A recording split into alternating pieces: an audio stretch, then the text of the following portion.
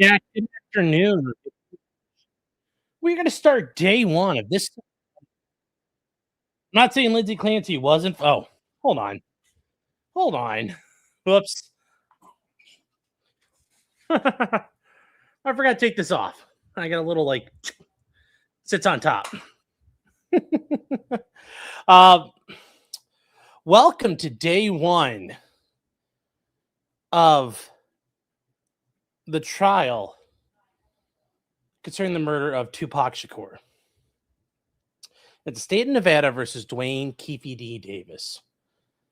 Now, you guys might say, like, that Tupac? Yes, Tupac the rapper. This is a murder case from 1996, 30 years ago, almost. We're coming up in like a couple of weeks. And it's already August 17th.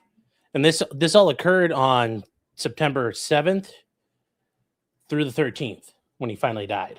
So, almost 30 years. What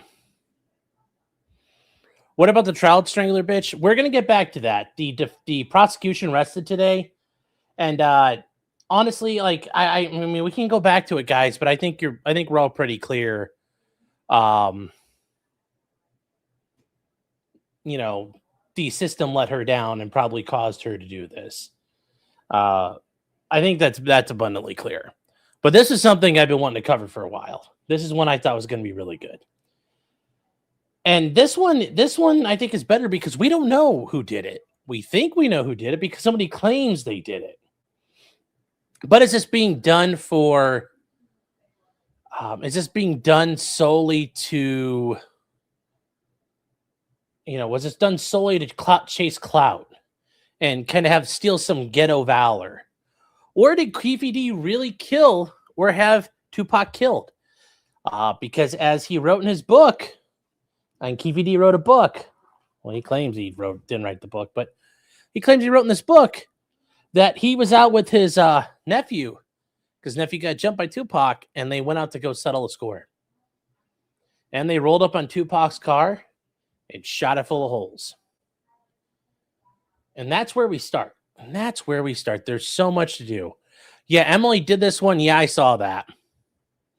Yeah, I saw that. We're not getting 10,000 viewers here, though, I guess. Be kind of nice if we did. Be kind of nice if I could have done this one live, but I'm not. I'm busy today. Tomorrow, I've got a day. I actually have to go back up to Cleveland for a kind of a big hearing.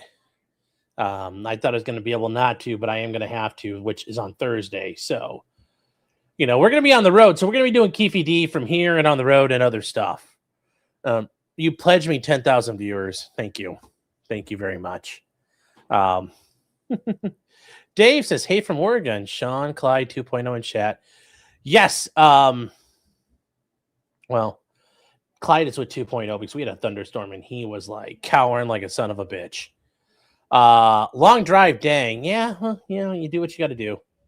I'm not going to fly. No, flying would actually probably be a little more of a burden because then I got to worry about how to get around from the airport. And the airport's like an hour and a half away from where I have to go. And it's just, that all becomes a hassle.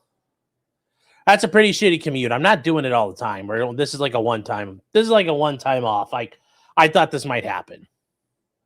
Yeah, Uber all the way to Ohio. Well, no, I can't. Like, I'd be Ubering to a place an hour and a half away. God, that Uber alone will be rough. That Uber alone would be rough. So, I mean, because I'd be Ubering from like an hour from the airport to an hour and a half away to court. And it's like that alone. God, I wouldn't want to know how much that cost. So, with that said, guys, we are going to get started. And remember, this is in Las Vegas. And, the opening arguments happened this morning, so we're going to catch up, and we're going to try to keep live on this one the whole way through. So here we go. How's my weekend? It was amazing. But this is the big one. Viva lost wages, yes. So we are going to use the Associated Press's view. And because also, unlike court or long crime, they put a picture-in-picture view of Keefe D, and then they don't have closed captioning, whatever. But anyways, the jury's been impaneled. They're sitting down. Here we go for the opening arguments presented by the state going first.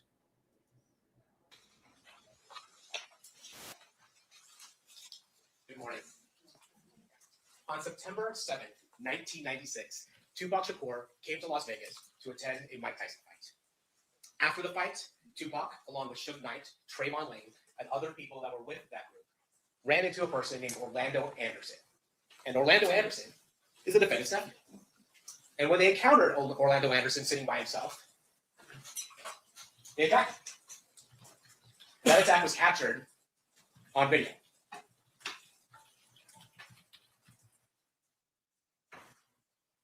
Then, a few hours later, Tupac Shakur and Suge Knight drive down Flamingo. I don't think I'd seen that video in a while, but God, that was an ass whooping. That is what the Irish would call a Donnybrooking. To Club 662, where Tupac is scheduled to perform a concert.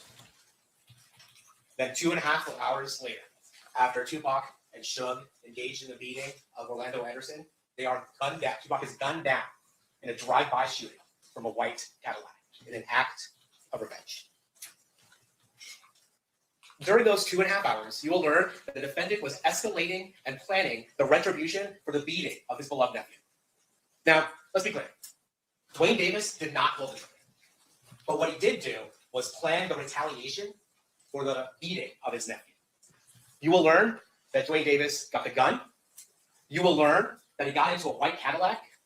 You will learn when the opportunity presented itself for retribution, Duane Davis made sure that the shooters were armed and ready to execute their revenge. And remarkably, you will learn that from Duane Davis himself.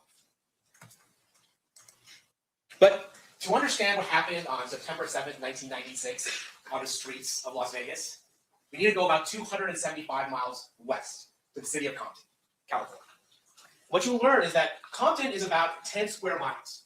But in the mid-1990s, those 10 square miles were occupied by over 30 gangs claiming its territory. And important to this case, there are two gangs, Mob Piru and the Southside Compton Crips. Let's talk a little bit about the Mob Piru.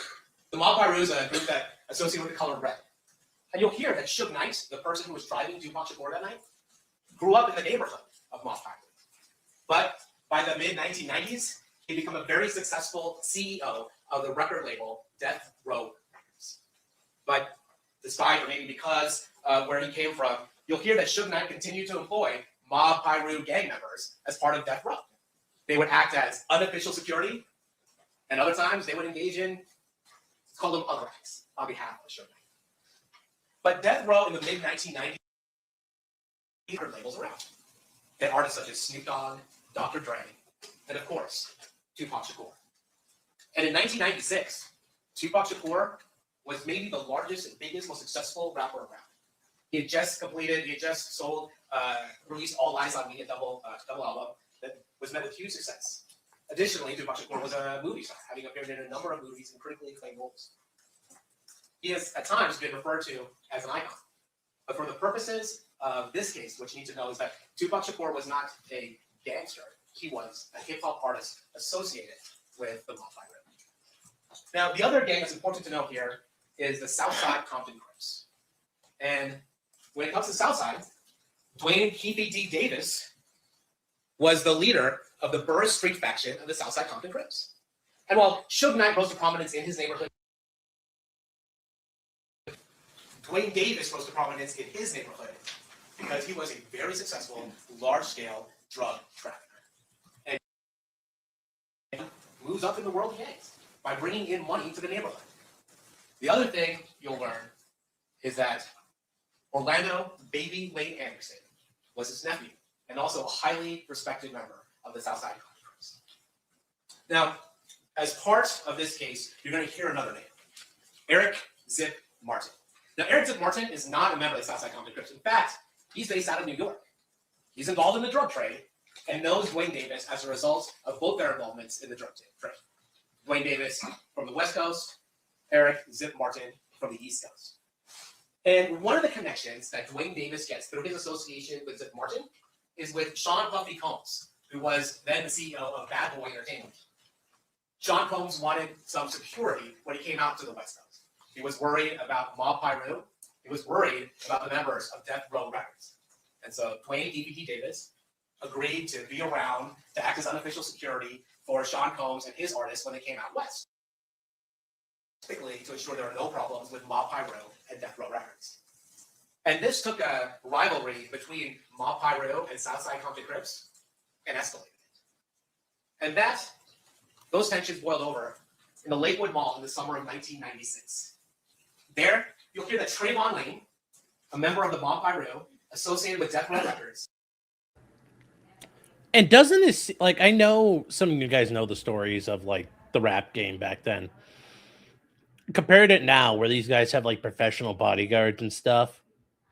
1996, they're just using gangs of street thugs, like actual real gangsters. You know, these guys who act like they are gangsters, you know, in their personas, are hiring bands of actual armed brigands and gunmen to be their muscle and protect them from each other. It's very funny. It's almost, you'd think it's out of a movie. If you hadn't heard this story before, you'd think it's out of a movie. It's so weird. It's so weird. So weird. So weird. So weird. So weird. Also, don't make fun of my brother. He tried to do right. There with other members of Mob Piru in order to do some shopping. Lakewood Mall was a mall nearby Compton. You'll also hear that baby Lane Anderson, Orlando Anderson, the defendant's nephew, was there. Now, Trayvon Lane that day was wearing a chain with a Death Row medallion.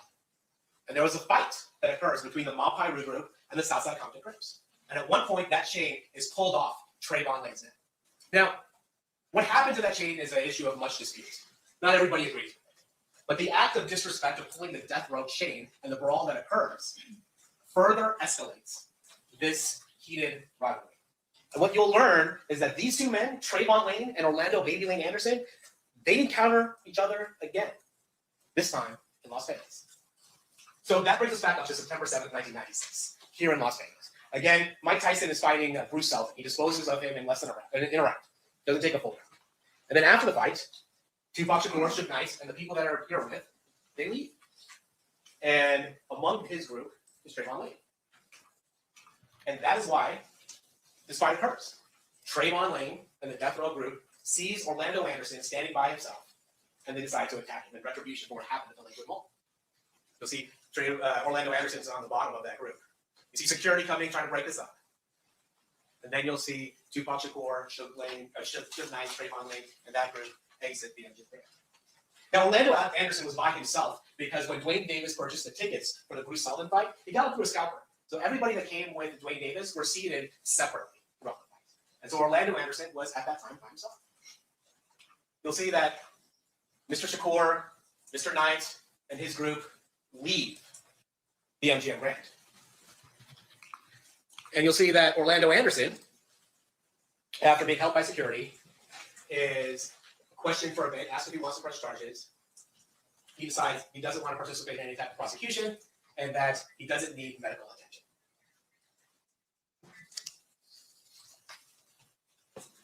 Duane Davis hears about this beating. And what you will hear is that in his world, there is no question that a response is required. And you will hear from Duane Davis what happens next. Because what happened over the next 2.5 hours is something Duane Davis would later describe himself in the secret 2008 interview from his attorney's office with the federal task force. And we'll talk about that interview and the circumstances surrounding that later. But we'll hear about what the next 2.5 hours was. So what we learn is that Duane Davis is upset about the beating of his nephew. And frankly, that's not an unusual response. What's unusual is the next steps Duane Davis takes. Unusual for the normal person, maybe not unusual for like Indian culture. He is going to organize a retaliation that this beating cannot go unanswered. Then he runs to. Yeah, I was about to say, For a gang in Compton, this is 100% on. This is 100% on character. Yeah, like I'm glad he clarified that by saying, "For you or me, this is insane, but this is how a gang in Compton operates." Because yes, I don't really care what gang it is. It could be the Outlaws or the Mongols. You fuck one of their guys up, man. They're coming for you. They're not gonna let it go. I'm now a Miami Dolphin fan. Sweet Tooth, I'm not sure what you mean by the Koenig retrial motion. So I do not know. To a person named Zip Martin. Remember the Zip Martin that was a connection with Bad Boy Entertainment from New York? And Zip Martin tells him that he has a gun. Hey, where you go to? What you tell Zip right now? You tell Zip, hey, we can go handle this shit or whatever? Yeah, like, y'all want to die? Like, you know what I'm going to do? It was, they going to get 662 blood. Who's that? Everybody. Everybody. Yeah, everybody. You know, Well, how do you know that Zip's got a she you tells know, you? it's in a lot. I'm in a lot. Do you ask her? Do you have one or just tells you can't have Yeah, that's when they asked me, you know, I said, you know, I don't know what you yeah. So later, Duane Davis organizes 2 vehicles to go over to the 662 Club. Before that, he gets the gun from Zip Martin. He goes out to his Mercedes-Benz, gets the gun from Zip Martin. And then after some time, he assembles 2 cars to go to 662 to violently confront Tupac. And you'll hear that Duane Davis and Orlando Baby Lane Anderson, they go in a white Cadillac and they go to Club 662, waiting for Tupac Shakur, waiting for Suge Knight, waiting for this violent confrontation. And what you'll learn is that Tupac Shakur and Suge Knight don't show up while they're there. We went up to 626, they didn't show up. We waited about 15, 20 minutes, they didn't show up. So, it's like, let's go get some liquor. We stopped at the liquor store. I got out my hand, they had to jump in the Cadillac. So what you hear Duane Davis say is he got out of the Cadillac. And the plan at that point is to go to a liquor store, get some booze, and Guys, I don't know why it's cutting out little bits and bobs of what this guy's saying, but for some reason the feed's just cutting out little things here. I don't really get it because it's like skipping them. and go back to the Las Vegas Strip and party. But the original intention was before Orlando Anderson was beaten at the MGM Grand. But on the way back to the Las Vegas Strip, they see a caravan of cars. And that caravan included Tupac Shakur and Suge Knight. Other feeds don't have closed captioning, guys. So do you want to go without the closed captioning? I know a lot of you like it. Helps you kind of navigate along. Long Crime. Core TV did not have closed captioning. So that's kind of why I went here. And in that white Cadillac, before the shooting occurs, Duane Davis explains that the driver is Terrence T. Brown. Oh, okay. And the Is a lot of it missing? Like, it seems like it just clipped out a word or two. What do you mean, like the whole argument? Because, like, are there chunks of this missing or what? I'm like, I don't get what you mean. I don't know what you guys are talking about here. The audio, if the audio is better, then yes. I think the audio is the same. So, well, it's jumped before, but how much did it jump? Like a second or two, or did it jump like 10 minutes? And it started late. No, it didn't. I started it like right when openings began. I just skipped all the other crap because we're not going to listen to separate witnesses or jury instruct because we don't need to do that. He said stuff before he showed the video of the beating. Okay. Then I'll switch over. Hold on. Give me 1 second then. I was not aware. Okay. Let's see here. Court TV. Only Court TV. I gotta figure out where we're at with this.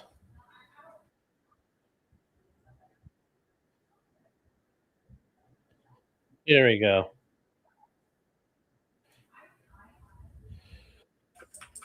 Here we go, chat. All right, we'll use this one, but they both have the stupid picture-in-picture thing, so I don't know what you guys want to look at. Here we go. Tupac Shakur. People have been pursuing me for 20 years. Newspapers, magazines. I'm coming out now to tell the story because I got cancer. I got nothing else to lose. All I care about now is the truth. Duane Davis says, all I want to do now is tell the truth. And in the 2017 public interview, he's a little evasive, but he admits to being the boss. He admits to being in the white Cadillac. And he admits to be part of the murder of Tupac Shakur. And when he says he's the only person that can tell what happened, he's right. Because by 2017, Terrence Brown is deceased. DeAndre Smith is deceased. Orlando Baby Lane Anderson is deceased. Terrence Brown was murdered in an unrelated incident.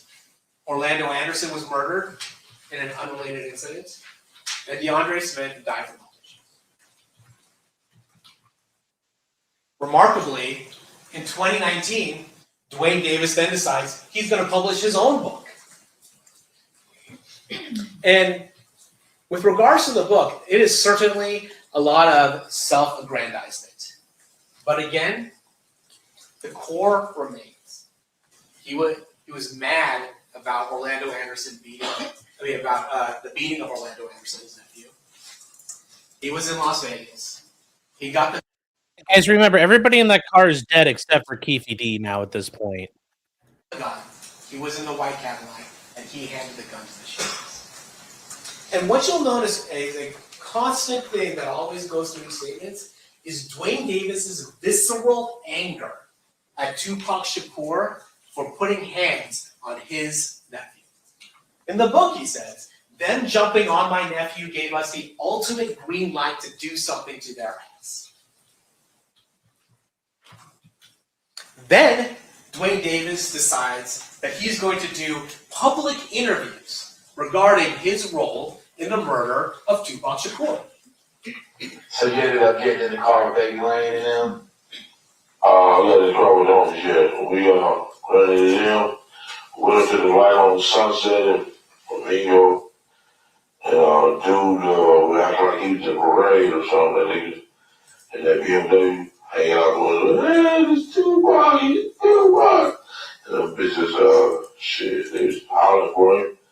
Oh yeah, they were that motherfucker. They came up on the side of him. Shit.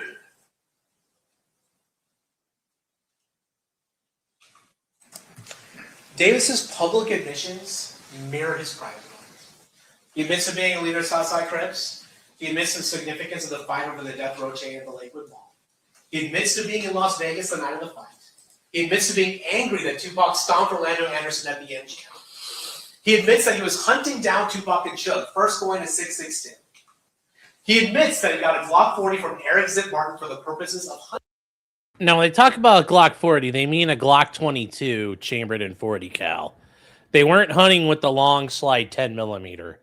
They were using a Glock 22 and 40 cal. But yes, this is very interesting. That interview clip is just like the book. It's a lot of weird stuff to say if you didn't do it. But this is a problem if you're clout chasing. It can bite you. He admits that he was in a white Cadillac with his gang members looking for Tupac. He admits to seeing Tupac in a black BMW and then changing directions, making that U-turn to confront Tupac and Suge. He admits to putting the gun he obtained that night in the back seat of the vehicle so the shooters could shoot.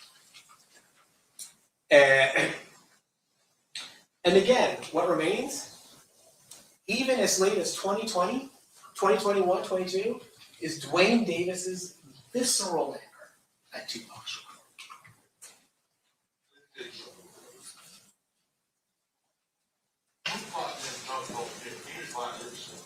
He is not necessarily jumped over fucking Tupac. You know that. Tupac was wrong with two fucking shoes. I mean, don't you think he was wrong? Honestly. I mean, yeah, I think he could have, reacted in a better way. You listen, you don't think that man is wrong? He could have reacted in a better way, I guess. I'm talking Glad is fucking biggest fan. He admitted that man is wrong, man. I mean, yeah, man. I mean, he's wrong, man. That was all he done out of loyalty, man. Okay, thank you. I appreciate that. He never jumped. My nephew didn't jump on. He jumped on my nephew. A kid, man. My nephew was a fucking kid. They was grown ass man, dude. You know what I'm saying? He was a fucking kid, dude. That's why he had on the channel. He's a fucking kid, dude. You know what I'm saying? They was wrong. My nephew never jumped on, man. They jumped on my nephew. My nephew didn't throw a punch, man. Shit was wrong, dude. Jumped on the fucking kid, dude. And this anger is not just demonstrated publicly, but you will hear as recently as 2024, privately, in a conversation with his son, he talks about his feelings about Tupac Shakur, nearly 30 years after the murder. Way out there for them, dude. Oh, you stop the and put them on. Oh, we just a little packet. You know what I'm saying?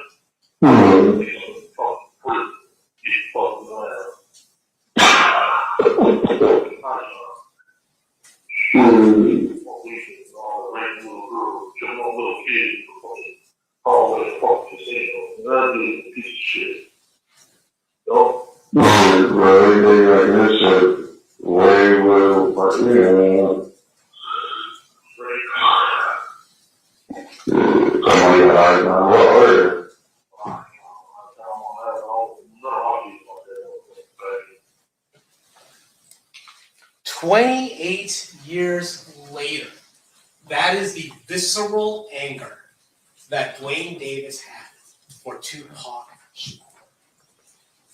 It did it in 2.5 hours. He took care of what he thought was the proper response. And 28 years later, he still is angry about what Tupac did. On September 7th, 1996, Tupac Shakur publicly, on camera, participated in a humiliating beating of Duane Davis's nephew, Orlando Anderson. Duane Davis knew that in his world, that required a response. And over the years, in private interviews and public statements, and even in private calls, Duane Davis has repeatedly told us over and over again about the anger he felt and his own role in the revenge drive-by shooting of Tupac Shakur. And now, nearly 30 years later, we're going to ask you to finally hold Duane Davis accountable. Thank you.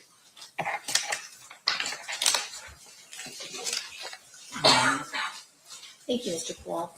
Mr. Stamps, do you wish to give your opening statement at this time? Yes, Your Honor. Wait just a second. Of course. I will say that is actually that was very succinct. I mean, let's think about how long that was. We start. Where are we at here? How far back do we go? Oh, this like what the hell? They cut out like half the guy's fucking opening.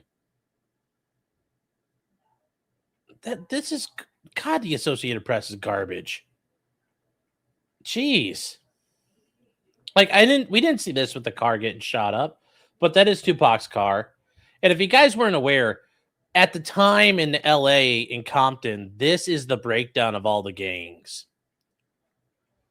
It's even worse now. There's even more factionalization with these. But the thing was, the way it worked, Billy, you don't understand. Like wherever you lived, that's who you were with.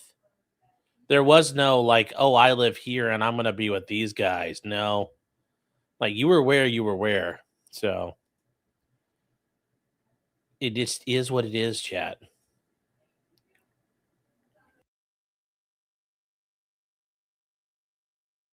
But overall, it was a very good opener. Overall, it was just a very good opener. Yeah, participation was mandatory as well.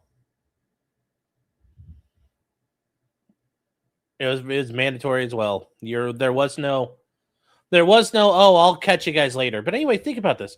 That was a pretty succinct opening. Let's see how the defense does. But finally, you know, in these bigger, high-profile cases, the prosecutor's like, just short, sweet, done. Right?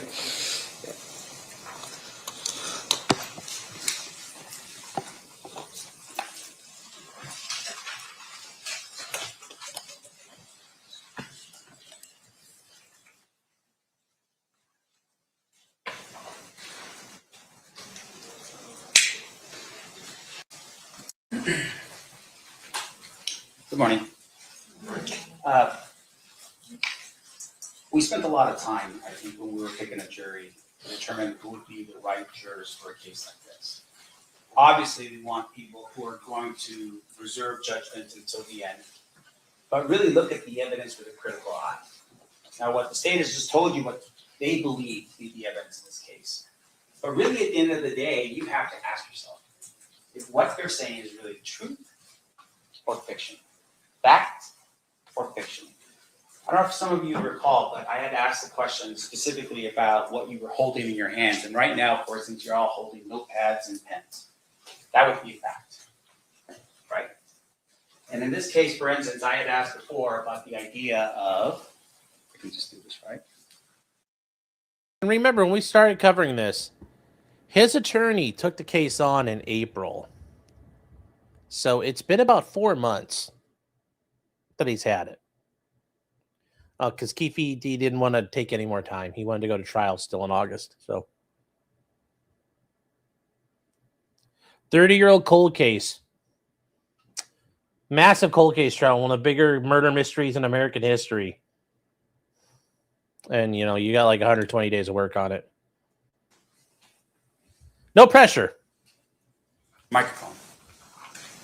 I'd ask some of you if that microphone was buried and dug up 30 years from now, would it still be a microphone? The answer is yes. And the reason why that's important is because in this case, what they are telling you, they're representing it to be a fact when it really is fiction.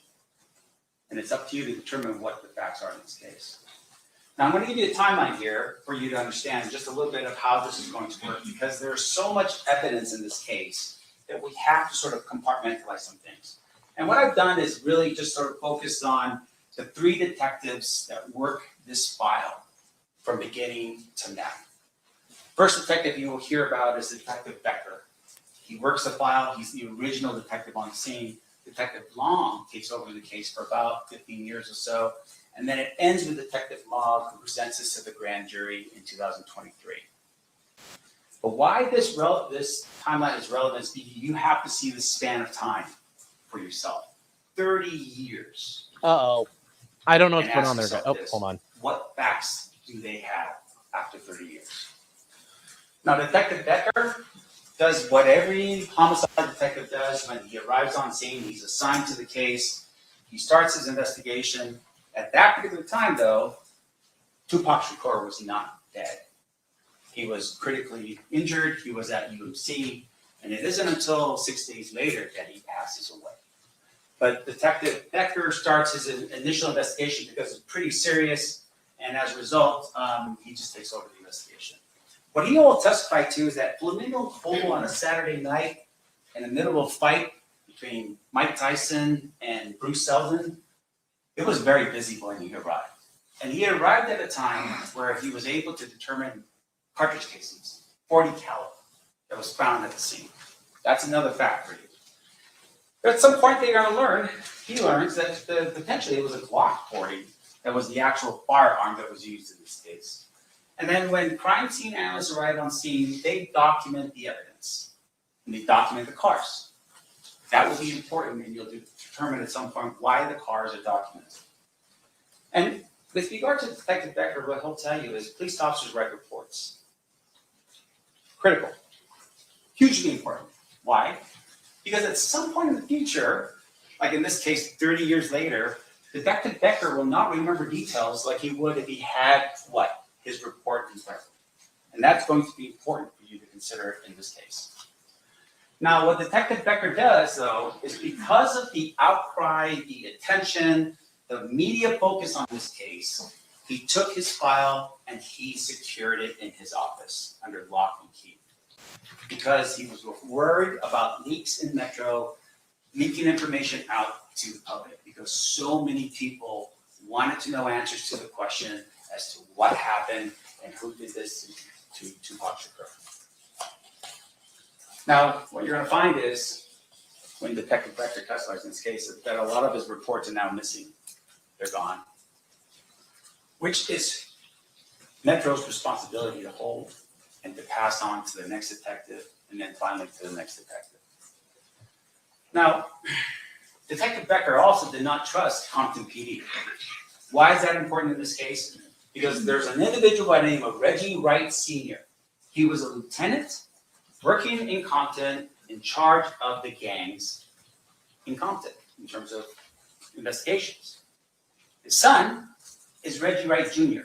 He was the head of security for Death Row Records, the same security that was here in Las Vegas on the 9th of September 7th, 1996. Death Row Records was affiliated with Mob Pyru Blood, and Detectives Ladd and Brennan from Compton answered directly to Reggie Wright Sr. This is Becker did really not nicely trust being set up. Compton PD. And the one thing that he really didn't trust is that most of their information came from confidential informants that were not reliable. He's going after everybody.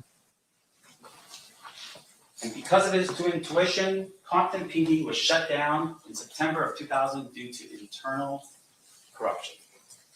Then it got folded in They the just LAPD. evaporated that police department, and the sheriff's department for LA County absorbed the responsibilities for the police department in Compton because of the corruption that was there.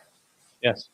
Think about that. The LA County Sheriff's Department, which itself has massive corruption issues.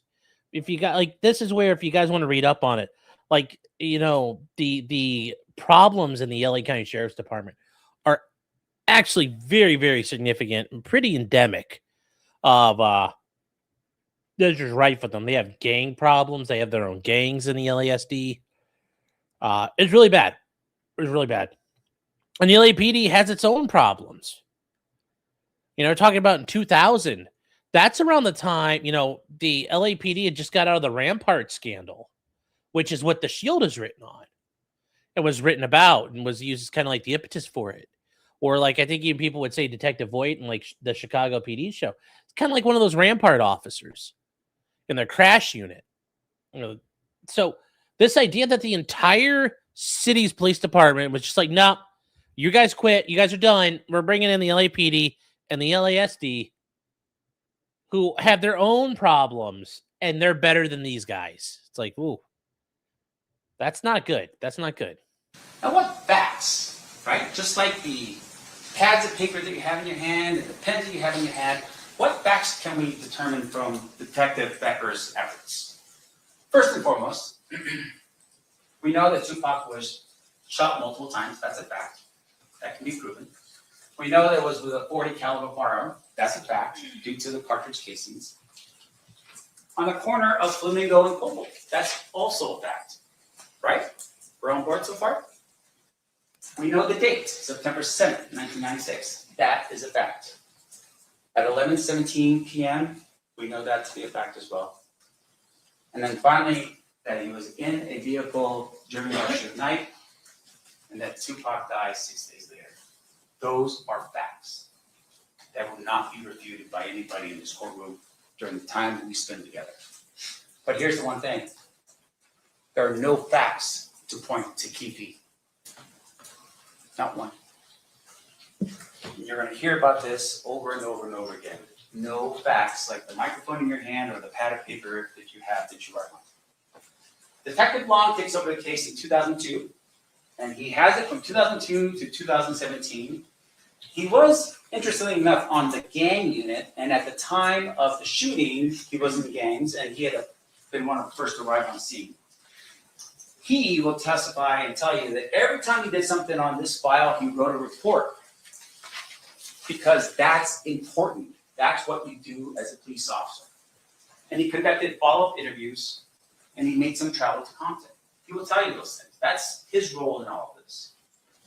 But here's the thing. Detective Long also encountered some challenges in this case.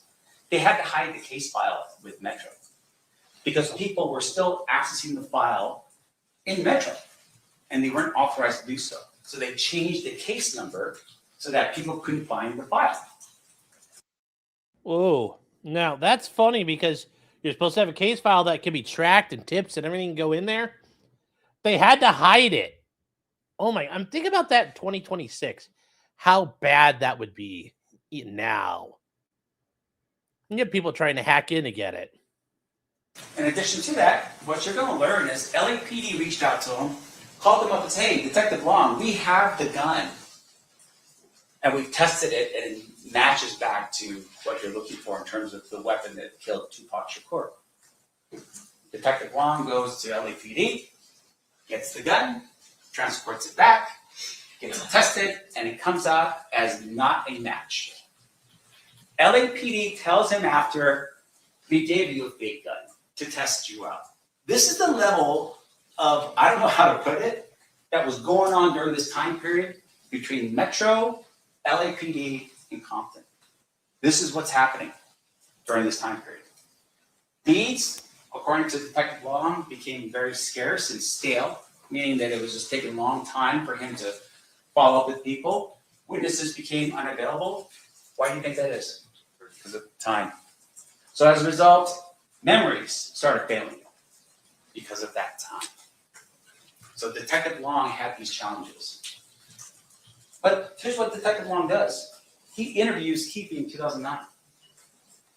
Sits him down, has an interview with Keefe, just like the state said. And guess what happens? Detective Long doesn't even know that Keefe had actually spoken to a task force the year before. How is that possible? Metro is the agency responsible for the investigation of Tupac Shakur's murder, and they don't even know about this. No one in that room in 2008 told Detective Long or Metro what was going on. And you know who was in the room in 2008? You had FBI in the room. You had the DA in the room. You had LAPD in the room. You had the United States Attorney for the Central District of California in that room. And Detective Long does not know about any of that. What you will also learn is out of all those people in that room, not one person verifies what Keefe D tells them. That the FBI, the gold standard of investigation in our country, did not go out and follow up on what was said. Now, one of the things the state showed you was a picture of a car and indicated there was 4 individuals in that car. And he tell you that at some point, 3 of those individuals are dead and Keefe is the only one that's remaining. But at the time that he gives his statement to the task force in 2008, there's another individual that's still alive. They never interviewed that individual to verify if that information was true. Why not? Because the FBI just fell asleep, that the LAPD just didn't care. Keefe was never charged for any of what he said during that time period. And it's because they knew he was full of crap. Otherwise they would have. Why wouldn't they? When Detective Long comes back to Las Vegas, he goes and he talks it over with the Clark County District Attorney's Office. You know what happened then? They didn't charge the case either. In 2009. Ask yourself the reason why that is. It's because they just didn't care about Tupac Shakur or his life? Or is it because they looked into it and realized we can't verify this information, we don't believe this to be true? Why would the Clark County District Attorney's Office not charge it in 2009? Now, what facts do we get out of Detective Long based upon what he did for those 15 years? We don't have any facts. Outside of statements made allegedly by Keefe D and other people, we don't have anything to verify any of that information. Not one single thing to corroborate the statements made by that man in 2008 or 2009. Not only by Metro, but by the FBI, by LAPD. by the DEA, by the United States Attorney's Office. No one corroborates any of this. So 2017 comes along, and in I mean, having the evidence of the guy saying it is really, really big. I love how he phrases it, though. Does a good job of downplaying it, but that's still pretty serious evidence. entity called the Center of Investigative Reporting, they file what's called a FOIA request with Metro. And what that means is FOIA is the Freedom of Information Act that allows or requires government agencies to give up information if you ask for it. That's the goal, is to be transparent. And people wanted to know what was going on with the murder files. This is 2017. This is years after any of the statements that were made and anything else. Where's the investigation? What's going on? Well, Metro said, no, we're not going to give it to you.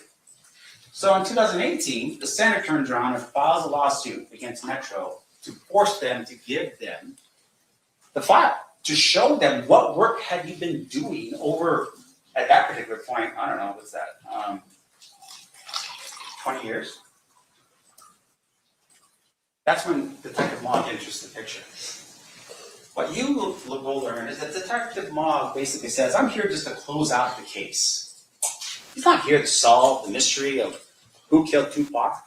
So with everything you have in front of you that you're now hearing for the first time in terms of the statements that were made in 2008, 1998, 1990, whatever, Detective Mogg comes along and says, I'm just here to close out the case. That's his role. And what you're going to learn is Detective Mogg received a copy of what's called the Death Row Chronicles in 2018. It's not a deposition. It's not testimony under oath. It's edited and it's done for extreme purposes. He receives a copy of it. You know what happens when he receives that copy of the interviews that the state has basically shown you in this case?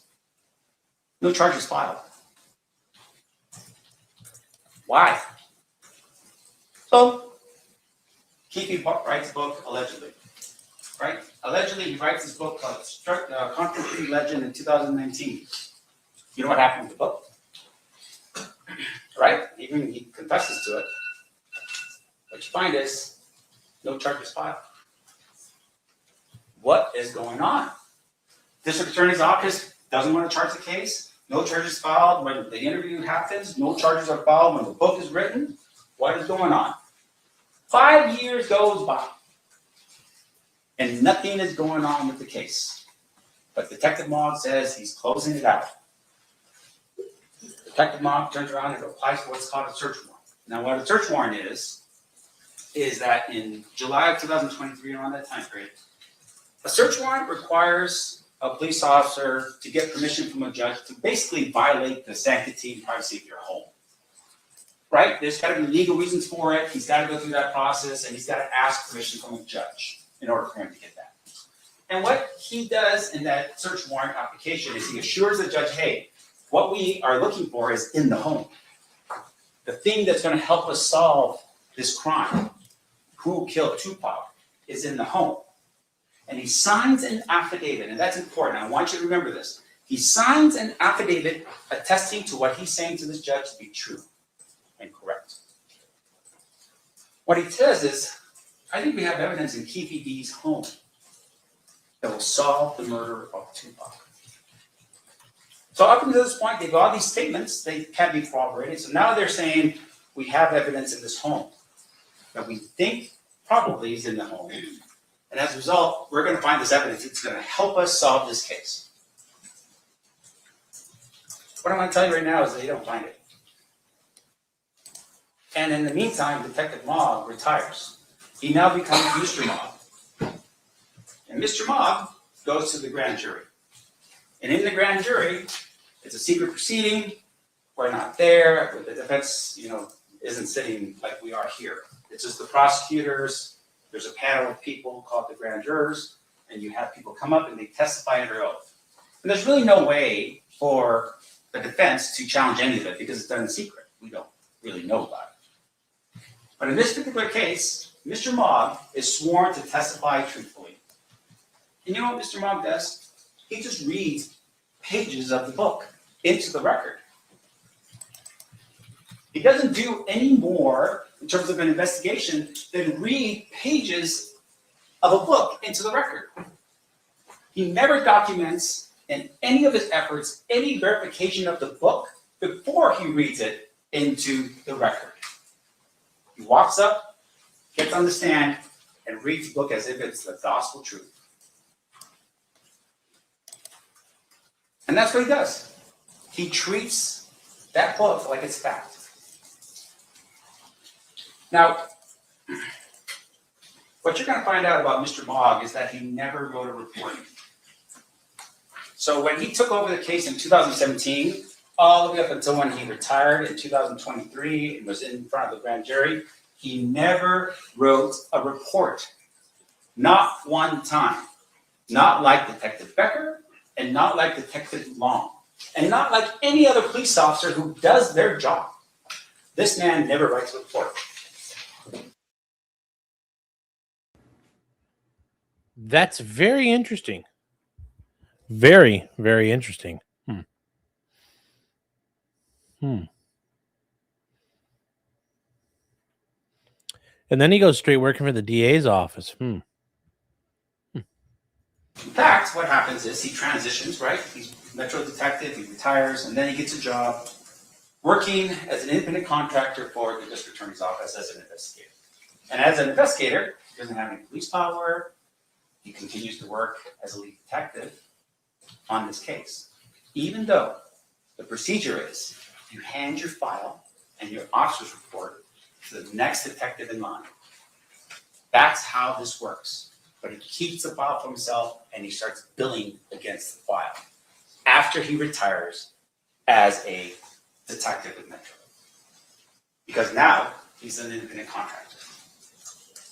That's important to know. Why is that important? Because what the evidence is going to show you is that he backloaded his work. And when he finally writes a report, it's not an officer's report, it's an investigative report that spans from 2018 to current, and we just received it about 5 weeks ago. The importance of capturing everything you do, the accuracy that you would need to be able to be in court on a murder case, not some type of, college paper that you forgot to do and then the last second just put something together and, get it out the door. Mr. Mogg does not do any of that. That's going to be important later for you to consider. Because according to that report that he submitted 5 weeks ago or so, he never verified the book. According to that report, he never investigated any of the alternate theories that were out there, and you're going to hear about those alternate theories. There are people who have developed over time answers to the question, who did this and why? He never looked into any of it. Which I think, at the end of the day, don't you want to see what's out there to help you with your investigation? And according to his report, he did more on the case after he became an investigator than he did before when he was a detective. What I'm going to tell you right now is what you're going to find when you listen to all the evidence, that his work was biased, sloppy, and incomplete. Those are the three things you're going to determine for Mr. Mogg. Now, because of the fact that in terms of the evidence itself, he doesn't have much, the state's going to lean pretty heavily on their witnesses. And I'm going to give you a sampling of the type of people you're going to run across in this trial based upon their witness list in this case. First person is this guy named Reggie Wright Jr. He's the security company for Death Row Records. And what he is a felon. Second of all, you're also going to find that he's a former Compton police officer. He worked for Compton PD for about 5 years, and apparently he got disabled. At some point, he becomes a felon. You're going to learn about that. And his father, like I said before earlier, Reggie Wright Sr. was the head of the Compton PD gang unit. What you're also going to learn about Reggie.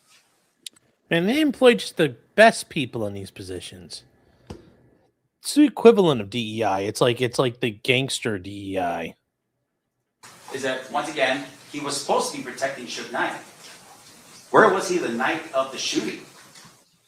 In addition to that, he orders his security team to not carry firearms the night of the shooting, before the shooting took place.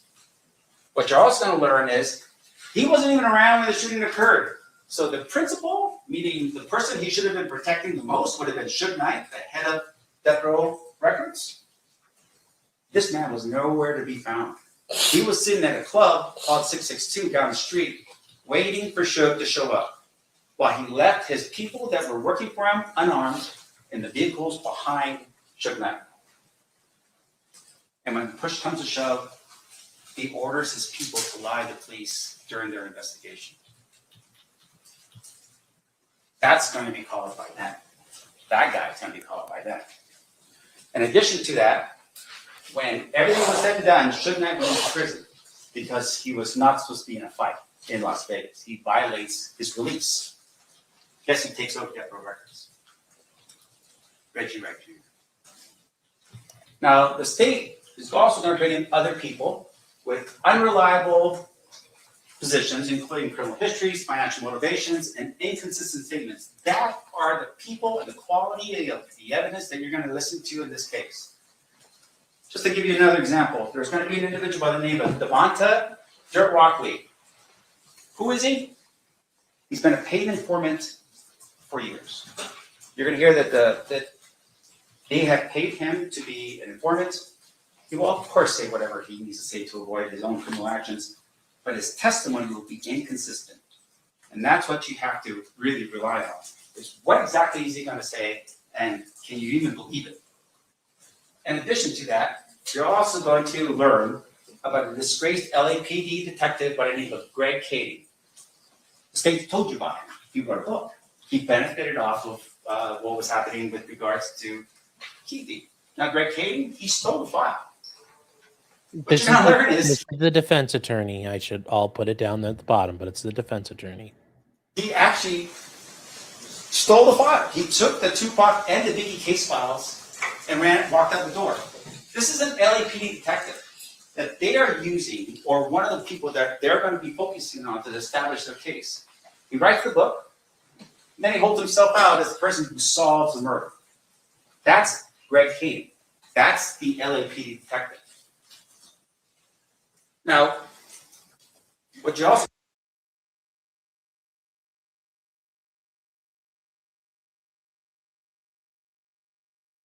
going to learn is Greg Cady, when he was a detective with LAPD. Sorry, I was muted. This guy wrote a book on all this, and that's why he stole those files. Was basically caught manipulating witnesses. And because he was caught manipulating witnesses, it led to cases being overturned as a result. There was a court finding on this issue. A judge determined that. And there we go. That's Greg Cady. That's a witness in this case from that. Now, your challenges, right? I mean, gosh, we're sitting here, there's cameras in the room. I mean, things going on. But it's really time. Like, how do you, as jurors, try to figure out time on this case? There's been so much time. Delays. By who, though? And there's corruption. How do you look at your information that you're receiving with anything more than just like skepticism? Like, you're gonna look at this stuff and be like, well, I mean, you have a motive to lie. You have a motive to tell or deceive. And it's because at the end of the day, there's not actual facts. When you get past all the talk and me talking, just look at the actual facts. What facts do you have to support any of what Keefe D said or any of his interviews or in the book?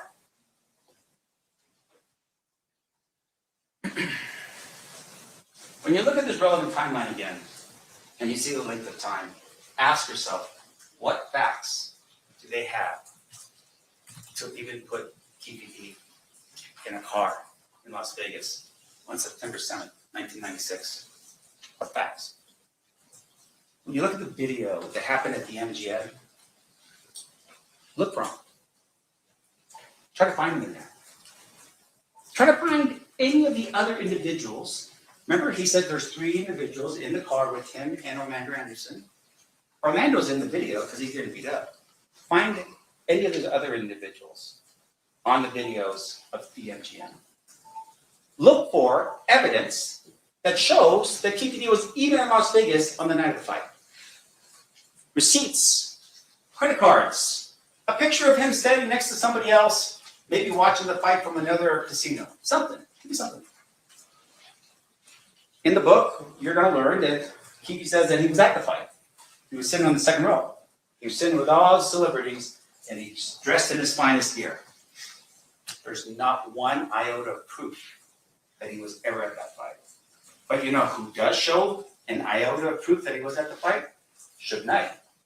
Suge Knight was raided, and at some point, there is a ticket stub to that fight, the Tyson versus Selden fight with Suge Knight's possession. Because he went to the fight. And you would think, a fight like this, you want to show everyone that you were at the fight. There's no evidence at all that man was even at the fight. When we take back versus fiction, really at the end of the day, what you're going to hear from witnesses that will testify to this is that Keefe D was known to do this. That's the testimony you're going to hear in this case. That's what you're going to hear about that man right there. And so you have to ask yourself the question. If I just say things, is that going to end up being one of those things where I'm going to be hemmed up for a murder if I just keep repeating the fiction? I keep repeating that? The answer is no. You have to corroborate everything I say in order for it to be true. Otherwise, it's just that. Or fiction. And at the end of all the time you spend together, what you're going to find is that the state cannot prove to you beyond reasonable doubt the claim that Keefe had anything to do with a first-degree murder with use of deadly weapon. There's no facts to that matter. Thank you.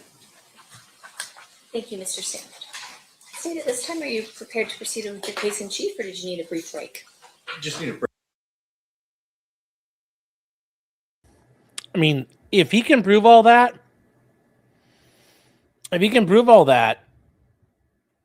we might be at, I don't know if he did it or they can't prove it. We'll see. Let's see what they can do. Oh, was the defense attorney some sort of island guy? He's got some sort of, like, I don't know, Pacific Island heritage. I mean, clearly he's not from, like, Connecticut. But yeah, no, he's actually well known in Las Vegas. Apparently he was kind of like quasi-retired before he picked up Keefe D stuff, doing like sabbatical. So yeah, this guy's no slouch. He's actually a good attorney. So we'll see. We'll see if he can prove any of this. Yeah. Yeah.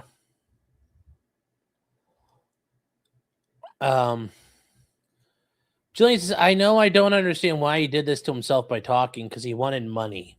He was broke. And people offered him money to talk about Tupac. So, yeah. We'll see what happens here. Or see at least completed, yes. Jillian says, wow, 150 case. Yeah, he's a pretty seasoned trial attorney. Mm-hmm. So, we'll see what happens. Break to bring the evidence in, so maybe give the jury a few minutes. Sure, we can do that. All right, ladies and gentlemen, at this time, we are going to take a 15-minute break. During this recess, you are admonished not to talk or converse amongst yourselves or with anyone.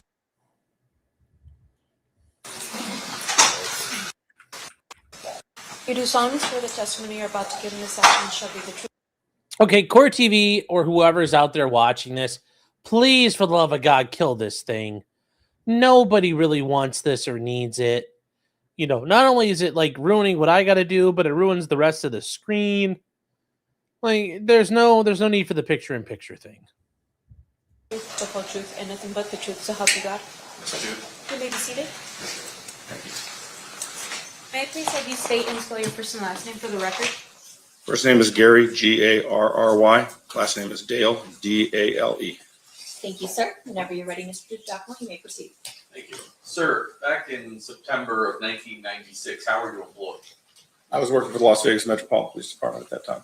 And how long did you wind up working for Metro? 25 years total. September 7th of 1996, what was your assignment?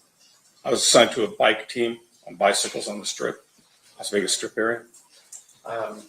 Is the uniform similar to the ones they have today where you're wearing the yellow shirts or were you wearing something different? Yellow shirts and black pants.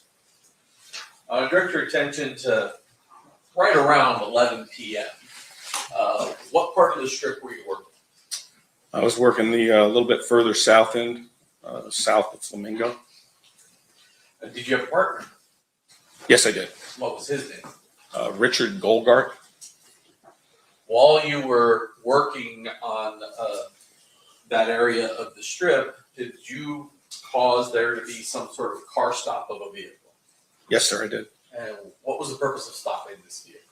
I initiated a car stop on a black BMW that had no license plates. May I approach, Judge? You may. First, I'm going to show you what's on American State's proposed exhibits 1 and 2. Guys, this is the first cop on the scene. This is the gang unit guy who rolled up on Tupac's car after it got shot. Now, there's some obvious markings on here, but these appear to be two aerials of the Las Vegas Valley from generally around the time period of the 2096 area. Yes, sir.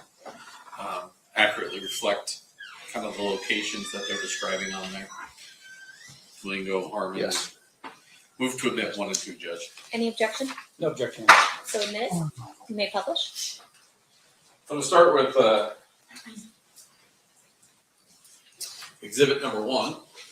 And right next to you, don't click it, but there is a mouse that you can roll around with a pointer. Can you generally tell me where this car stop occurred?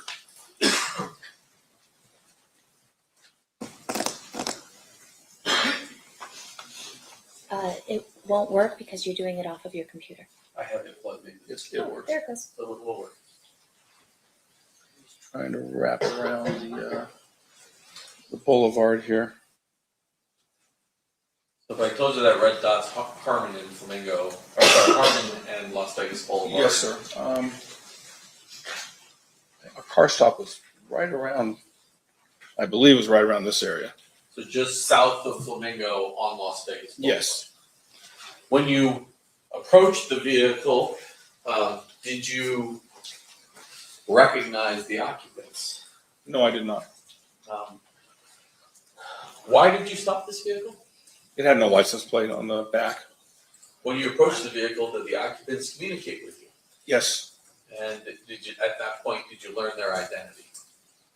They told me who they were, but just as to identifying them, not. Did you know them? No, I When they didn't. told you their names? They told us their names because we asked them their names, but I didn't know. I mean, I had no knowledge of them before that. We ID'd them. As you sit here today, do you recall who they were? Yeah, Tupac Shakur and Marion Knight. May I approach? May. Showing you grand jury exhibit number 3. Is that how the two of them appeared to look that evening when you approached them? Yes. In particular, Mr. Shakur is wearing or has on a very large gold necklace. Yes.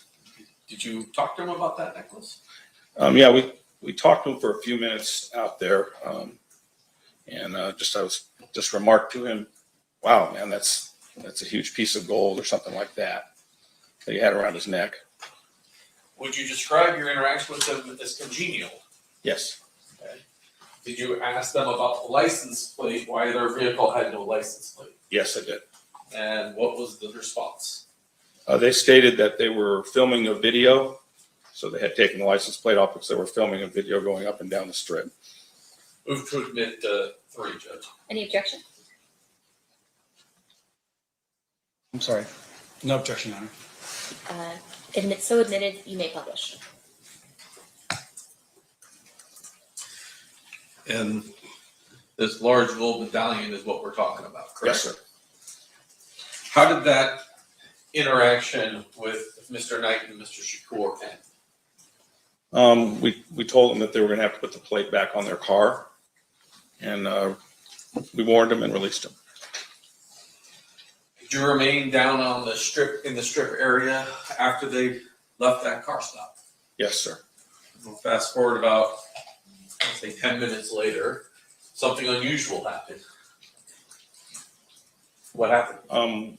We were continuing riding on the strip area. We were heading southbound on the boulevard, and we heard some calls come out about a vehicle. Can't remember exactly what was said, but heading up towards Harmon, we saw the vehicle that had been described in the median of the road. It looked like it had ran up on the median and was stopped there in the middle of the boulevard. What do you do when you see that? We approached the vehicle. Is it you and Mr. Goldberg or Officer Goldberg? Officer Goldberg and I. And do you see either of the two people that you saw earlier in the vehicle? Yes. And who is that?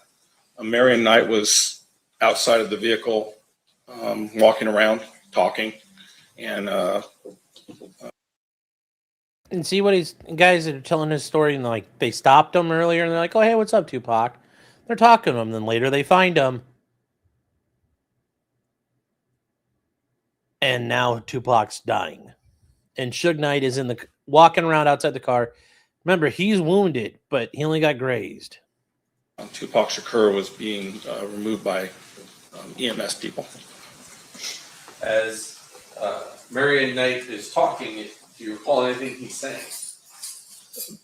He was telling us to take care of Tupac Shakur. He had Marion Knight had a chunk of shrapnel or something in his head. He was bleeding, and when I went to talk to him, he was adamant that we needed to go and care for Mr. Shakur. Did you then go to Mr. Shakur? Yes, I did.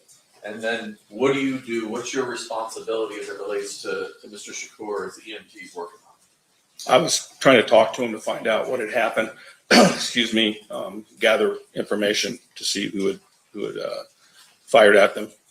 Did you wind up riding anywhere with Mr. Shakur? Yes, I rode to the hospital And and the ambulance with him. During that time period, between the time you get to Mr. Shakur and the time period he gets taken into the hospital, are you able to have any sort of communication with Mr. Shakur? He was still talking, and I was trying to convince him to tell me the name of whoever his assailants were. And did he ever respond? Yes, he responded, no, we'll take care of it. So something like that. No, we'll take care We'll of take care of it, something like that. And that's the only thing you were able to gather from Mr. Shakur. Yeah, I couldn't get him to talk to me any further than that. That was repeated a couple of times. I'm going to approach with a few photographs. So obviously, when an incident, well, let me back up. When an incident like this happens, there's first responders, but then there is detectives, crime scene analysts, everybody who's called out. Yes, sir. Showing you what's been marked as grand jury exhibit number 4. You recognize the individual who appears to be inside that vehicle at that time. Dan Ford.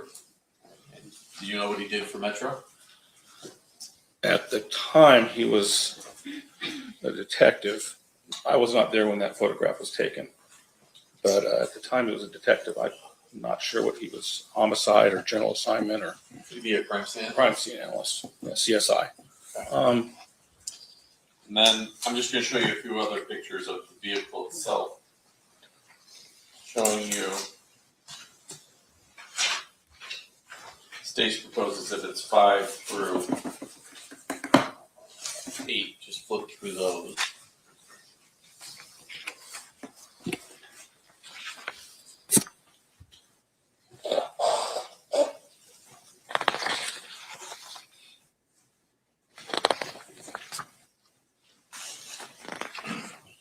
Okay. Is that how the vehicle appeared to you when you first arrived on scene? Obviously without people in it. Right. On the scene of the, where it stopped in the middle of Harmon, the boulevard. Move to admit 5 through 8. Any objection, Mr. Sand? No objection, Your Honor. So admitted, you may publish. And then finally, while you were at UMC, did you collect some personal items off Mr. Shakur? Yes. I'm showing you what's been marked as stage proposed exhibit number 33. You recognize that? Yes. What is it? That's the objects I removed from Tupac Shakur. I impounded those into evidence. There should be a property report for those. Let's talk about that large gold chain we see in that photograph right there. The second time you came across Mr. Shakur, was he wearing that gold chain that's around his neck? No. And so you weren't able to recover that from him at the hospital? No. Judge, I'm just going to put up a few of these photographs. Okay.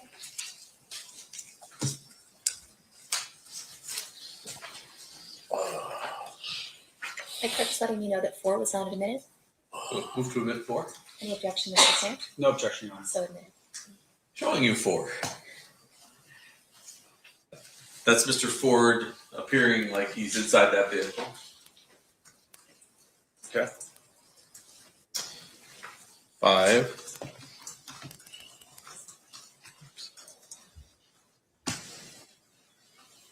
That's the front of the vehicle. Yes. Yes. Sorry, she's typing down everything, so you got to answer yes or no. Apologies. Well, yeah, I mean, like, he's not known to the gang unit in Las Vegas because he's not a real gangster. The only gangster to go to performing arts school and does ballet. That's the rear of the vehicle without the license plate still. Yes. Oh, yeah. Suge Knight is alive and currently in prison for manslaughter. He may testify from prison. We don't know. He may testify in this case. Number 8 is the driver's side of the vehicle. Yes. And oops. Mr. DeJacmo, Right now I 33 put the also wrong one not up. admitted. Judge. Okay. Withdrawn. There you go. 7. That is what the passenger side of that vehicle looked like. Yes.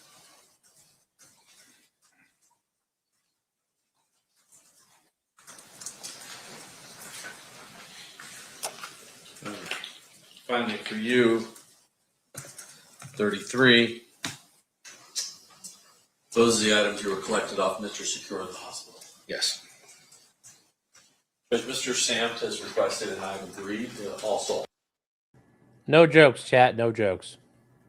offer Dan Ford's CSA report, as Mr. Ford is not physically capable of coming to court to testify. So that'll be admitted via stipulation. Yes. What exhibit did you want it to be? I guess we should just make it next in order, which I believe is 143. All right, that'll be admitted via stipulation as 143. Thank you, Your Honor. No problem.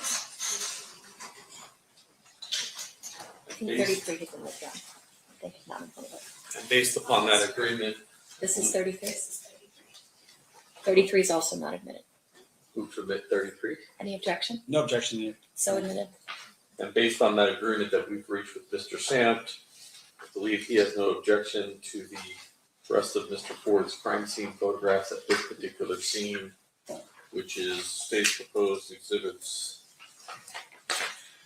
9 through 32. That is correct, Your Honor. All right, 9 through 32 will be admitted via stipulation. You may publish. I'll pass the witness. Okay.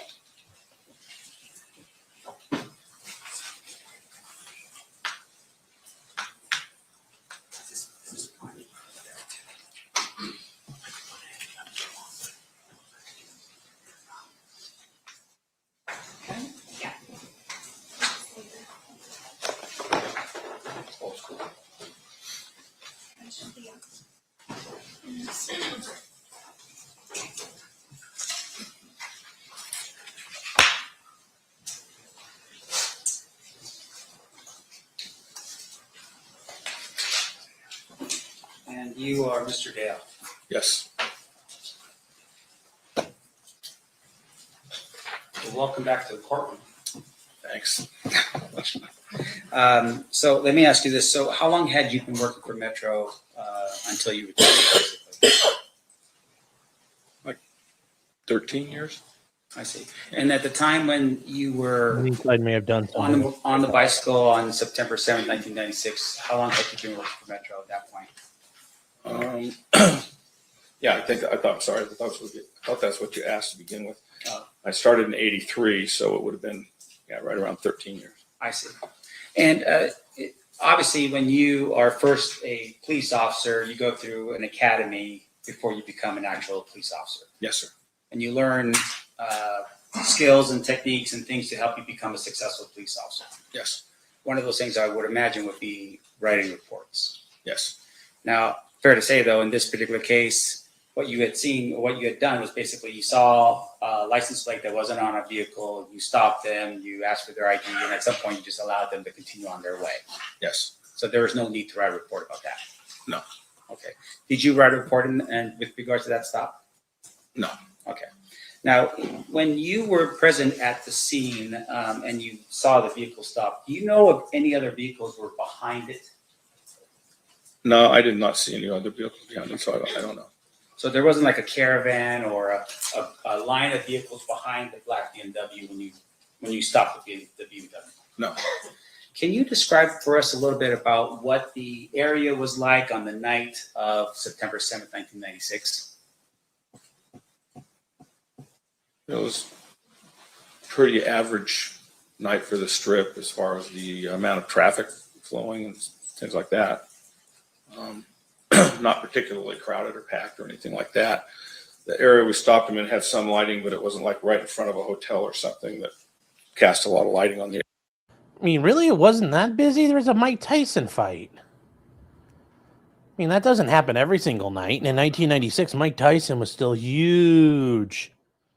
But Area or anything like that. But, I see. you know, nothing out of the ordinary. So there was nothing out of the ordinary as to that particular date and time in terms of any. I have no idea. Matan, an interview lawyer, and I don't know what you're talking about. Nope, don't know. Special events going on in Las Vegas at that particular time? I'm sorry, there was always something going on the Strip. So I heard that things were going on that night, but I was really aware of them. Were you ever aware that on that particular night there was a championship boxing match between Mike Tyson and Bruce Seldon that was being held at the MGM? Yes. All right. And I would venture to say that would be something that would have been briefed to all the police officers prior to you going on your shift for that night. No, we didn't really talk about it. All right. And then with regards to the amount of traffic, you're saying that even though this championship fight had taken place, in your opinion, there wasn't a lot of traffic on the Strip? Not more than ordinary. Okay. And when you say not more than ordinary, can you describe for us what that means exactly? So the Strip is always pretty crowded, or was at that time. So, that's why they had us out there on bicycles, was because we could get in between in and out of cars. So I guess when we conducted the car stop, there was enough traffic that we felt comfortable that he was going to have to stop and pull over, that he wouldn't be able to just take off on us. Right. And that's the best description I have. That's why we rode bikes out there. So, but there was always traffic in that area. But it's always congested over there. Okay, and that's probably the best way to put it, right? It's still congested for Las Vegas. Yes. But it's normal for Las Vegas to be congested. Yes, sir. Okay. So it wasn't like, for instance, I don't know if you were around Las Vegas in 2020 when you could just take your bicycle and just ride down Las Vegas Boulevard with like no one around, right? It's not that kind Right. of. It's not like that. All right. And when you say congested, meaning that cars could not go very fast because there's always cars around in that area. Yes. Okay.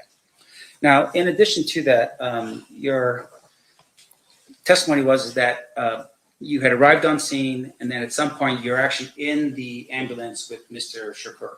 Yes. Being transported to the hospital. Yes. And the hospital you were going to was UMC. It was UMC. Okay. Now, when a police officer first arrives on scene, is that police officer considered to be the primary officer until such time as they're relieved of that duty? Ordinarily, yes. Were you the primary officer at that particular scene? Were you the first officer on arrival? I don't really remember. There were so many of us that showed up like at right around the same time. There's just a lot of officers showed up there pretty quickly. Right. Now, I mean, you have a pretty clear memory of this. Did you review any records or have any meetings with the district attorney's office prior to your testimony here today? Yes, I did. I reviewed the records. Okay. And once again, you do that so it'll help you refresh your recollection as to what occurred 30 years ago. Yes. Okay. Even though this might be something that's unusual, right? You have a celebrity who's shot on the strip. You still have to refresh your recollection in order for you to remember things. Some of it, yes. Yeah. And once again, you're doing that so you make sure that for this jury that you're accurate about what you recall 30 years ago. Yes. Okay. Now, in addition to that, you were showing a map, and I'm going to show you again here. This is State's Exhibit number 1. See this? Yes. Okay. Can you tell me this map? Do you know if this map was the actual map in 1996 of the Las Vegas area? No. You're smiling. It's just a long time ago. It changes so much down there. Yeah. So we know that this is a map of Las Vegas. Yes. But you cannot tell us, for instance, if this is 1996. No, I cannot tell you Okay. So, for instance, on the top over here, this doesn't look like the Sphere, does it? Does it? No. Okay. I'm sorry. And then down over here, does this look like T-Mobile or anything like that, as far as you can tell? No. Okay. Now, and once again, I just want to make sure I'm clear for the jury. This particular map, as it sits here right now, as it's here, for instance, we have what looks like down here at the bottom. I'm pointing where the MGM label is right here. Do these look like walk bridges over the streets? I can't really tell. Let me just scroll here real quick. Does that help you? Oh, it Yeah, they helps do so look much, like that. doesn't it? Like, And oh, I can see everything clearly now. fair to say that those walk bridges in 1996, people were still walking on the streets, crossing like pedestrian crosswalks, right? David, this trial is happening because the guy that's inside this window right here was a dumbass and spent 20 years telling everybody how he committed the murder and his bros committed the murder. And then he wrote a book about him and his bros committing the murder. And then he got indicted for what he wrote in that book. So that's why. I'm trying to recall. I couldn't honestly recall. yeah, I remember them taking the crosswalks out and putting those walkways in. Right. I remember when they did that, but I don't remember the year they did it. And once again, I'm not trying to, it's not a catch a moment. No, I I'm not trying understand. to get you in Yeah, I trouble. understand what you're saying. I don't want to say something that I can't be sure of, but I remember when I was down there working, they no longer allow traffic to cross on foot across the strip because of all of the accidents that we had. So they put those walkways in when I was still working. Right. Okay. Now, and just finally here, with regards to the when you're riding on the strip and you're riding with your with the other person that's with you, you said at some point you were made aware that there was a shooting that had occurred, and the radio traffic indicated that the vehicle you had stopped was potentially the vehicle that was being involved. Remember that line of questioning? Yes. Okay, can you tell us just really quickly here, based upon State's Exhibit number 1, and once again, we're not looking at it in terms of an accurate 1996 view, but just in terms of the streets. Can you tell us where you were at when you took off to wherever the vehicle was? And I'll just pull that here real quick so you can. Thank you. Sure. I couldn't really tell you where we were because my memory serves me, it was called out right around the same time as we were rolling up on that vehicle. Okay. There was shots fired call and vehicles involved, and then we rolled up and saw that vehicle in the middle of Harmon. And on the when you boulevard. okay, and when you rolled up and you saw the vehicle, can you tell us other vehicles that were behind that vehicle? Were there any other like vehicles in an entourage behind the black vehicle? There were several vehicles stopped all over the strip. It looked cluttered with cars. So I couldn't tell you if they were with them or not. Sure. Did other police officers aid in terms of securing the scene and making sure that anything of evidentiary value was going to be kept in that area? Yes. Because I would imagine it wasn't just you by yourself. Your Right. partner, other officers arriving on scene would have started to help as a team. Yes, sir. Okay. I have no further questions. Thank you. Any redirect examination, Mr. DiGiacomo? No, Your Honor. Ladies and gentlemen of the jury, do you have any questions for this witness? If you do, please raise your hand and I'll walk you through the process. Seeing no hands, thank you so much for being with us, Mr. Dale. Ooh, we get questions from this judge. Nice. This'll be good. This'll be good. Here we go. You are excused. Thank you. Why is this not going to one State may place? call the next witness. Yes, Your Honor, Steve calls Ingrid Stokes.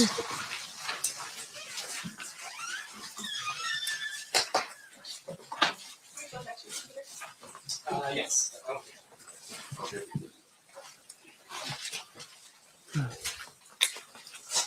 Guys, remember, it's all dependent on where you are, what judge you're in front of. Some states don't allow it, but most of the time it's up to the judge, and most judges don't allow it, but some judges do. Generally, it's on a judge-by-judge basis.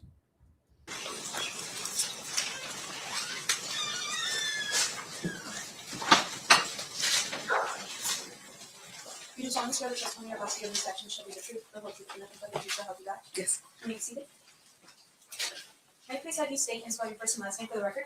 Ingrid Stokes, INGRIDSTOKES. Thank you, ma'am. Whenever you're ready, Mr. Paul, you may proceed. Thank you, Your Honor. Good morning, Ms. Stokes. Good morning. Back in 1996, did you have a different last name? It was Johnson. Okay, so you went by Ingrid Johnson back then? Is that a yes? Yes. Did you come to Las Vegas on the weekend of September 7th, 1996? Yes. Who'd you come with? My best friend and some girlfriends. Can you tell me who they were? Shalane, Tanisha, and Lauren. And why'd you come to Las Vegas that weekend? Well, when you live in LA, you go to Vegas all the time. It's just a party city. So we decided to go for the weekend. We were all off work. And so we went to come hang out, have fun. And were you aware, and well, first let me take a step back. So you guys were living in LA at the time? Yes. What part of LA? I may be living at my dad's, which is Carson. Okay. And then and you came out for the purposes the party. Were you aware that there was a Mike Tyson fight that weekend? Yes, that's one of the reasons. There was always a Mike Tyson fight.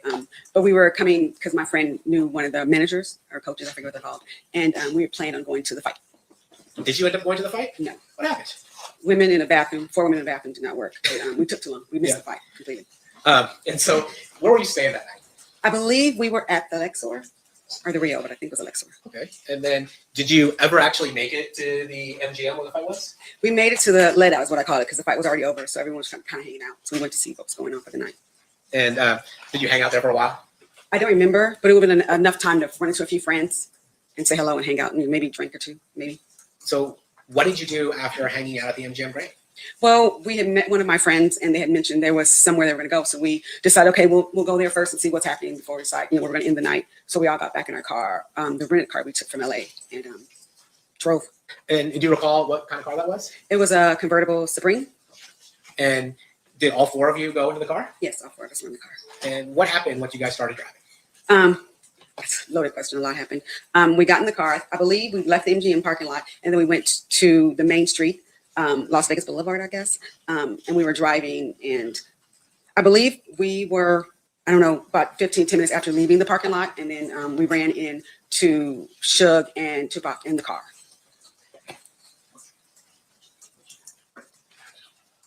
And when you say you ran into them, what'd that look like?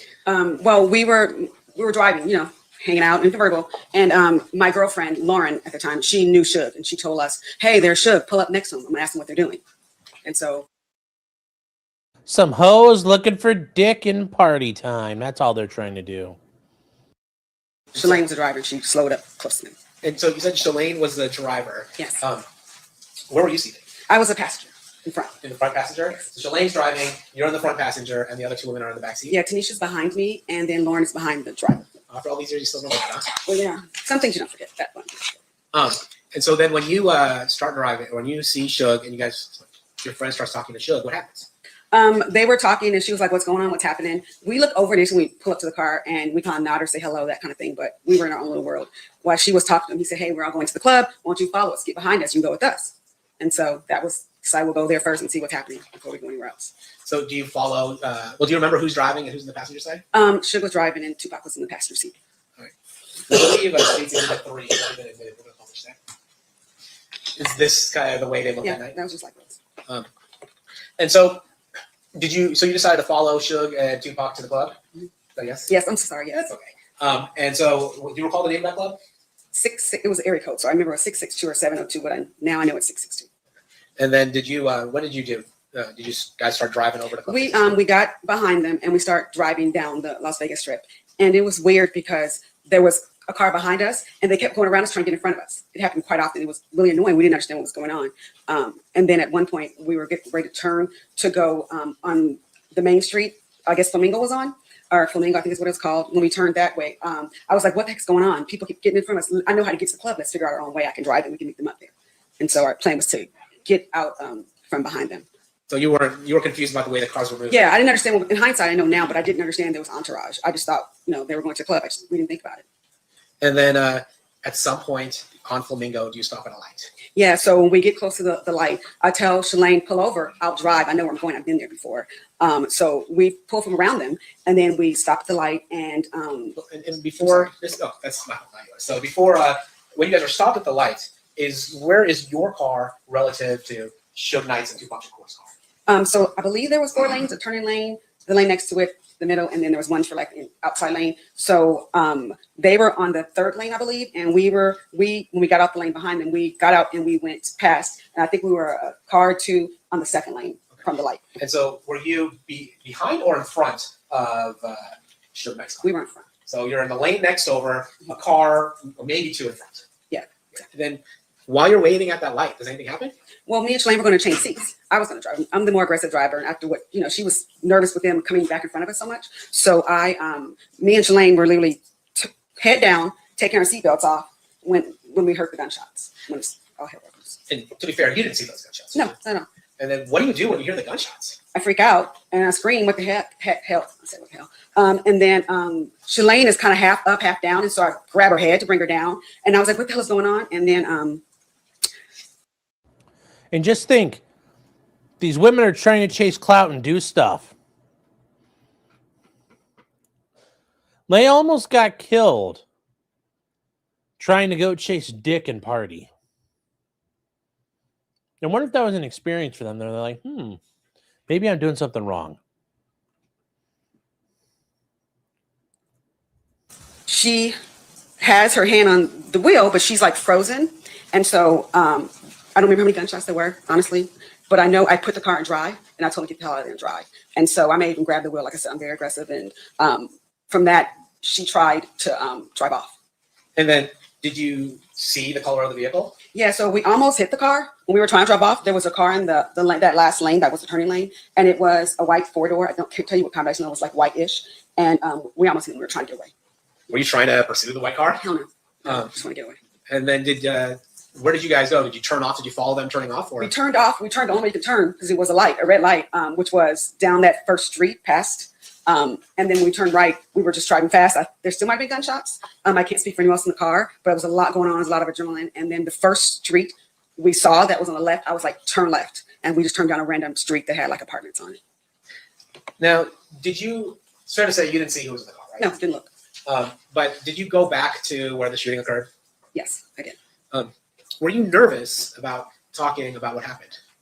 I didn't think I had anything valuable to say, to be honest. So I wasn't nervous initially because I just was like, we came back because just when we wondered what happened because we left. So we didn't know. We didn't look around. We didn't see anything. We just left. And so when we came back, we saw there were a lot of police presence. And I wasn't a big fan of the police at the time. So I didn't I want to stop and talk to them and offer my help, but I also want to make sure if I could help, I would help. So when we went back, we told officers we had been there when something happened, what happened when we left. And so he made us stop the car and get out the car. The police officer made us sit on the ground on the sidewalk in front of everybody. Cars are still, I think, may have been passing. So it was kind of an odd situation where they were like kind of rude to us. And then they're treating us like we're suspects. We really didn't know what happened though. And so they said, we need you guys, eyewitnesses, we need you guys to come downtown or in a van for you guys to come and had us sit there. I could ask a lot of questions, but no answers. Now, I know some of your friends aren't going to be here. Is there this fear about talking in this kind of case? Absolutely, yes. Why is that? Snitches, get ditches, I'm saying, not the coolest, but yeah, talking to police is. Hey, okay, honey, you're not gonna get snitches also sleep in ditches though, but like the Bloods and the Crips ain't coming for you now. Like, come on. Yeah, I'm pretty much at this shit. Like, they're not coming after you. Come on. Like, this is a bit ridiculous here. This is a bit ridiculous. I mean, you know what would have killed Tupac, though? I was just thinking about this. If they had a switchy, whoa, just think about that. They had a switchy. They would have stitched up Tupac pretty bad. Switchy. No talk. No cap. No talk. Think about if they had one of those and just. But yeah, like this, like it's like, oh, I can't. I'm afraid to talk. It's like, just shut up, lady. Yeah. Stitches get stitches. West Side. Got your gang symbols out. Let's go.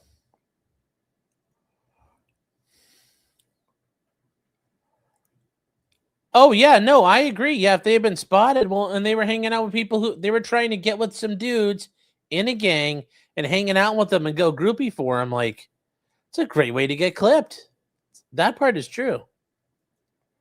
Not a thing we do in our culture anyway in LA. It's not a normal thing. So there was that, especially in the 90s and 80s. Our culture, most cultures don't tolerate running to the cops. Our culture. There was multiple reasons why, but I didn't see anything. So I was kind of limbo. Like, I didn't see anything. I didn't think I'd be beneficial. And then, I don't know, I was going to offer some assistance, what I could, because I may have had more memory back then. I may have heard the number of gunshots. I may have had, more, but the police treat us so bad that I just we start shutting down, because we're like, if someone did it, they could come by and sit on the ground. They can see we're sitting here telling people, even though we're not saying anything. So this was a really bad situation. And is it fair to say that that was something that also would scare you, is that if somebody was seeing you talk? Absolutely. Objection honor to leading. What's your response, Mr. Paul? I'm just following up on your question that you joined the foundation too. Also saying if you could rephrase. Is it fair or unfair to say that you are concerned about people seeing you talking to police? Yes. No further questions, please. Cross-examination, Mr. Sanders. Thank you, Honor. Hi, sir. Hi. You obviously, I would imagine you've never testified before about this particular situation. No, I was in the grand jury.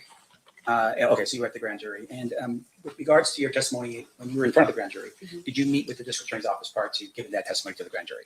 Not except outside the door when I got to the courthouse. I mean, the door of the grand jury. I see. And with regards to that testimony, did you review any documents, records, anything like that in preparation for your testimony in front of the grand jury? No. All right. Now, asking you again for today, did you review any documents in preparation for your testimony here in front of this jury? I looked at the grand jury testimony that I said, but other than that, no. Okay. Now, when this thing had occurred, I would imagine it would have been a very traumatic experience for you. Yes. And at some point, you go back to LA. Is that a yes? Yes. That's all right. It's just for the record. When you go back to LA, did you ever just sort of keep on top of it, like in terms of like articles that have come out in magazines, anything like that at all? No, we didn't talk about that night for decades. We didn't talk about it. Okay. Now, did you ever at any point capture what you had remembered in a journal or anything like that? I did a documentary, a couple of documentaries. Yes, years, like 20 years later. I see. And in preparation for those documentaries, what did you use to refresh your recollection back then? Talk to my girlfriend. I mean, more talk and try to remember pieces that I could. Right. And your girlfriend was also present in the Sebring when it happened? Yes, as she well? was driving. I see. That's right. Now, just to describe us a little bit that night, you're driving in a convertible Sebring, Yes, and I'd assume that the top was probably down. the top was down. Okay. And the weather that night, was it raining? No. Can you describe for the jury what the weather was like that night? It was Vegas in September. It probably, I mean, I'd be guessing, but I know what it wasn't. It wasn't raining. It could have been a cloud in the sky, but I wouldn't remember that. Was it No, cold? it wasn't bad. Yeah. No, I didn't. We didn't have any jackets. We had designer clothes. That's why I was mad. I had to sit on the curb.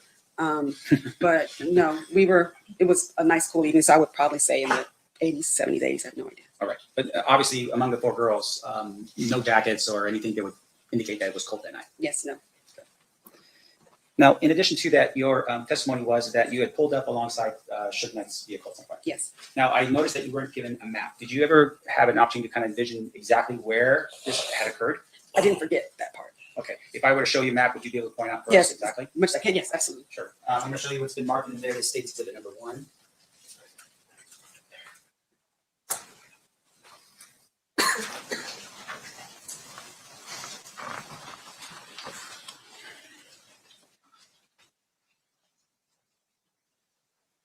And just for the record, I'm showing you State's Exhibit number 1. It's just an overview of Las Vegas. Can you? Yeah. Does that help you at all? No, not really, but I see the streets. It's what I thought. I'm assuming the red dot is Vegas I Boulevard. guarantee you. She did. And when you say red dot, there's a mouse that's right there in front of you. You can use that to sort of move.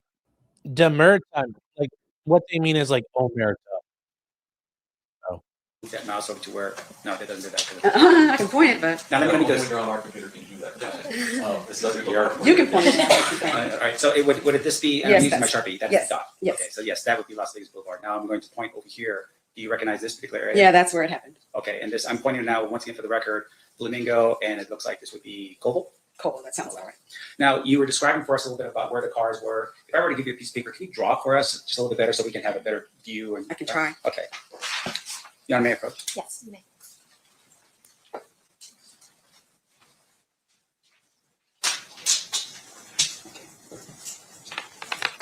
And what am I drawing exactly again? If you could draw for us where on that night where Koval was. And just for the record, you're writing Koval. Is it for the horizontal line or the vertical line? It is the horizontal line. Okay, so that's Koval. And then can you draw for us where Suge's vehicle was when you pulled up to it? We were behind it. Okay. So it would have been, I'm just going to make lanes and like, don't quote me. I could be off by one, of course. So I'll say this was Suge and we were behind. So this was, I'm going to put I for me. And then we moved and went right here. So this is where we end up parking. I'm not parking, but stopping at the red light. That's fine. And just for the record, you have made a mark that looks like an S, and I would assume that would be for Suge's vehicle. Yes. And then there's another I, it looks like right there, and that would be for your vehicle. Yes. And then you have an arrow pointing to the next lane over where the I is now at. Yes, that's where it ended. Okay, great. And then when the shots, when you were, I guess, trying to change seats, can you tell us where you were at that particular point? You mean in the car? Or- Well, not in the car, but Oh. where the car was. It was here when the shots happened. Okay. And when we were trying to flee, we were trying to get in this lane to go around and get the turn. I see. And that's what we ended up doing eventually. I see. So when the shots were fired, you were still in that I, The eye, and yes. then you pulled off onto Cole. Yes. Okay. Now this area right here, what is this? What street is that? What do you mean? This Flamingo? No, is this Flamingo, I'm assuming? I'm guessing, like I said, I'm bad at direction on places I still go today. That's right. And then here was like a gas station or something right there. And then here was where we turned off, right, which is where that first left was. So I don't know the name of the street too. No problem. I'm going to show you. Thank you so much. I appreciate it. All right. Your Honor, if I could have this marked as defense exhibit, opposed defense exhibit A, Any objection? No, Your Honor. and move for admission. Any objection to its admission? No, Your Honor. All right, so admitted. Did you want to publish? I would like to publish it. Okay, feel free. Thank you. Now, showing you what's been marked and admitted now is defense exhibit A.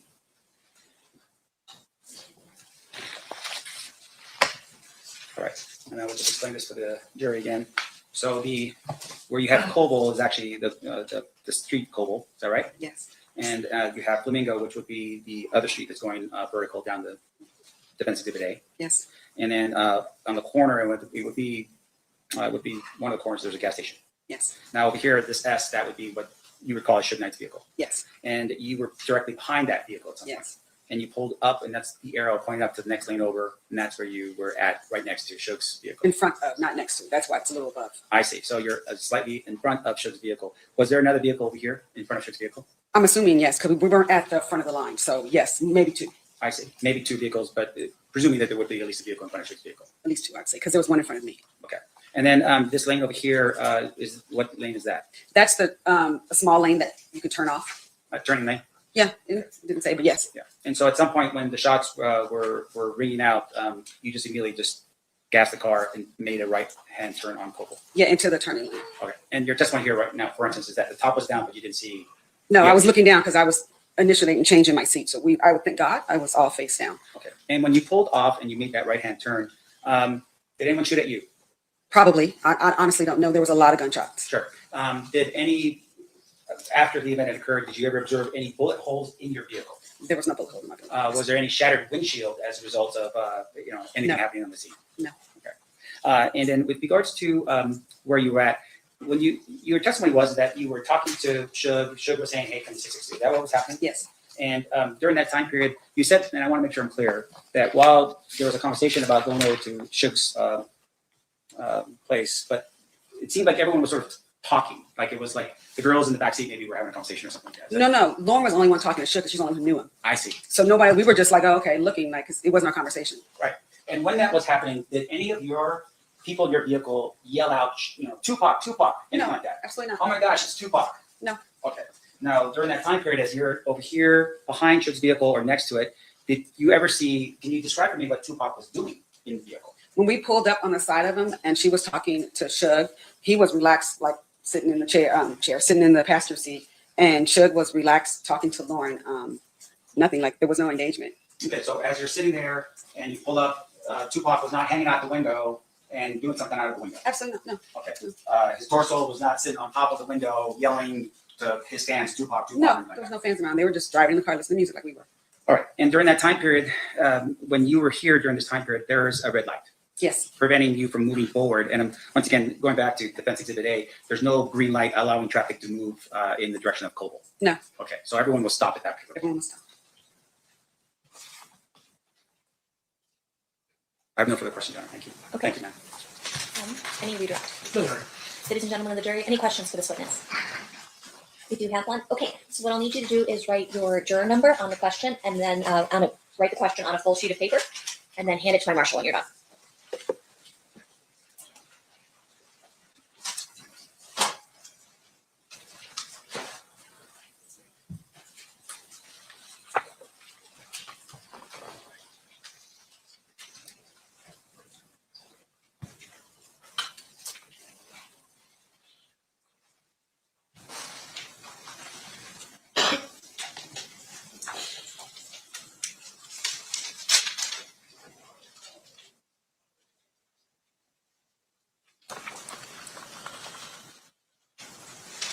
Any questions from anyone else? Okay, perfect. Can I have the party's approach?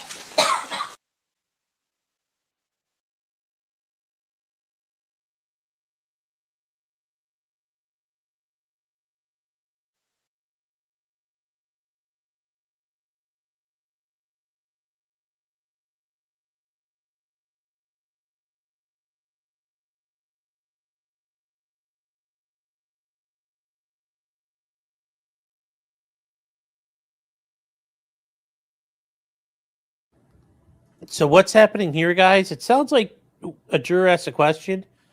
And remember, I mentioned this before. Sometimes jurors are going to ask questions that are inadmissible, or they violate the rules of evidence, or it's something you can't ask about. Those are the toughest because you're like, well, do we let this in? Do we not? How do we ask it? Can we ask it? There's going to be times where one side or another is going to object to the question. Sometimes one of the judges I was in front of, the defense attorney and I both objected to the question. And he said, I'm going to ask it anyway. We're both like, yeah, we really don't want to get into this. We both had our own reasons for not wanting to go in the weeds.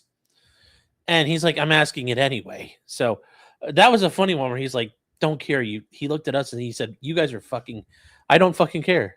And I was like, all right, well, he just looked at us like we're retards. And I think I brought this up before. Sometimes when jurors ask questions and you don't answer them, they get pissed off. And they're like, why wasn't my question asked? And they get really upset about it. But it's like sometimes your question wasn't admissible. And they don't understand why. And sometimes they don't care why. So we'll see what's going on here. Now, the way it works the way I've had to deal with it, everybody has to and I think we've seen a couple other judges do this. You send a slip of paper in with your number on it regardless. But yeah, that's so let's see what they're talking about. From a juror. So. All right, one question from a juror. Could you gauge what direction the shots were coming from? No. No? Any thoughts? Oh, go Sorry, I'm gonna say it was just You're okay. it was too chaotic, and you're not, thinking about that, but no. Okay. State, any follow-up based on that question? No, Your Honor. Defense, any follow-up based on that question? No, Your Honor. All right. Depending on the situation, generally no. But the answer to a question can open a door. The answer to a question can open up a whole new set of questions. And can open up a whole new line of questioning. Or there's times where I've been in courts before, especially like in family court and juvenile court, the judge will ask a question The magistrate has a question. And then that turns into, and the magistrate will say, do you have any questions based off of what I just did? And sometimes that turns into a whole nother 20 minutes of testimony. It can sometimes. Sometimes the response from the witness can cause issues. But generally speaking, their questions can't open a door. Now, I will say this whole idea of like, well, do you know where the shots came from? I mean, you're standing right there. You guys, if you've ever been next to, like, it's one thing when you're like away from a gun and it goes off, you can kind of tell where it came from. But when you're right next to it, I mean, it's just boom. Like it's general, especially if you're not ready for it. Some guys start cutting loose. You're not really going to know what's going on. You just know shooting's happening. And you might try to pinpoint it real quick and see like where gunfire is or bullets are impacting. But generally speaking, you don't really know exactly where it came from when it's right on top of you. There also might be distortion because we don't know how these guys shot. Like, did they shoot from inside the car, like in the car itself? So, the muzzle blast, at least partially, is going off inside the car. If they did, it's going to sound a little more muffled than if they're all the way out the window shooting. We don't really know. Yeah, it's a concrete canyon full of echoes. There's going to be so much stuff going on there. Yes. Oh, no. Yes, Pete. Like, oh, no, my tinnitus. Might be service related, sir.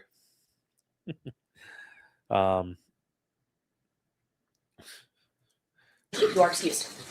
That was fast. Steve, any quick witnesses, or are we prepared to take a lunch break at this time? Lunch break. Okay, sounds good. Ladies and gentlemen, we'll take our lunch break at this time. During the recess, you are admonished not to talk or converse amongst yourselves or with anyone else on any subject connected to the trial, or read, watch, or listen to any report or commentary on the trial of any person connected with this case by any medium of information, including without limitation, newspaper, television, internet, and radio, or form or express any opinion on any subject connected to the trial until the case is submitted to you. We'll have everyone back here, let's say 1:15, so that everybody has enough time to get everything done over the lunch break. We'll see you guys back at that time. Please rise for the jury. So, guys, there was a whole thing where the attorney, he already had an obligation. Sometimes this happens. You might start something late or you'll break for it because sometimes a hearing or something gets set and you ask, hey, Judge so-and-so, I got a trial set for that day too. Can we move this? And a lot of times they say, yes, we can do that. We can work around it. Sometimes they say no because sometimes these judges hate each other. Sometimes these judges are having pissing matches. But sometimes whatever it is you've got to do that might be for a half hour has to happen that day.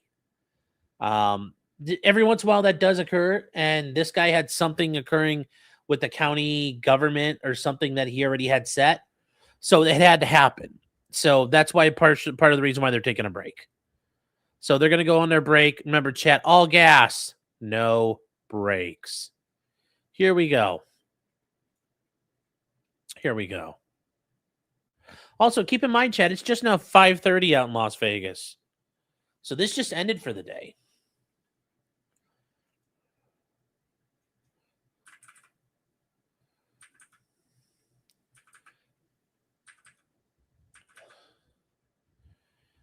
And I brought this up before, but, Keefe D is going to come out in, when you're in custody, you don't just get to sit there and just bullshit with your attorney like that.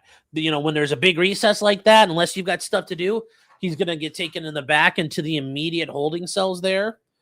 I've had cases before. One time I was sitting with my guy and I kind of worked some things out with the chief deputy where I went and got him lunch and I brought him lunch. And that was like the first non-jail food or commissary food this guy had eaten in like 9 months.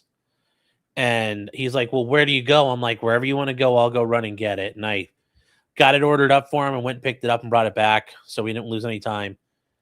Made his day. But yeah, no, he's back eating a tray or a sack lunch from the jail. So yeah, it's not fun when you're even in custody on a trial. And for him, it's tough. They've got a lot of staff with him because he got convicted of beating the shit out of an inmate, a fellow prisoner. So he's already on like a higher security threat. status. That's why there's so many deputies. There's also so many deputies because of the gang issues and all of that. I guarantee you some of those Bloods have like an honor killing out on this guy still.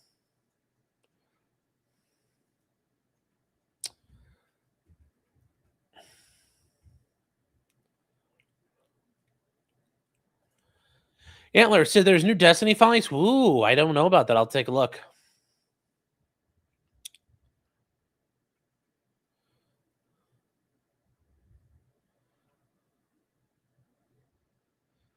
Sometimes you've got counsel coming in from Florida to Ohio that day. Yeah. Yeah. So, well, no, it's just like my guy had been in jail forever. And, you know, we were kind of like, this was a trial where he wanted to go down swinging. The state really didn't give him a good deal. I mean, I'll guess I'll phrase it like this. When you're being offered 15 years, that's not really that good a deal. I mean, it doesn't sound like a good deal. When you're told exposure is like 30, 40 years, though, it's not a bad deal. But on its face, being told, hey, man, you're going to have to tap out and do 15 years and all of it, nobody wants to do that. So, in the end, we did better than anticipated. We got the lesser included, which is kind of what we were hoping for. Wasn't sure we get it, you know, and he only got 8, but that still sucks. But yeah, he got to have some decent food right there. And like I said, I had to really work that out, and that guy did me a solid for my guy. Did me a solid.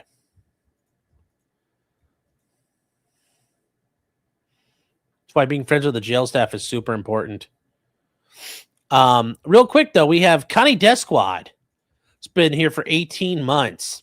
Says if Tupac lived, he would have come out as gay. By now, probably. Coffee Cat for $5 says they literally kept it gangsta. They did. KRM, who's been a member for 30 months, says thank you for the culture. Of course. Shit. EDW Raptor for $5 says, where's Nancy?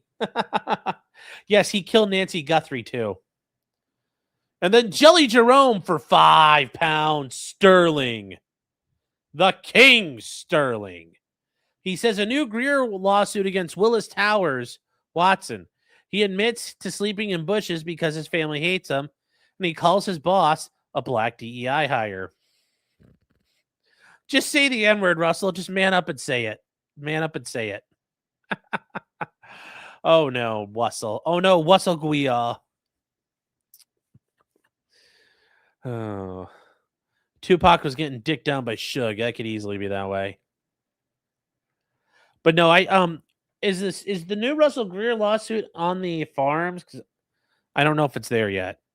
So please say big support. Well, I need some big support if I say big support. But you guys have to do it. I appreciate all that support. But now, guys, if you want me to say big support, you have to give me big support. Russell's lips are all too bad. All Russell can call them is Noir. Like it's Morrowind. It's on the farms in the main Greer page. Okay, well.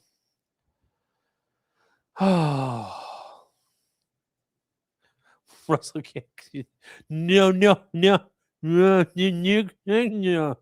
Like big support. Of course, I'm not going to make you guys do that. Big support.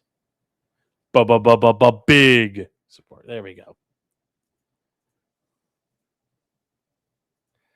There's no time limit on this. Now we're all good.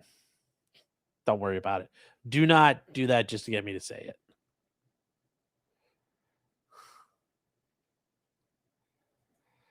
All right, let's see what happens here. Come on.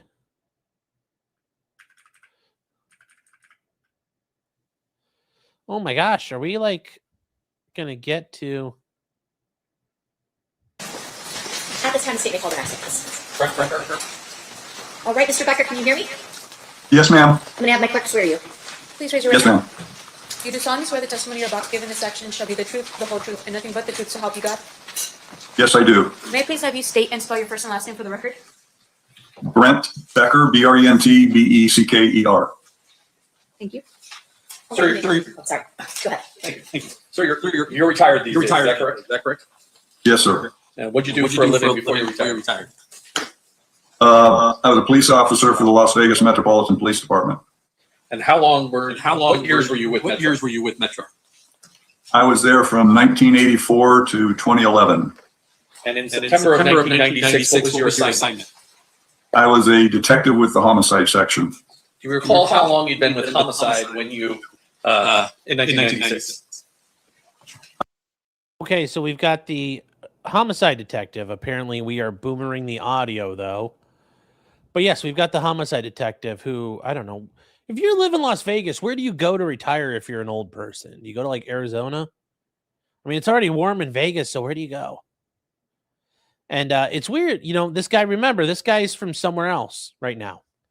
So everybody had to agree that he'd appear this way.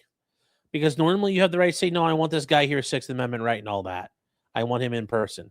For some reason, this is not a critical person, or they can get their evidence out of him otherwise. Once again, COVID changed everything.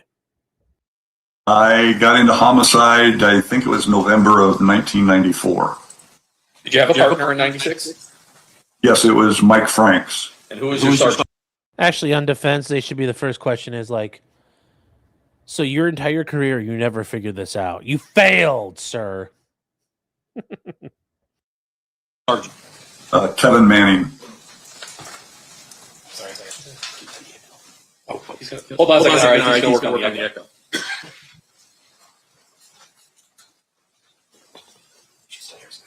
Can you still hear me? Yes, sir. Okay.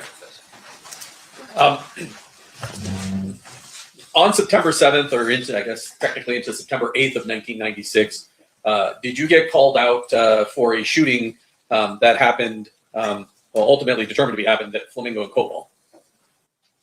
Yes, Sergeant Manning called me. It was about 12:30 in the morning, and I was asleep, so it would have been September 8th. And so it was around 12:30. So by the time I got up, got dressed, and got there, it was probably about 1 o'clock in the morning on the 8th. And when you say you got there, what scene did you go to? Initially, from what I recall, I went to Harmon in the Boulevard because that's where general assignment and everybody was at to get debriefed on things and get some of the notes. And then from what I recall, I went over to Flamingo and Cobalt to kind of look at the scene, but they had some witnesses from the car that supposedly was directly behind Suge Knight and Tupac Shakur back at Harmon and the Boulevard that I needed to interview. Can we talk a little bit, first of all, Tupac Shakur is still alive on September 8th of 1996, correct? That's what I was told. He had already been transported. He was not at the scene when I got there. He was in a coma, but yes, he was. Well, if you believe the mainstream media narrative that he got shot, then yes, he was still alive. But like, are we really? We're not going to say he's alive today? I guess. We need Candace on this one. It's somewhat unusual for homicide to be involved in a situation where there isn't a deceased victim yet. That was very unusual, and normally we don't get called out, at least at that time. Coffee Cat for 5 subs. Big support. Thank you, Coffee Cat. We get a Clyde woo. Thank you. Thank you, Coffee Cat. I hope you guys understand I was joking. But no, notice that yeah, the guy's in his this is a boomer. He don't know how to fix the echo. But notice what he's saying here. He says it's going to be really this is a weird thing for them to be called out. It's somewhat unusual for homicide to be involved in a situation where there isn't a deceased victim yet. That was very unusual, and normally we don't get called out, at least at that time, we didn't get called out unless there was a deceased victim. So it was unusual. I think when we arrived at the scene, we were told that because of the nature of who the victim was, general assignment, he wanted us to come out to it. Let me ask you, we've heard from a first responder today. Back in those days, what was general assignment? What does that mean? General assignment was in essence, the night detectives. They worked swing shift and graveyard shift. So they were the night detectives that if something needed a detective to respond, they were the ones that got called out to the scene. So they would have been at this scene before you, and then they made a determination along with, I assume, the command staff that homicide should be called out to this investigation. Correct. Actually, uniformed officers would have been the first people called to the scene of anything. And General Assignment, I'm sure, was monitoring the traffic. So if they had heard the call, they may have been responding, but they would have gone out, assessed the scene, and eventually determined if someone, the type of scene it was and if someone needed to come out to it. And in this case, I guess someone must have called Sergeant Manning because he's the one that called us. And your partner, Detective Franks, do you recall where he responded to? I believe he got sent directly to a University Medical Center, the hospital, which is where Shakur and I believe Suge Knight got sent to. And your responsibility, was there also crime scene analysts that were called up to the scene? Yeah, my initial response was to the scene to start handling things directly at the crime scene, yes. And then does at some point crime scene analyst Dan Ford show up and document the scene while you're present? Dan Ford was already there from what I recall. They were called CSAs back then, I believe. Yeah, Dan Ford would have already been there. Usually CSAs, because CSAs were assigned to each shift. So I'm pretty sure he was that particular shift CSA. He would have already been out there doing whatever he did for the scene, marking it, taking photographs and such. When you, at the end of sort of both the two scene investigations, so the Harmon and Las Vegas Boulevard, as well as the Flamingo and Cobalt investigation, essentially, what was the facts you were dealing with? Well, according to the witnesses that I had interviewed, Frank Alexander, Malcolm Greenidge, Katari Cox, and Yafu Fula, and I'm just doing what I remember the pronunciation was. They were in the car behind Suge Knight and Tupac Shakur. And what they described was that a white car, and from what I recall, they described a white Cadillac pulling up alongside Knight's car, and someone inside that white Cadillac opening fire or shooting into the car that Knight and Shakur were at. Their descriptions varied a little bit, but from what I recall, I believe they all said it was a white car and more or less agreed that it was a Cadillac. And there might have been a little bit of a variance between 2 and 4 occupants. And what direction after the shooting does the vehicle head? After the shooting, it would have turned south on Cobalt. That was at Flamingo and Cobalt, because the Knight group was heading eastbound on Flamingo, and the Cadillac would have originally been heading eastbound, but then it turned southbound on Cobalt. And the nature of the bullet holes that are in the BMW that's located at Harmon and Las Vegas Boulevard, all those bullets appear to be coming in from the passenger side of the BMW? The impact strikes that I saw were all on the right rear passenger door, the right front door, or the right front passenger door. I believe there was some sort of a mark or impact on the windshield. Those were the strikes that you could see. Like, it was you couldn't tell if anything had been a stray of any kind. So at your scene, you have bullets being shot from south to north into the passenger side of Suge and Tupac's car, but you have no idea how many actual bullets are fired because you can only see the strikes which are in the car. Correct. All I can see is what the actual impacts are. That doesn't mean that's how many shots were fired. That's just how many struck the vehicle. And I think we have another witness who's going to testify to this later, but there are a number of casings or cartridge cases, expended cartridge cases that ultimately get collected from the southbound lanes of Flamingo right before Cobalt. Is that correct? Yes, without seeing the report, I know that there were fired cartridge cases recovered from the street.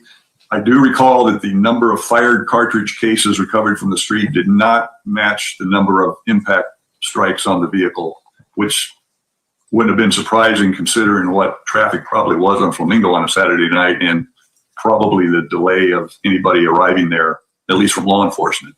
What happens when, in your experience as a detective, there's a bunch of cartridge cases laying in a busy street and cars driving through? What can happen to those cartridge cases? Well, especially prior to the uniform officers getting there, cars are driving over them. They're either getting caught within the tread of the tires, or they're getting thrown down the street, or thrown into a rain gutter, or, I mean, they could go a lot of different places. We've investigated numerous shootings within streets where you've had fired cartridge cases scattered all over the place. And you never know for sure if you've got all of them, because if something gets caught within a tread of a tire and it doesn't get ejected, unless someone tells you about it later or it gets ejected somewhere else, who knows where it ends up. In addition, And that's the thing, guys. And if you've never done this before, go out in your, like, it's when you drop a shell casing in the grass or the dirt or the gravel at a range, nothing happens. But go out and like drop one on the asphalt or your driveway or in your garage. It'll kick around and skitter everywhere. And if it's getting ejected out of a firearm, it'll really want to go somewhere. And then as people are rushing up to the car to help Tupac and Suge Knight, you know, things are getting kicked around. They're getting stepped on. As you said, cars can suck them up in the treads. You might get one stuck in a shoe tread on the bottom of a shoe. That can happen. They get kicked around. Some of the cases may have bounced into the drain already just from normal shooting. There's also another issue of a bunch of those casings may have gone back into the car that, you know, the shooting came from. There's a million different variables on what could happen with those. And, it all depends. That's the problem with shell casings in an unsecured crime scene like that. to that, when you have your shooter inside a vehicle, are there times that you found casings have gone into the vehicle that the shooter's shooting from?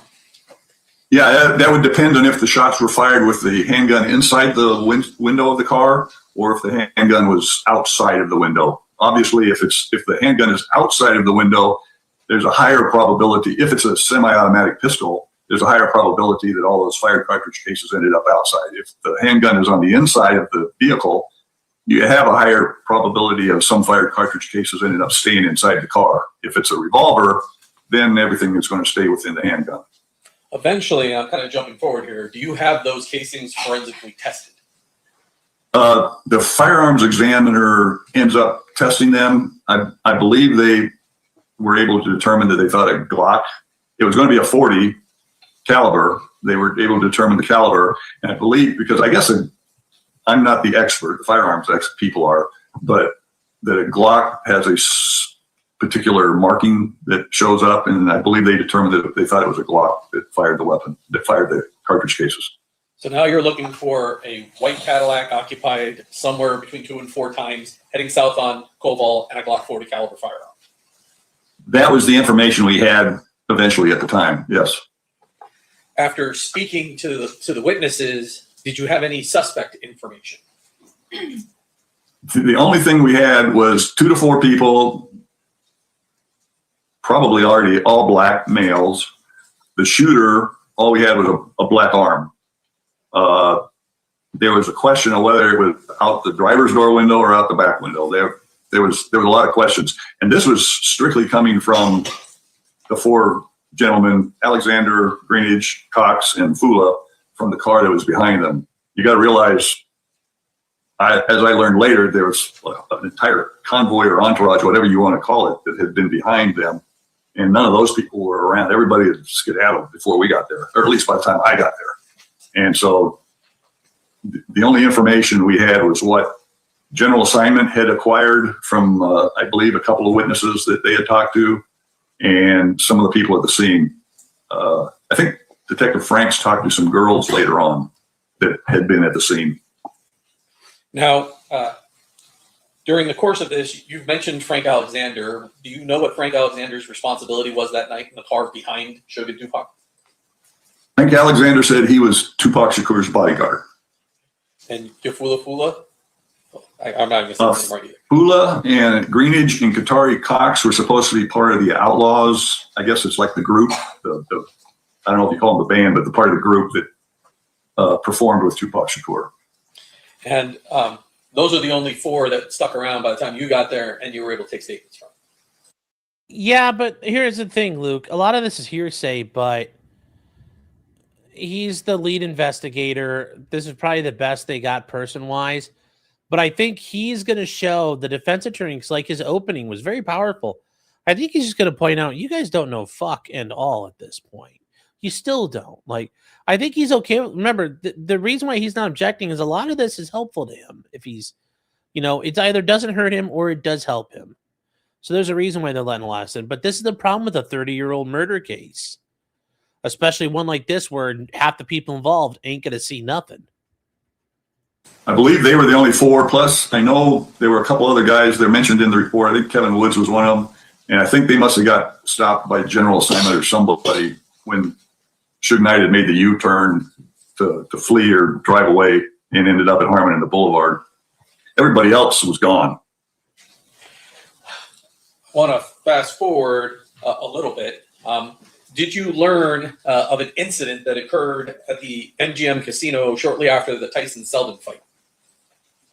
We eventually learned that. No one claimed that night, but yes, there was a videotape that came about and information about a fight that was caught on videotape where a person was kicked, beaten down by Suge Knight and a bunch of other people in that group. Tupac Shakur was in the group, and Frank Alexander was off in the side. When you learned about that, did Metro initially know the identity of the victim of that beating? The only thing we had, I believe, was the first name of Orlando. One of the officers that was at the fight that night, I think they were working off duty, because we also saw some video where they had talked to the person. He was wearing a football jersey, and I don't believe there was a written down ID where the ID was obtained, but the first name of Orlando was on there. That was all we had at that time. Did you make efforts to talk to Suge Knight?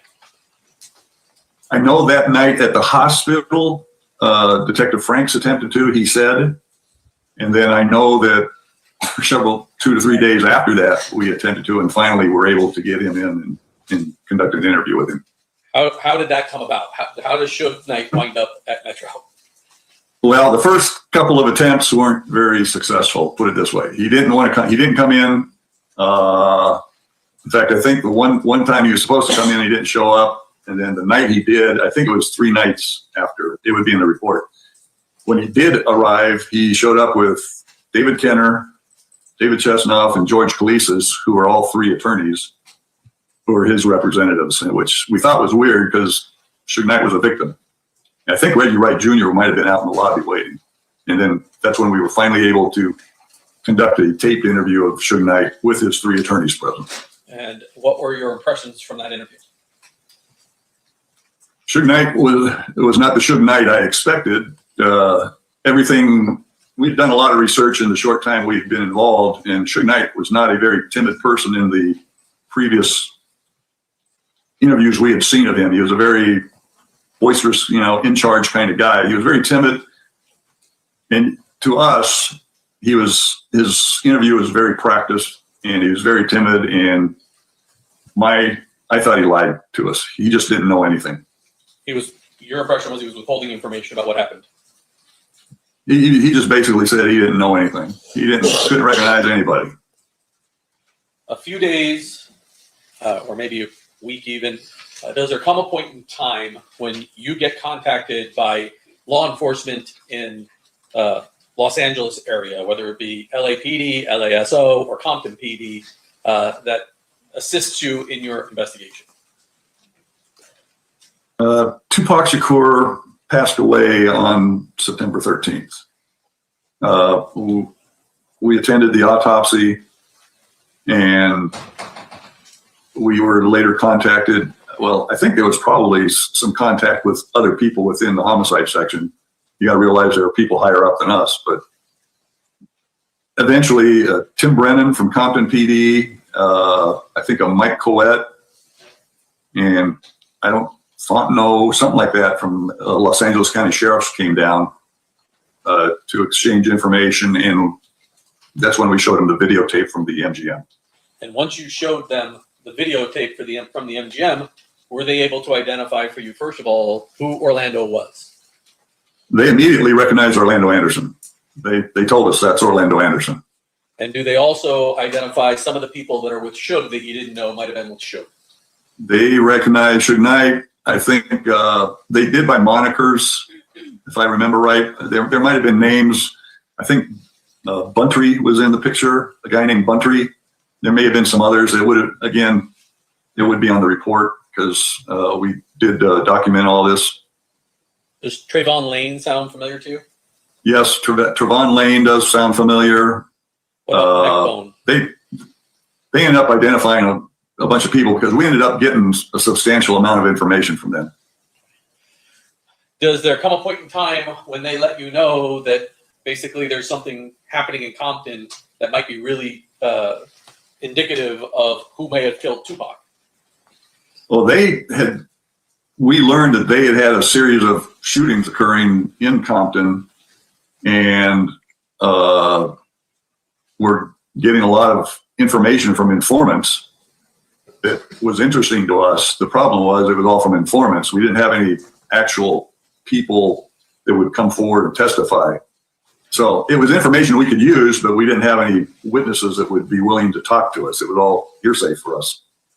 And before I get too far into the time you go to Compton the first time, were you able to identify that Suge Knight, Tupac Shakur, and their entourage? And guys, that's a very common thing in, criminal settings. With gang violence involved. And not even gang violence involved, but just in a criminal network or a criminal culture situation. Nobody's saying nothing. You go to the trailer, but you go to the trailer park. It happens too. Project house, ain't nobody saying nothing. Go to the trailer park, ain't nobody saying nothing. You don't talk to the cops. They might drop some information about what they heard, but they ain't going to testify to it. So yeah, it's very frustrating. Raj was staying at the Luxor. Well, yeah, we knew that after the beatdown at the MGM, they had all gone because the MGM security had videotaped or filmed the group going through the casino and exiting. And we got information that they went over to the Luxor where they had rooms because we observed or saw some videotape down in the valet area after they had changed clothes. And were meeting down there for some vehicles where they had left to go to Suge Knight's house there in Las Vegas. Judge, I have in my hand a certified record from Luxor of the reservations. At 124, I'd offer it. No objection. So admitted.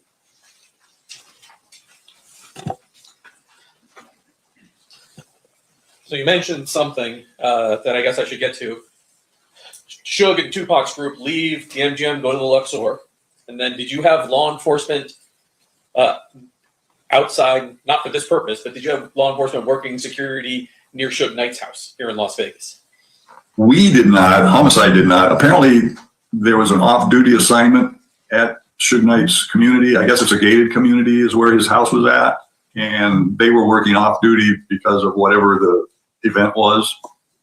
And so did you learn that after the Luxor, they went over to Suge's house? Yes, we learned that they went over there. There was, I think, a gate log or something, and we learned that several people had gone over there. 30 years ago, the Luxor was different. Now it's boomer paradise, but back then it was hot shit. Inside, and we eventually acquired that gate log, and then sometime after they had arrived at the house there, they departed, and that's when the incident occurs. That's not long after that is when the incident occurred. All right, let me get back to Compton. At some point, do you get told that the Compton Police Department is going to execute search warrants on all of the Mob Piru and Southside Crip residences that they could identify as part of their investigation into the ongoing war now that's happening between Mob Piru and the Southside Crips? It was kind of twofold. We were told that they were serving search warrants on all these locations for these different groups or gangs, but that there was also at least one murder warrant for Orlando Anderson that they had there in Compton. So it was our understanding that they were going to be arresting him on an outstanding murder warrant there in Compton. Were you present in Compton when those warrants were executed? Mike Franks and I did travel down and were present to witness the search warrants being served by Compton. And I believe I don't know if the Los Angeles County Sheriffs participated, the actual deputies. I know that their jail facility people were there. And you talked about this before. That warrant, had you seen a copy of the affidavit for that warrant? Yes. I saw one way back in '96, and I think I've seen one here recently that you showed me that kind of refreshed my memory. And within that, all of the witnesses are identified as CRIs. Do you know what they were calling CRIs? What I was told is that it was called a confidential, reliable informant. I don't recall any person being named as a testifying witness to anything. It was all based on confidential, reliable informants that the search warrant was being based on, which I guess in some cases that's not unusual. I know narcotics cases do that quite often, but eventually if you're going to successfully prosecute a case, you need to have somebody willing to testify. So on October 2nd of 1996, were you present on Burris Ave when Orlando Anderson's residence was, when the police hit it and searched that residence?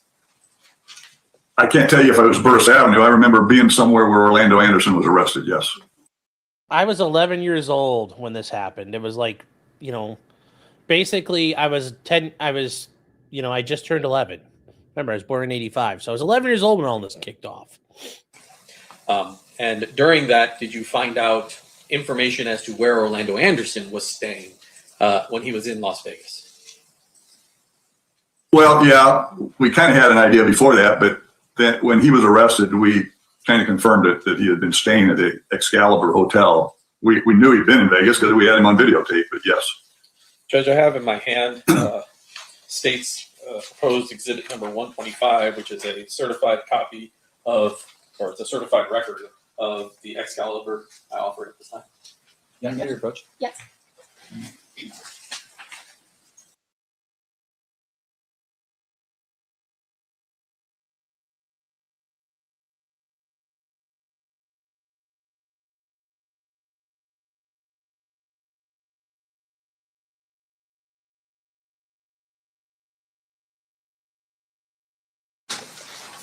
That will be a minute. Okay, now I'm going to try my best here to share my screen with you and see if we can. I want to show you just one little portion of this particular record. All right, share screen.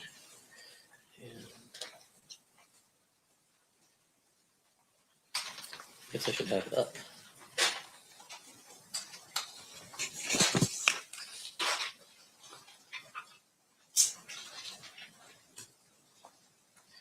All right, are you seeing my screen at all? I see you. I don't see the document. Oh, wait a minute. It just flipped. You see that document now? Okay, yeah, I do see a document. It's a affidavit of custodian of records. Okay, I'm going to roll down here to page 2. Okay, it's a receipt from Excalibur. And then I'm going to zoom in here, maybe. Oh, that's the search button. Is this going to let me zoom in here? There we go. I see some writing down there. Yeah. Okay, right. it zoomed. Yeah, I'm just going to get to that writing now that I've zoomed in. Okay. So on page All right. 2 here, there's some handwriting on there. That's the Stardust and Monte Carlo. You recognize that handwriting? That's my handwriting. So how does that handwriting wind up on this record? What do you do?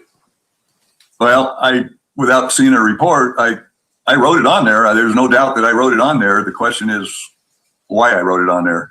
It's dated September 8th.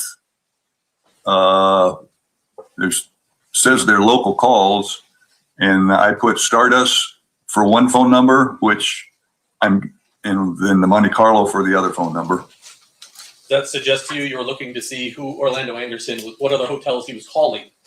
I'm wanting to see what the phone calls are, and the Stardust call is at 9:41. It should be if it's correct, 0941 is 9:41 a.m. and then Monte Carlo is at 0946. And then right after that is the Stardust again at 0947 again. Now, there's been some discussions, and I guess we'll get to that when we get a little bit farther, but why don't we address some of that now? Was there a problem at the Las Vegas Metropolitan Police Department of information related to your investigation being leaked publicly? Well, I became aware that there may have been some information being leaked. I couldn't say who specifically was doing it, but I was becoming concerned to the point that in our office, we had shelves behind, not behind my desk, but there. I kind of wonder if he was leaking information. Don't you think, chat? Huh? We don't know who did it. Are you sure it wasn't you? There were some shelves where a lot of the case files are stored. And once this case continued and the nature of who the victim was, especially when he passed away, there would seem to be a lot of interest in it, outside interest, especially with the media.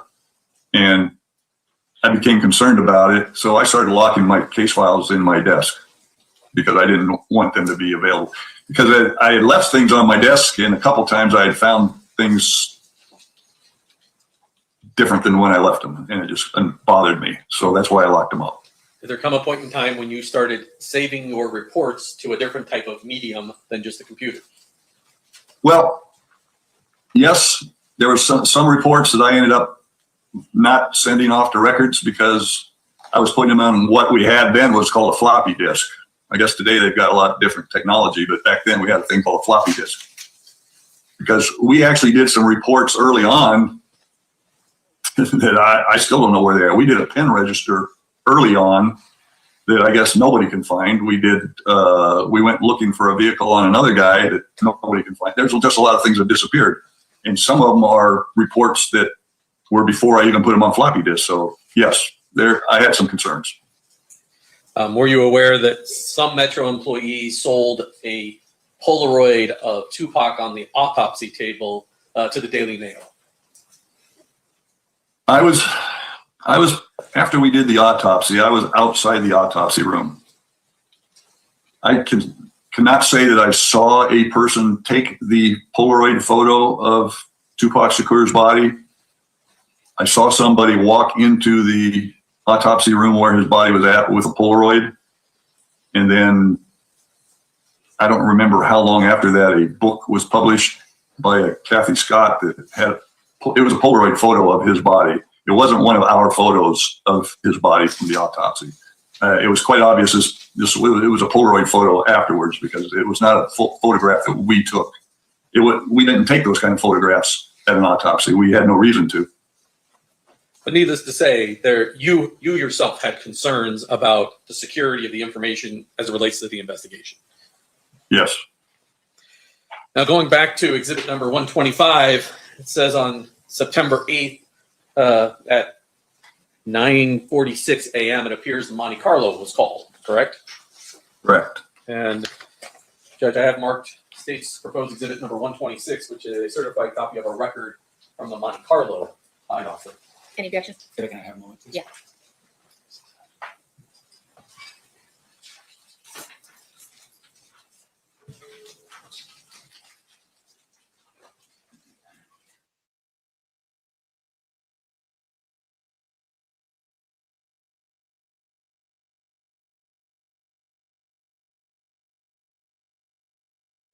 Okay, they'll be a minute. All right, Detective, I'm going to try and do this. Change the screen for you and now put 126 up on the screen. Ooh. Apparently screen sharing has stopped. Put it up first and then...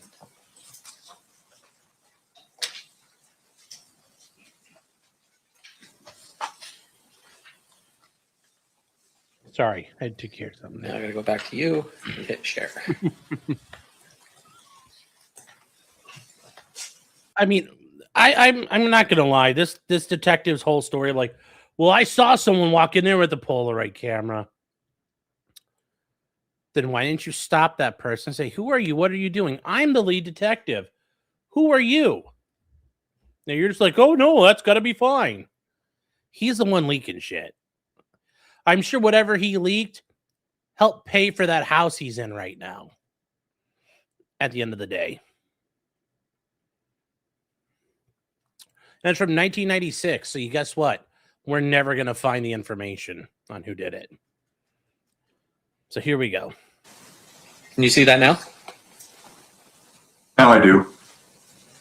There's a little delay, but it's a affidavit of custodian of records again. Now this is the Monte Carlo, and I'm going to jump down to the first page. There's a Okay. name, Corey Edwards, at Corey Edwards. 1301 East Sloan. Okay. And it looks like he arrived and departed the Friday night before, the Friday the 6th into Saturday the 7th of September of 96. You see that on the right side? I see that. And I'm going to roll down here, a few pages in. Do you see? I can zoom in a little bit here for you. No, I can see the writing. The Excalibur. Well, go back. Yeah, I got to go back. It's zoomed too much. There you go. Okay, it's Excalibur, Sahara, and Luxor. No, that's my handwriting. And so does that suggest to you that you took this record and checked to see Where are those phone numbers? the local Yes. phone numbers that are being called on it? I'm going to roll down. Yes. So the Excalibur was September 7th at 10:01 a.m. Sahara, September 7th at 10:26, and Luxor was at September 7th at 10:32 a.m. Now, initially, did you have any idea who Corey Edwards was? I did not have Corey Edwards' name until Compton gave us that name. So now you're in Compton. You've executed search warrants. You learn about the Excalibur. You learn about the Monte Carlo and Corey Edwards. I want to kind of fast forward now. Well, you mentioned something about a pen register. Does there come a point in time when you guys learn about an individual by the name of David Keefe that might have worked at the MGM? Yes, we learned about him. Well, it would have been related to the pen register because it goes back to, I want to say, Yafu Fula's description when I took his statement. He gave a description that I recall. He described the driver of the Cadillac having a bitch face. That's the term he used. And I may have misunderstood the terminology at the time. He had a face like a bitch. That's so damn. I love that. What did he look like? He looked like a bitch, officer. That's awesome. Yeah, the guy over at TMZ has a direct line to LAPD. He was also an attorney before. There's ways you can develop all that, but yes. But yes, he knows who it was. It was him.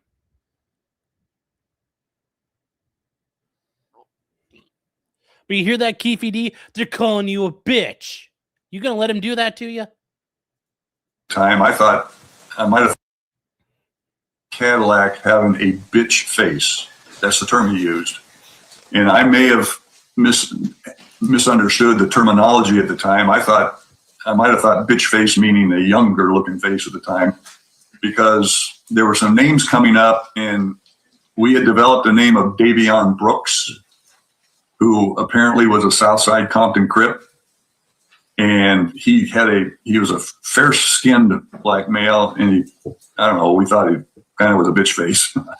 And he was the person that the pen register was related to in a place, it was south, I can't tell you the address right off the bat. It was south of Tropicana between the Boulevard and Koval. Because all we had, I think, was a cell phone or something, and we did the pen register, but David Keith's name came up somehow in that as a worker in Las Vegas. And for some reason, I'm going off the top of my head without the report. He had I thought a full-size Blazer, because I used to own a full-size Blazer, and there was an address in Las Vegas and I know we went out and checked that address, but it turned out nothing was there. We couldn't determine anything, but that's how that all came about, David Keefe. And I know that we ended up, because we couldn't find Davion Brooks, that at the time, I don't know what they got now, we had a thing called Scope, which the people would get their sheriff's cards or criminal history would go in there, and we could flag a person. So if they were stopped by officers or arrested, that we could be notified. And so we had flagged Davion. Oh no, chat, they're flaggets. The quartering works for the Las Vegas Police Department. Oh no. John Brooks. And I believe eventually we must have been down because I was out of town, but Mike Franks and Kevin Manning went and interviewed him. So at this point, we have the names of Orlando Anderson. You have the name. No, Stacy, this guy is Duane Keefe D. Davis. He's a Crip. And his nephew got jumped by Tupac. And the story as he tells it too, and also it's what the prosecutors believe. He was a gang leader, and he told his nephew, "You better take the shots," or somebody in the backseat better take the shots. He took a gun and threw it in the back seat and said, "Take care of the work." So basically, he's a gang leader ordering a hit. Of Corey Edwards, you have the name of Davion Brooks. Oh. You have the name of Davion Keith. Kind of fast forward, but in November of '96, well, let me ask you this. Of all the people you interviewed in that car behind, was there anybody who said he thought he could make an identification? Yafu Fula, from what I remember, thought he could ID someone possibly. I thought it was the driver, but I'd have to look at the report. He's the only person that thought they could possibly identify someone. I don't recall anybody saying they could ID the shooter. Frank Alexander, Malcolm Greenidge, and Katari Cox were more or less more of the dark arm kind of thing. When in November of '96 in New Jersey, did something happen to Yafula? Unfortunately, Yafu Fula was murdered. We were notified, I want to say it was Orange, New Jersey, somewhere in that area. We learned. And guys, keep in mind, this is a common theme with this. Eventually, everybody, even the people who are witnesses, start getting clipped because they're all gangsters. So all the guys in this car with Keefe D eventually get smoked very quickly afterwards because they're gangsters. All these other people start getting killed because many of them are gangsters too. And that Yafu Fula had been murdered. This was after we had made several attempts because Death Row Records, David Kenner, who was the attorney, they had told us that if we needed to talk to anybody from the Outlaws or anybody, that we needed to contact them to make arrangements. And somewhere in the reports that there's several attempts were made to try to get a hold of Yafu Fula, and we got the runaround on that. I want to fast forward to March 9th of 1997. Did you become aware that another famous rapper by the name of Christopher Wallace, also known as Biggie Smalls, also known as Notorious B.I.G., was killed outside the Peterson Automotive Museum in Los Angeles? Yes. And LAPD was responsible for that investigation. Correct. At some point, do you have contact with Fred Miller, one of the lead detectives from LAPD? Yes. And then shortly thereafter, March 17th or so, did you attempt to contact, well, let me ask you this, did you contact Frank Alexander to do photo lineups? Yes. Mike Franks and I went down and we met Frank Alexander. If that's what the report said, it was around March 17th down in Orange County, somewhere, California. And I had taken probably, I think it was 10 photo lineups that we had prepared because I had since the shooting and all, Frank had kind of turned around. I think he had gone cross with Death Row Records and things turned around and he was willing to meet with us. And that's when I showed him the photo lineups. Judge, and I talked to Mr. Stamp about not having to lay the foundation of each one of these with Mr. Stamp, but I have in my hand those 10 photo lineups, which are marked 76 through 85. I mean, I think about this. This is probably the biggest murder that he ever worked, and he never solved it. I'm sure that he's going to remember this one forever. Think about it, Hobby or Hobie. I don't know, Hobby or Hobie. This is the biggest murder he's ever done. I mean, think about it in Las Vegas. Probably nothing else is big. Now, in LA, if you're part of robbery homicide, celebrities are killing and dying all the time. But yes, this is it's a big deal. And I'm sure he's gone through some of his interview notes as well and read up on it beforehand. This guy actually sounds like a pretty well put together cop. Like he actually does preparation and everything. So. Oh yeah, no, this could be weird if anybody's younger than 30, but I think they're all over the age of 30. So if I'm the defense or the prosecution, I probably want people that have a connection to Tupac. So people who were alive at the time. Because if you're under 30, you don't have a connection to him, and that could be good and bad for both sides. So Tupac and Lil' Kim posters. Busta Rhymes and Missy Elliott. No, I'm kidding. I didn't have any of that. But so let's see here. No objection there. No objection to admission? Yes. All right, they'll be admitted then. And I'm going to start with number 10, which is 85. Oops. I have to go in and out here a few times. But each of these photo lineups that you have done here, did you have a reason why you had these particular people in photo lineups? Main players that were in these photo lineups were, well, obviously Orlando Anderson was in there because of the beatdown at the MGM. I mean, and because of the information we'd acquired from Compton. Then the other people, I think Darnell Brim might have been in one of those because his name had come up. Duane Davis's name was in there. Terrence Brown, Smith. There's another Davis. I think it's Duane Davis's brother, or he's related to him somehow. Is it Kevin Davis? I think. Let me just share my screen, and we'll go through each one by one. Okay? Yeah. I just remember there were 10 of them, and there was each person that was in the lineup. There was a reason for them being in there, just to cover our bases. We had particular people we were looking at, but we wanted to cover the basis of everybody that come up. So on these lineups, this is page 1, page 2. Now, before we get to these lineups, guys, remember, in the past 30 years, there have been multiple at state and federal, at Supreme Court level, cases and changes to laws that change how you do photo lineups. It's gotten to the point where in Ohio, you do one picture at a time, and they're in you basically take a bunch of manila folders and you have picture, blank folder, picture, blank folder, and you make the person open up the blanks to kind of like clear their mind and not to be suggestive. There's a lot of stuff that's going on. So you might say, this doesn't seem legit. Back then, this was kind of how you did it. But there are so many issues with photo lineups. There are so many ways you can attack them at times. Like if Keefe D had never said any of this crap, you could start attacking these photo lineups and going off of things. But remember, this is, the photo lineups at times can be very suggestive and unfairly suggestive and prejudicial. But we're not worrying about that right now because Keefe D is admitted to this stuff. And then on the bottom, page 3 has the names of the people that are in each of those positions. Is that fair? Those are the lineup records, yes. And so it shows on March 17th of 1997, you would have created the photo lineup record that's your name down there. Yes. And this one, the suspect is number 6, Duane Davis.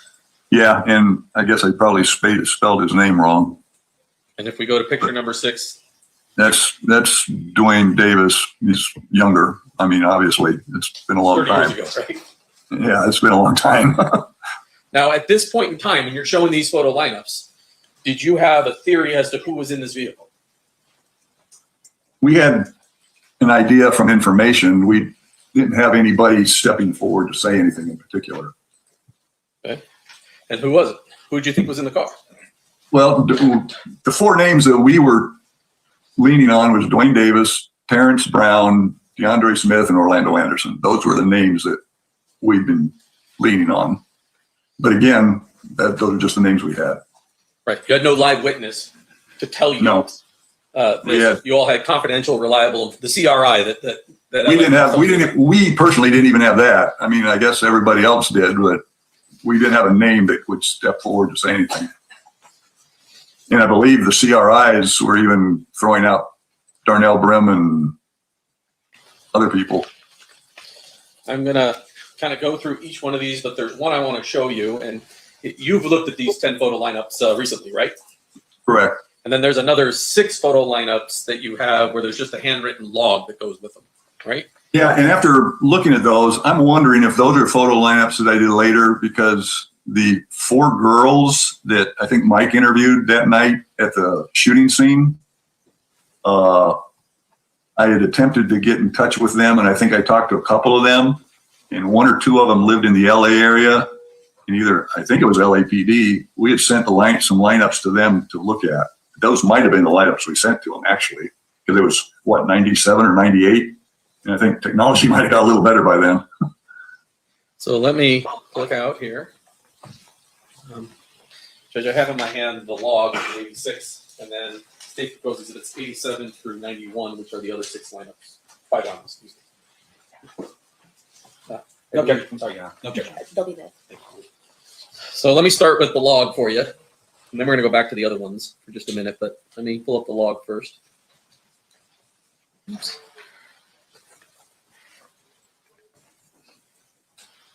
I'm sure there's more technologically advanced if you were younger. If I were younger, we could figure out how to do this easier, but. You're doing better than me, so. These are the logs. This is the logs you wrote for each one of those lineups, right? So you had Orlando Anderson and. It's ridiculous. Fucking close the fucking side of the. Look, it's literally. You're right there. You're right there, dude. Close Adobe. It's right there. Oh my God. Oh my God. Come on.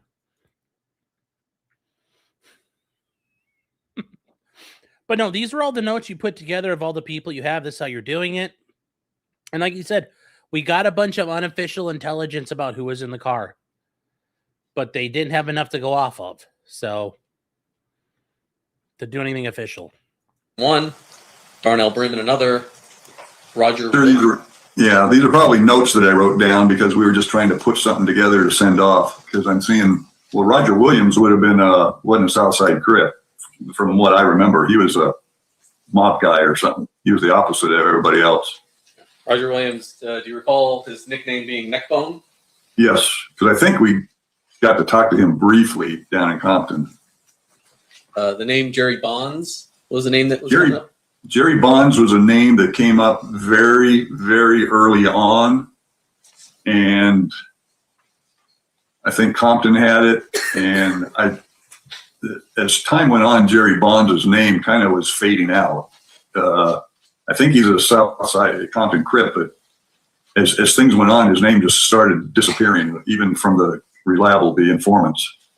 And then the last one on there is Big Dre or DeAndre Smith. DeAndre Smith, who's the guy that we think was in the back seat with Orlando Anderson. Now I'm going to go to the DeAndre Smith photo lineup, and that's 91.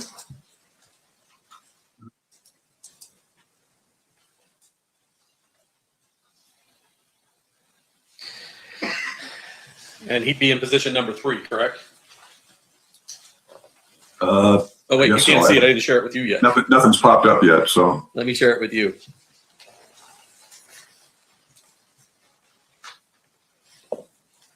But if your log has him in position number 3, that'd be him in number 3, correct? Looking at it, yeah, that face kind of looks familiar. And that number 15 would be my writing. So this is one of the later photos. Yes. And this this is definitely one of the later photos. This is one we had early on. So now I want to go to photo lineup that you wrote as number 1, which is State's Exhibit number 76. Can't believe I have to stop the share every time, but.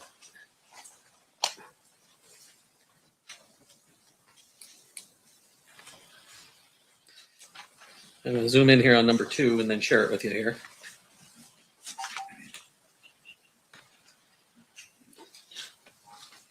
Maybe. Okay, come on, man. The person there in number 2, that appears to be DeAndre Smith, correct?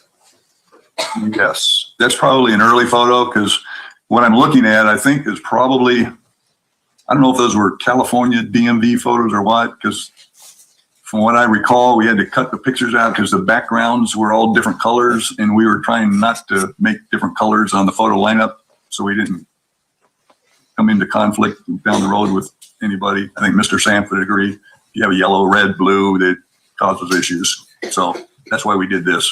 And this is all we had that was available at the time. So I want to roll down here. The weird thing about this record is Number 6 didn't have a name. number 6 didn't have a name, but also number 2, even though it's a picture of DeAndre Smith, the record you have written is Andre Norton. Is that possibly an AKA for Mr. Smith? No, why do you mention the colors? Because cops at times would do things where everybody in the pictures, all 5 pictures, there's 6 pictures, 5 of them, who aren't the defendant, all are wearing blue, but the suspect's wearing red, or they'll switch it up, or they all have one color on, or he's the only guy wearing a hat. Those things can subjectively cause people to pick one person over another. So, you heard him like, yeah, we were told we can't do shit like that. Yeah, it's unconstitutional.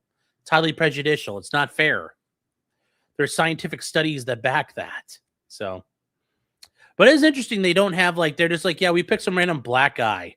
It's like, okay. Probably. We're talking what, 97? Yeah.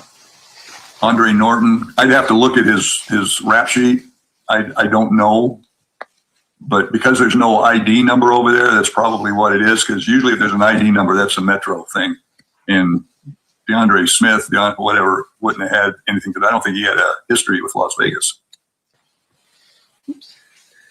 Now, as I go through each of these photo lineups that you have,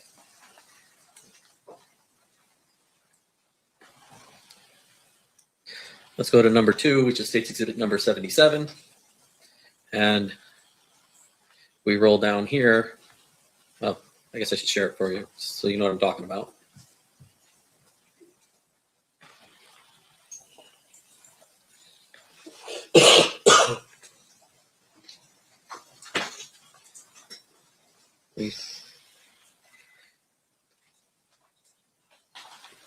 We roll down here, and position number 3 is Orlando Anderson. Is that right? Okay, you're right. And position number 3 is Orlando. Yes, that's Orlando. He had a pretty recognizable face. And again, that would have been a similar deal where the backgrounds were all different colors, so that's why we had to cut him out.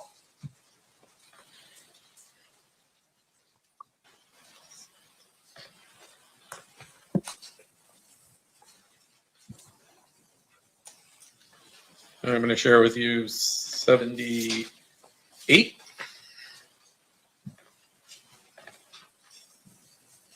And then show you down at the bottom. Darnell Brim's in position number 1. Yeah, when I saw the picture, it looked like him up in something about the faces that kind of remember. But that'd be Darnell Brim. That would be Darnell Brim. Let's go to number 4.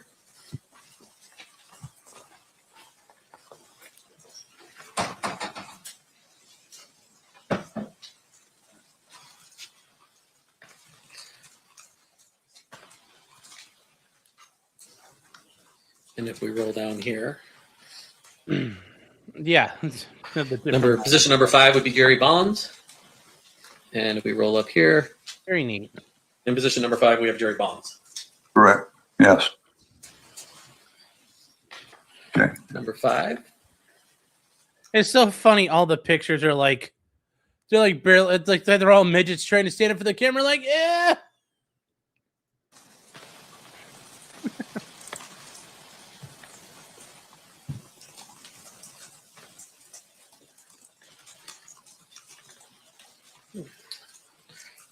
Number 5, we roll down to the bottom. Remember, chat, a lot of this is them just kind of explaining the investigation, because they need to talk about how they did this and how they came to it, and that they kind of ran out their leads and it got exhausted. Because if they don't, you just can't go, oh, well, Keefe D said he shot Tupac. Okay, great. And Keefe D could say, oh, yeah, that wasn't me. Remember, we talked about this with Cat, not Williams. They're going to try to show they can prove Keefe D was in Las Vegas, that he was there, that his statements are credible, that he's not lying, he's telling the truth. They're trying to show all this. They're stacking it all up. So keep that in mind. But you also have to tell a story. Karen says, why are they trying this 30 years later? Because he finally admitted to doing it in the book and stuff, and it took a little while, but they're going to explain that. They're gonna get to it. Did Keefe D think the statute of limitations is up? No, it's probably because he needed the money. And, you know, he thought he could just bullshit and gossip. But yeah, like, I mean, it's kind of a big deal. And the biggest problem is when you go up to the government and go, neener, I killed him and you can't, like, ha, I killed him, do something about it. Neener. They're probably going to do something about it. So that's part of the problem. If you challenge them, they will come after you. So don't challenge them. And they won't come after you. So that's the other big thing. Just don't challenge them. It saves you. Which is State's Exhibit number 80. That's Davion Brooks. Yeah. Davion Brooks in position number 5. And if we roll up here, that's Davion Brooks in position number 5. Yeah. And that's the potentially young kid, based upon what Yafula said, that caused you guys to do the pen and all those other things. He's the guy who did the pen register on. Yes. Number 6. Oops. And this will be State's Exhibit number 81. I got to share it with you.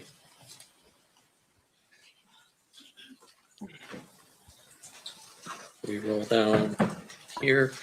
David Keefe is in position number 1. And so that would be David Keefe. Yes. And the reason we put the tape on there is I think those are probably ID numbers or something. So we're, again, trying not to create problems with the different booking photos or something. And I don't know if this was a booking thing or a sheriff's card, but we just covered them up to lessen the conflict. You learned during the course of your investigation that Mr. Keith worked at the MGM, which meant he must have a work card, ergo he must have a photo. At a minimum, he had to have a work card, yes. Hold the next one. Oops. Number 82.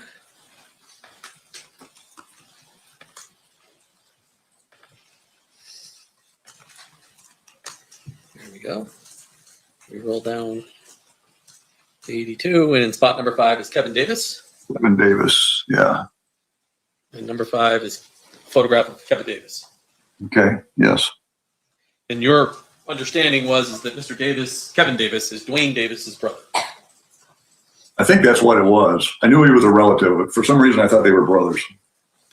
You recall a point in time when a 40 caliber Glock was found on Mr. Davis?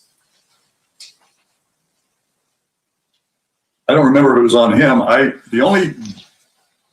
There's 2 firearms that I can recall. I know that Mike Coette from the LA County Sheriff's Office had a. Yeah, chat. A pen register is not a wiretap. The pen register is just like they're basically subpoenaing your phone records.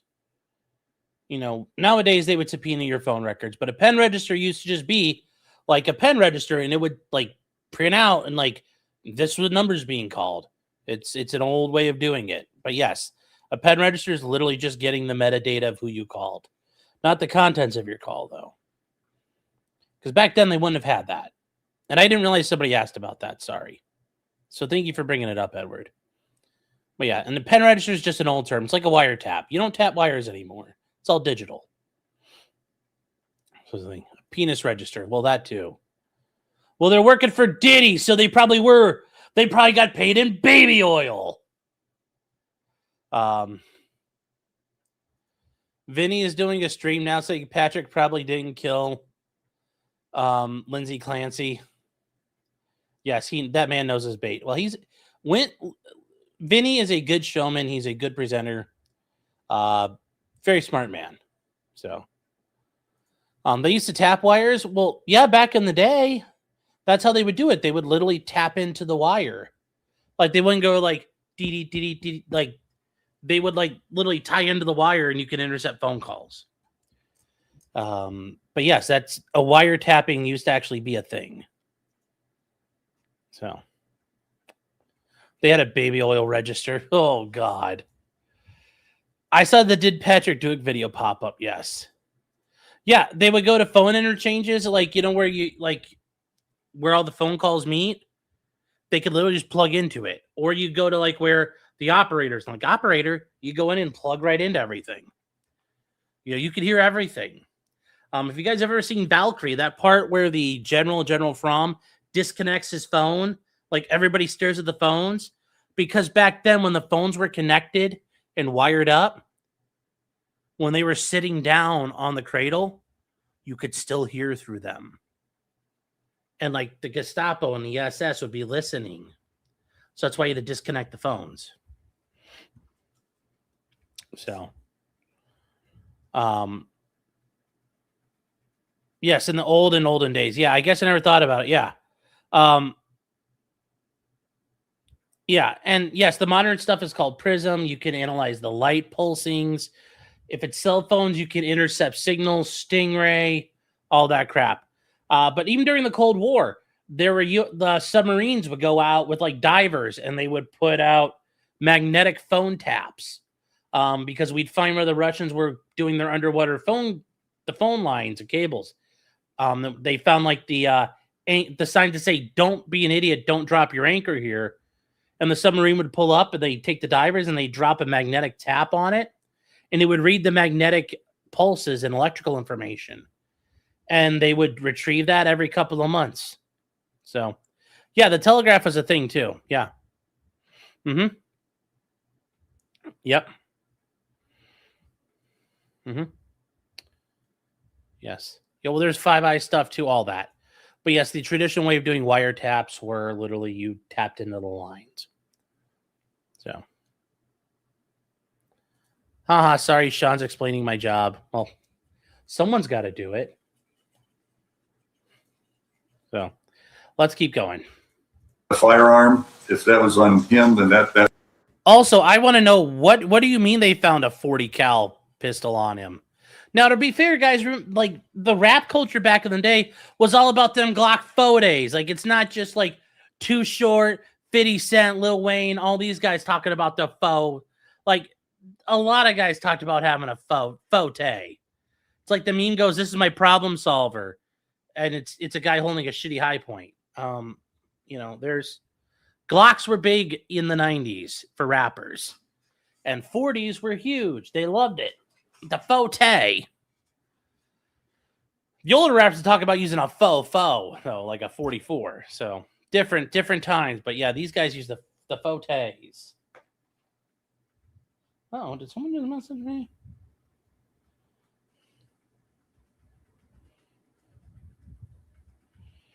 Dan Bilzerian. No, dude, I'm not.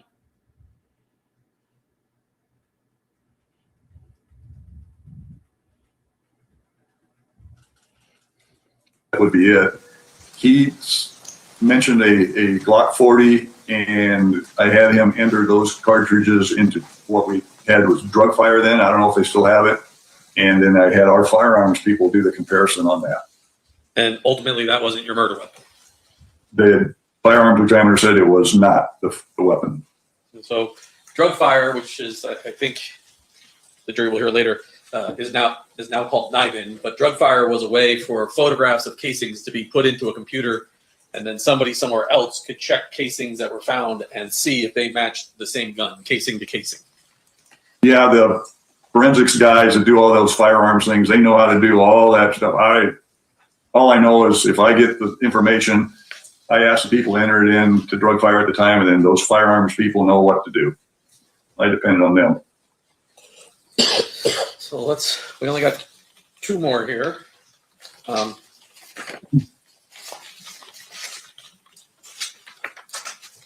do your number 8, which is going to be my 83.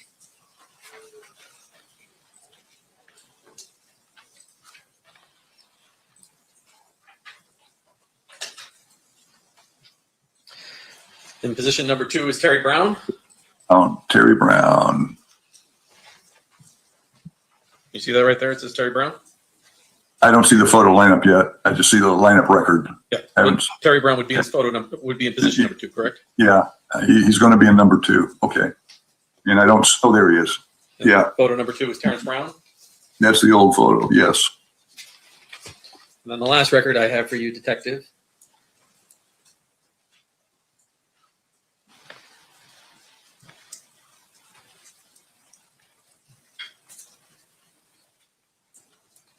Oh, well, I have to share my screen with you. Excuse me a second.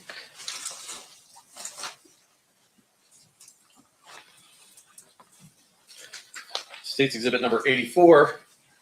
You have Corey Edwards in position 3. Okay. And when we roll up here to position number 3, that'd be Corey Edwards. Position number 3, that'd be Corey Edwards. Yeah, does he always have that beard? I don't remember. It's been so long, but yeah. Now, when you showed Mr. Alexander these photo lineups, was he able to pick anybody out? He said he could not. And do you know where Mr. Alexander is today? From what I was told, he committed suicide, so he's deceased. Did you attempt to show those photo lineups to Malcolm Greenridge? I think it was the next day, because what started this was a newspaper article. So we went and met Malcolm with Reggie Wright Jr. And I think I learned later, because there's a report, that there's some other guy came with him. We met them at the Compton Police Department, and we sat down with Malcolm and we offered to show him these photo lineups. And Malcolm said he never wanted to see the lineups because he said he could never identify anybody. So basically, he declined to look at the photo lineups. You mentioned a news story. What was in the news story that caused you to think you should go probably talk to Mr. Greenridge? There was a reporter named Chuck Phillips that was working for the LA Times at the time. That was, well, that's my opinion. Anyhow, Chuck Phillips was writing an article claiming that there were 2 witnesses that the Metropolitan Police Department were refusing to talk to, Frank Alexander and Malcolm Greenidge. When we got a hold of Frank Alexander and Malcolm Greenidge, they both stated that the words that Chuck Phillips used were not their words, that they had never said those words, and that Malcolm Greenidge said he said he could never identify anybody, so he had no reason to look at the photo lineups. Frank Alexander basically said the same thing, that the story was not the way he had told it. You were a homicide detective in Las Vegas, Nevada, Clark County, right? Correct. This crime appears to have come from Compton and returned shortly thereafter to Compton, right? All the witnesses, everything is there, correct? Everybody that is related to this crime that we know of is coming from California, yes. And so, are you a peace officer in California? You got the same powers you have here in Las Vegas? No. And how many times did you trip to California, generally, in an effort to talk to people about this particular case? We made 10 to 12 trips to California. Not all of those trips were with law enforcement, because there came a time where we weren't necessarily wanting to deal with law enforcement. So we went down there that many times to try and to contact different people. In fact, every time we went to California, we tried to contact Death Row Records, but got the runaround. So ultimately, were you left with any avenue to further your investigation? The only thing we ever got was we ended up the revocation hearing for Suge Knight, where I ended up providing a videotape of from the MGM for the DA's office down there. Let me ask you about that. So Suge Knight, at the time that he is involved at this fight with Orlando. This is one I wanted to cover for a while. Wait for me to talk about it. The Lindsay Clancy one's from what it sounds like, the jury quit listening to the prosecutors today, and then the prosecutors rested. I think this is actually going to be a lot more interesting. I think it's pretty clear Lindsay Clancy was insane. I think this is going to be a far more interesting trial, though. Who says what and how they can implicate him, because this one I think is going to require a lot of legwork by the state. Anderson at the MGM, he is on probation, both federal and state probation in California, correct? That's the way it was presented to us, yes. And at that particular hearing, did he call a witness in his defense to claim he was trying to stop the fight? Orlando Anderson was subpoenaed as a witness for Suge Knight, yes. And did he testify that Suge Knight was going to help him, not hurt him? Orlando Anderson, apparently, because I wasn't allowed in the courtroom, but apparently Orlando Anderson testified in court that day that Suge Knight was trying to help him. And then were you the witness that laid the foundation for the videotape that disputed that testimony at that revocation hearing? Because I had talked to Orlando Anderson in Compton the day of the search warrants, and he told me differently, I was there as an impeachment witness in case Orlando decided to tell the story that he did tell. And I testified that Orlando told me otherwise, that Suge Knight and Tupac had basically beat him down pretty good. Thank you, sir. Judge, I pass the witness. All right, cross-examination, Mr. Sam. Decker, can you hear me? Yes, sir. I just need to follow up with a couple things. Let me start off with this. So you talked a little bit about your powers as a police officer in Nevada. You had mentioned that those police powers end at the border of Nevada. Is that what I heard before? Yeah, our basic law enforcement powers are within Nevada. And as a result, what that means is when you enter into another state, you're technically not a police officer per se. I mean, you are a police officer, but you don't have a jurisdiction. Is that how you would frame it? Correct. If we were, say, to want to arrest someone in another state, I mean, you could have someone arrest them, but you'd have to go through an extradition proceeding to bring someone over to Nevada. And that takes time. It's not like you can just go grab a guy and bring him back to Nevada. Right. Now, in terms of your work here on this case, I just wanted to make sure that I was clear on a couple things. We went through a lot of photo lineups, right? Correct. And you had referenced to me a little bit about the photo lineups, and fair to say, of course, as a defense attorney, you want to make sure that each photo lineup does not suggest the answer to the question, right? Correct. So back in those days, you're cutting pictures, you're actually cutting photographs out and just pasting them in such a way to try to eliminate backgrounds and so forth, so that the person that's looking at the photo lineup won't be suggested as to what the answer is. That's what our attempt was. Yes, sir. Now, just for the jury's edification, when someone is being shown a photo lineup, they're in a room, they see the photo lineup, and then at that point, you wait for them to respond and see which one of the 6 people in there they recognize, right? Well, you'd show the lineup and ask them if they recognize anybody in the lineup. That's you don't say who in this lineup do you recognize. You just say, do you recognize anybody in the lineup? Right, and the reason why you ask that question that way is you do not want to suggest an answer to your question. Correct. You don't want to try and make them lean towards anybody in particular. Right, because there are instructions that are part of those photo lineups that say there may not be a person at all that we're interested in the 6 people that we present to you, right? You could have a photo lineup with nobody in it that you would have as a target. Fair? That's a fair statement. Yes, sir. Now, in this particular regard, once a person sees who that person believes to be somebody associated with whatever investigation you're looking at, they typically would circle the picture and maybe put down a percentage of how sure they are of that person being the person that's involved in something. Is that how that works? Yeah, typically what I would do anyhow is I'd have them initial the back of the photograph, the particular photograph of the person. Right. And if there was a percentage, I would have them put that on there, say it 80%, 60%, whatever that is, or 100%, whichever.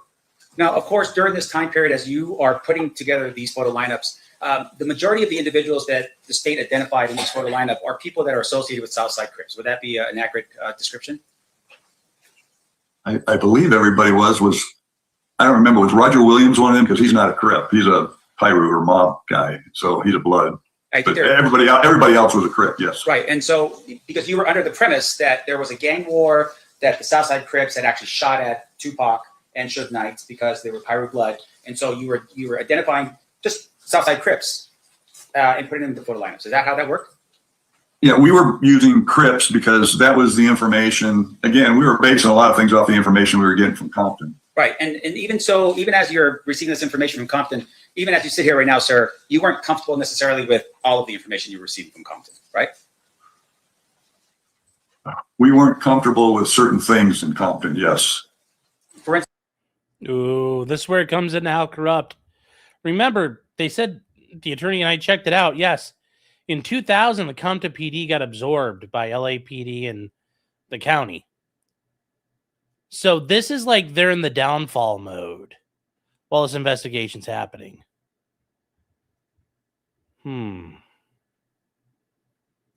the way they were conducting their business as law enforcement in Compton was not the way you would recommend or know that Metro would do here in Las Vegas. Fair? We witnessed a couple of interview techniques that we weren't comfortable with, yes. Yes, sir. Now, in addition, as you are...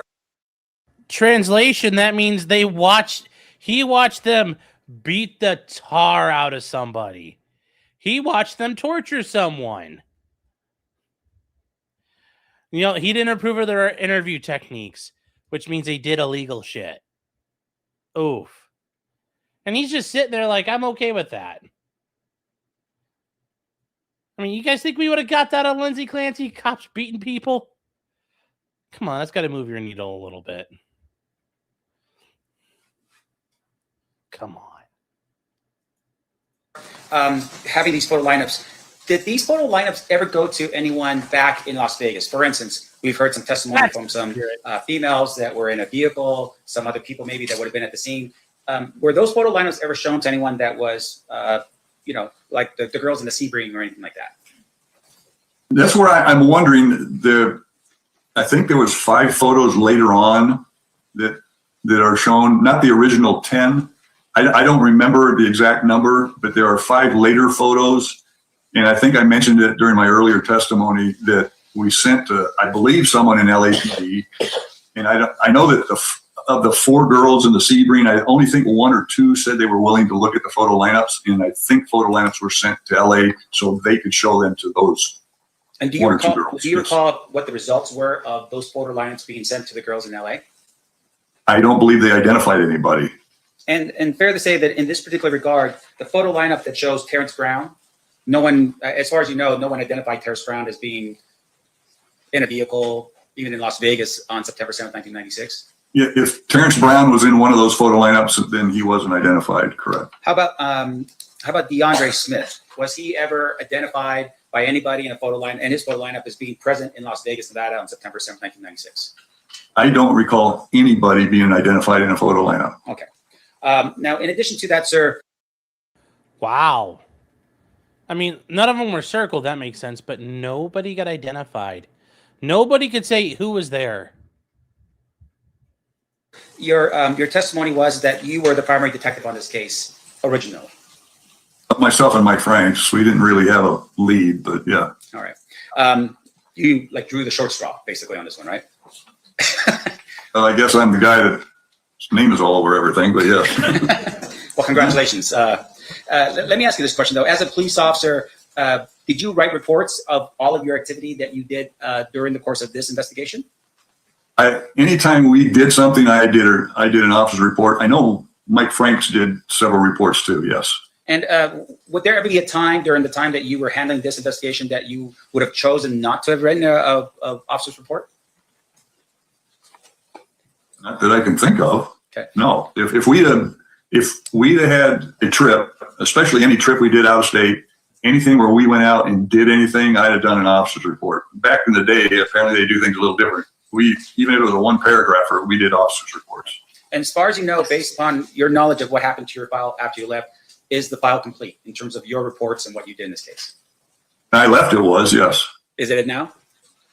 I don't know. I've never seen the case file, so I don't know what it looks like now. I've heard rumors. Now, the district attorney's office had forwarded over to you some documents to help you with your preparation for testimony here today, right? Correct. Were those documents all of the officer's reports that you wrote while you were on this investigation? No. Now, in addition to that, sir, you had testified a little bit about the Luxor, I think. You had mentioned something about there was some information that Tupac and Suge Knight had both had rooms at the Luxor. Is that correct? That's the information we had, yes, sir. Okay. In addition to that, was there any video that was captured of the vehicles that had gone to the Luxor to pick up Tupac while he was at the Luxor? I don't remember a specific video of the vehicles. Yeah. I mean, there was hearsay of vehicles, but I don't remember specific videos. Now, off the top of my head, I don't. Interesting. Right. And because you were the lead detective, of course, you're accumulating all of the information that's being gathered, sometimes from other police officers in furtherance of your investigation, right? Yeah, if it's given to me, yes, and it's put into the case file, yes. Right. And so with regards to the Luxor incident, you learned and you had put into your officer's report that Tupac Shakur was picked up with some people, looks like around 10 o'clock at the ballet. Do you recall that? I don't think I did an officer's report reference the ballet. No. I have a document here. Looks like your signature is at the bottom as the officer. If you could, yeah, if you could show it to me, like I said, I've seen some documents from this that I don't recall, but if you have it, show it to me. I'd be happy. And Do we run it over for you right now? yeah, if you I'm could kidding. show I'm it to kidding. me. Let me do I just don't this. recall it. Now, I believe that we had submitted some documents for your review as well. Do you recall the documents Right. that we reviewed?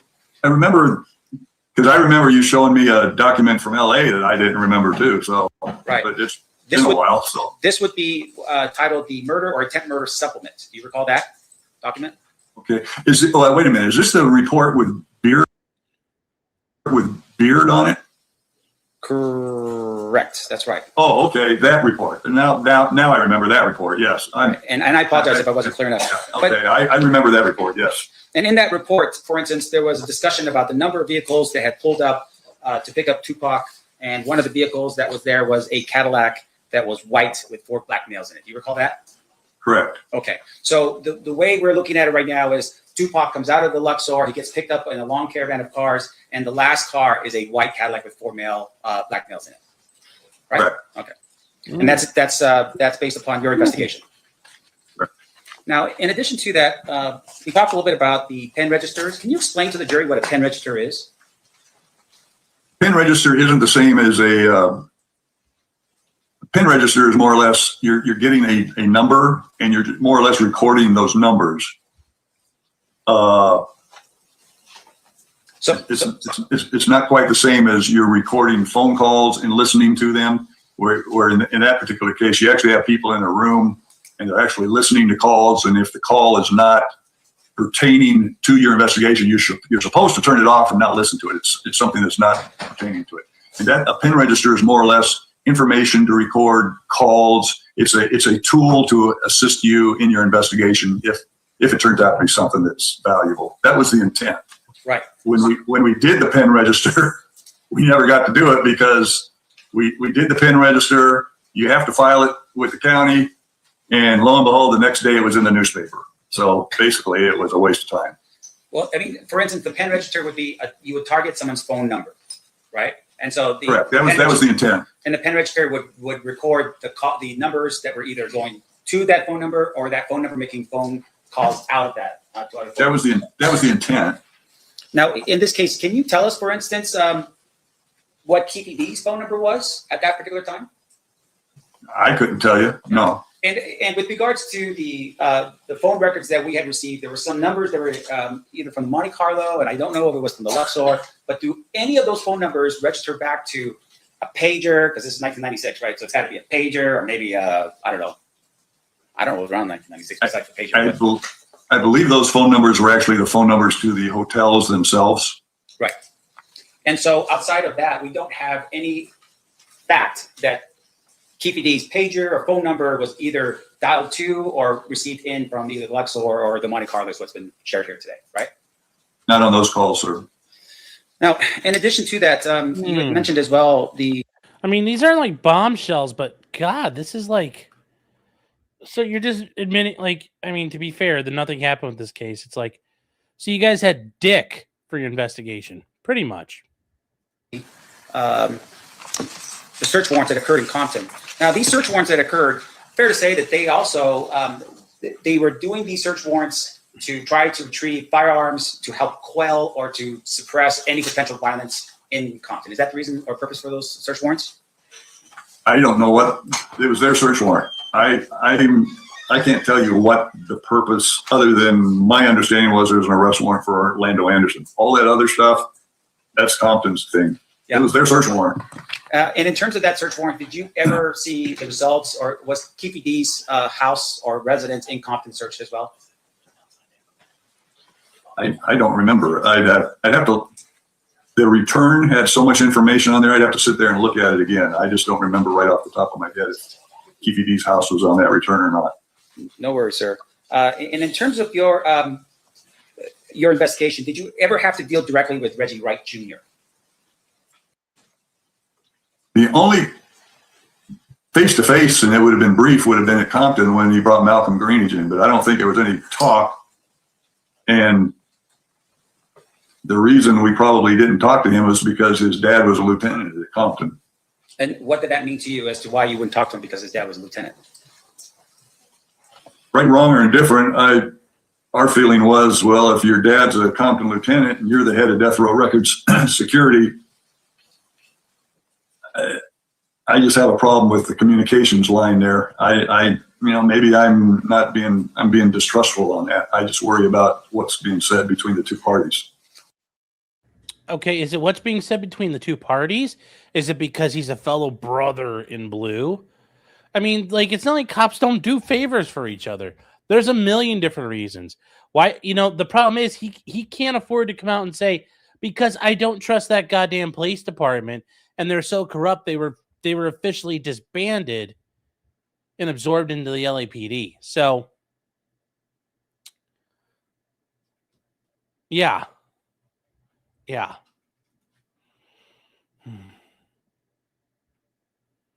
This is...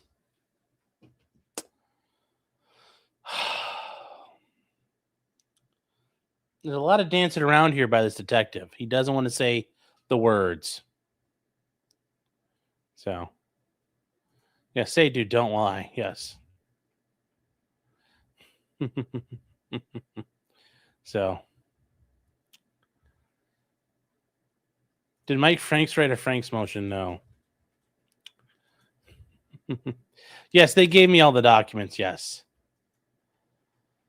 Yes, that's true.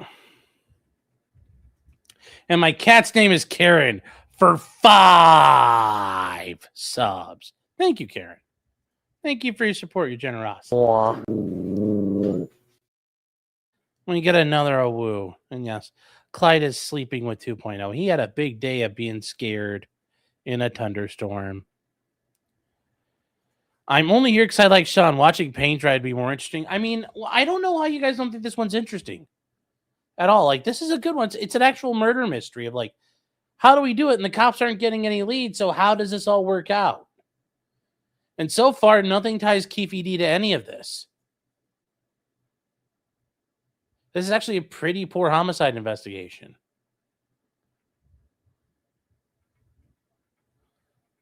So, we'll see here. Let's see what happens. Were you aware during the course of your investigation that Reggie Wright Jr. instructed his people to lie to you? Okay, chat, yes. Are you surprised that gang members told each other, lie to the cops? Like, oh, shocker. I was told later on by Frank Alexander that he said that, yes. In addition to that, we had talked a little bit about the video footage that was captured at the MGM. Did you at any point when you looked at that video footage observe or see Duane Davis, Keffe D in that surveillance video? No. And then finally, your recollection is, so you wake up in the morning, you get the call, you arrive on scene, and when you get there, you had said, and this might be an old Nevada thing, but everyone skedaddled before I got there. You remember saying something like that? Did you, during that time period, ever observe a white Cadillac sitting there waiting for somebody inside to talk to either yourself or any other police officers about what happened at the scene? No. And then finally, you had mentioned a little bit about Suge Knight, and you had said that you believed that he was timid or afraid when he showed up with 3 attorneys to talk to you.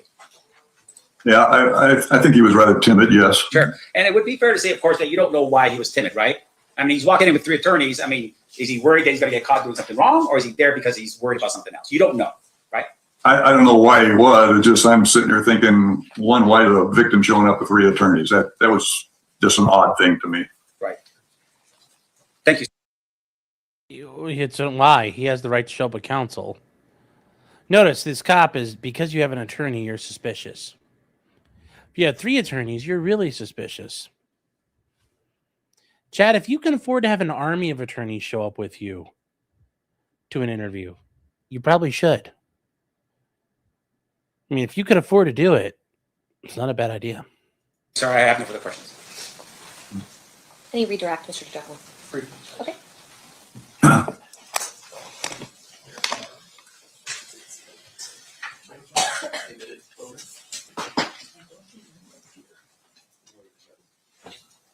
Of course. Work on that, chat.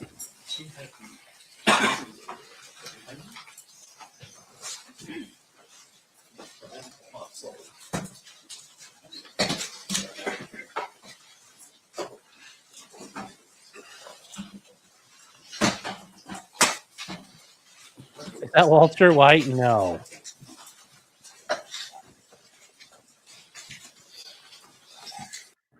Here, just So here comes a redirect. all right, detective.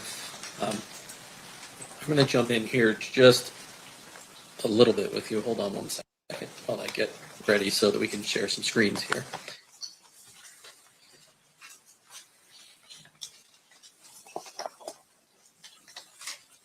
And of course, you know, I can get that thing to come up so I can share the screen because this is in the way.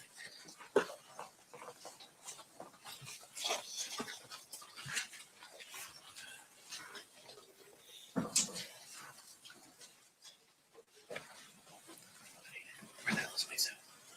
There it is. I found it. Here we go. I want to start with an aerial that's been admitted as State's Exhibit number 1. I'm going to put it up big for you here. Can you see that? Just a minute. Okay, yeah, now I do. So your understanding is that Suge and the entourage were coming down this way, westbound on Flamingo towards the 662 Club. Yeah, Flamingo towards Cobalt, yes. And after the shooting, what's your understanding of what Mr. Suge? Did you say westbound or eastbound? I'm sorry, they were heading eastbound towards the 662, correct? Correct. What's your understanding as to what Suge and the majority of that entourage do after the shooting? My understanding is once the shooting happened, they made a U-turn, went westbound on Flamingo, southbound on the boulevard, Las Vegas Boulevard, and came to a stop. If that red dot is at Las Vegas Boulevard and Harmon, that's where they came to a stop. And it wasn't just Mr. Knight's vehicle that was stopped at that location. There were a number of other cars that were part of that entourage that remained at the scene for photographing. Is that correct? My understanding, because obviously Frank Alexander and the other 3 gentlemen were there, so their car must have been there. If Kevin Woods got talked to, and I think there was somebody else, so I'm guessing their car was there. If there were other cars there, no one said anything about it. So I don't know how many. I remember the car that Suge Knight and Tupac Shakur were in was there in the intersection. Right. And 2 of the wheels have been blown out from hitting a curb. The rims were banged up from going over the median there in the middle of the Flamingo. So, and then the entire crime scene would have been taped off by initial patrol officers, correct? Yeah, I remember the street was pretty well taped off from what I recall. And when they put crime scene tape up, they put crime scene tape up around the entire area they're trying to protect. Whether or not the people that were in those vehicles stayed at that location, there are more than one vehicle that's taped off in this scene. Would you agree with that? They should be. They should be taping off a wider area than a smaller area. It's easier to come in than to go out. So this is going to make me kick me back in and out every time, but let's go through this. Well, what I'm saying is if you're going to tape off an area, you'd rather make it bigger than start smaller because it's easier to start bigger and close it than to start small and make it wider because once you made it small, you got looky-loos, everybody coming in, and it's tough to get people out then. So now, Very share true. this photograph. That's the rear of Mr. Shakur and Suge Knight's vehicle, or at least appears to be, correct? This is at the scene, right? Yes. Yeah. Okay, I see the tape in the distance. Okay. And then, That's exhibit number 6. okay, is this on the boulevard? I believe the testimony is that this vehicle is Las Vegas Boulevard in Harmon. Okay, I see the black and white up ahead just because I see the reflective from the door. I'm going to go through exhibit number. What's that white car? Well, we're going to go through all of these for you in Okay, just a second. Of course, I got to do this the hard way. So now I'm going to show you number 20. Give me a second. I don't know why this thing won't roll up for me when it's photographs.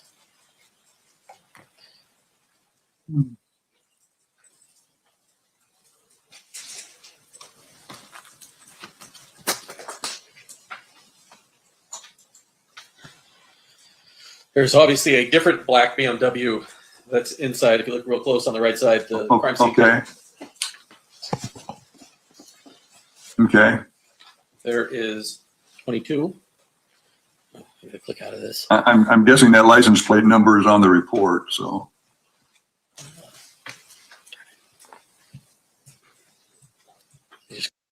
This is your grandma's trying. It's like Phil using the phone. It's like your grandma's trying to call you. Is it working? Look through. That's 23. FaceTime. Now we're looking at 24. Share my screen. I'll take a look at that. Thank you, Eric. There's a black Lexus within the crime scene tape. Okay. Stop sharing. So all those cars that are in that line to the side is just regular traffic then going by, I take it. Then within the tape, this is State's Exhibit number 24. There's a silverish Mercedes. Okay. So is Kevin Woods is probably in at least one of these. And then 26. There, 26. Also in the tape, there's white. I think if you zoom in really close down here, which I don't know if I can do on here. Yeah. Oh, I can do this. There you go. It's probably the license. Oh, it's a Dodge Avenger. Okay. A Dodge Avenger. Okay. And the license plate number. Because I remember on the original crime report, there are license plate numbers on vehicles, and I'd have to look at it to see what they match up to. And then Mr. Sampt asked you questions about going to the Luxor. Okay. You recall those questions? Yes. Would it refresh your memory as to exactly what you found out at the Luxor to review that report that you generated? Uh-huh. Okay.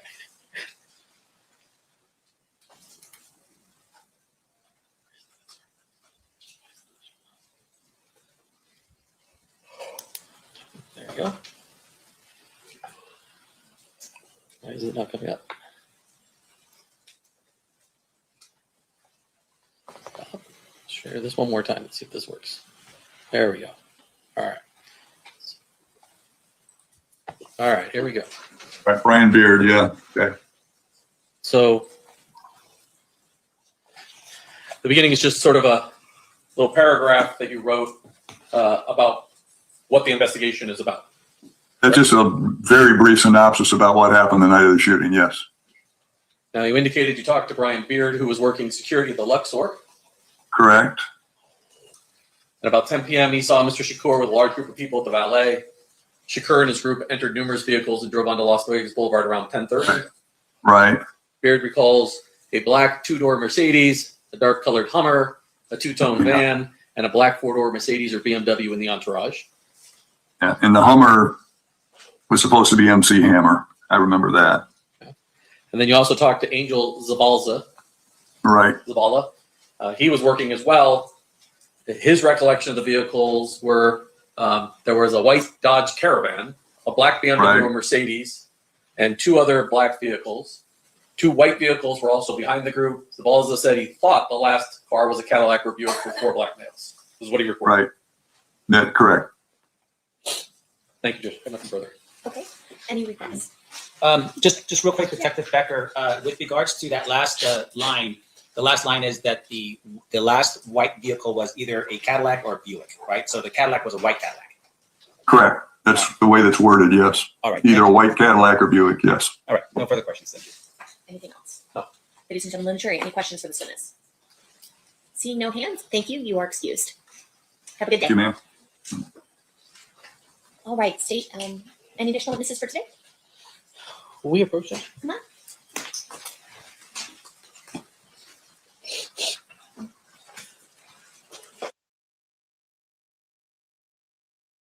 Well, that's interesting. MC Hammer was Suge Knight's bottom's bitch. Well, I've heard that. I've heard that before. But anyways, let's see if there's any questions here. This will be a good one.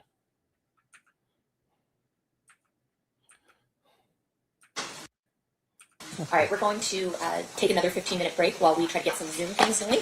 During this recess, you are admonished not to talk or converse amongst yourselves or with anyone else on any subject connected to the trial, or read, watch, or listen to any recorded or comment. Okay, let's skip ahead 15 minutes.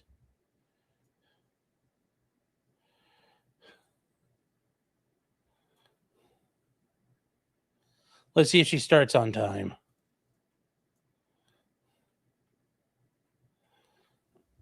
This is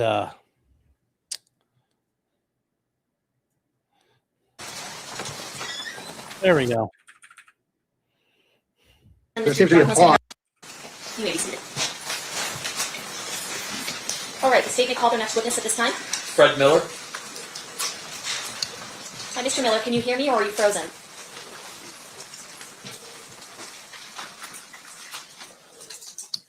I can hear you, Honor. Okay, great. I'm going to have my clerk swear you, and then There Mr. seems to be a Johnson can pause. ask questions. Good afternoon, Mr. Miller. If you please raise your right hand to be sworn. Do you solemnly swear or affirm the testimony you're about to give in this action shall be the truth, the whole truth, and nothing but the truth, so help you God? I do. If you please state your full name and then spell it for the record. Fred Miller, F-R-E-D-M-I-L-L-E-R. Thank you, Mr. Miller. Mr. DiGiacomo, you may proceed. Thank you, sir. How did you used to be employed? Used to be employed with the Los Angeles Police Department. How long you were with LAPD? Almost 30 years. On March 9th of 1997, what was your assignment? What section were you in?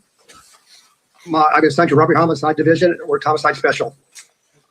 Were you one of the two detectives assigned initially the investigation into an individual identified as Christopher Wallace, also known as Biggie Smalls, also known as the notorious B.I.G.? No, I did not receive the responsibility for the case until approximately 60 days later. We received it from the Wilshire Division, and then we took over the responsibility for the investigation. Why would a case be transferred from Wilshire to RHD? I'm sorry? Why would a case at LAPD be transferred out of the Wilshire Division to the Robbery Homicide Division? Because of the magnitude of the investigation that it looked like it was going to entail, they did not have the manpower that we had at Robbery Homicide to work a case of this magnitude. During the course of your investigation, did you learn how Mr. Wallace died? Yes, sir. And can you describe that for us? Yes, he received, I believe, 4 9mm projectiles to his body that caused his demise. And where was he when he got shot? He was sitting in the right passenger seat of his limousine that was leaving the museum. And was that the Peterson Automotive Museum in LA? Yes, sir, it is. And that was there a vibe after party after some award show that he was in attendance before he was shot? That's correct. And the fire marshals, did they shut down that party and that's why everyone was leaving? That's my understanding, yes, sir. Did you have information as to a suspect vehicle that you originally received? That's correct. We received dark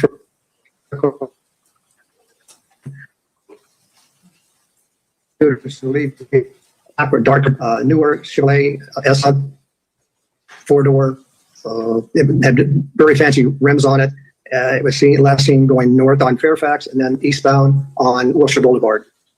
So I think what you just said was was a newer model Chevy Impala SS that was dark in color. Is that correct? Correct. That's correct. And the race of your potential suspect, how was that identified to you? Yes, it's a male black. During the course of your investigation, did you receive information that a person by the name of Duane Davis might be a suspect in this homicide? Yes, we did. I think he's frozen just a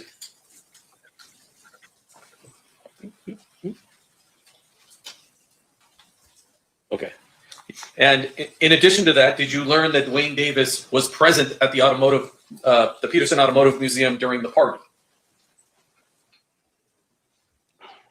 Yes, he was.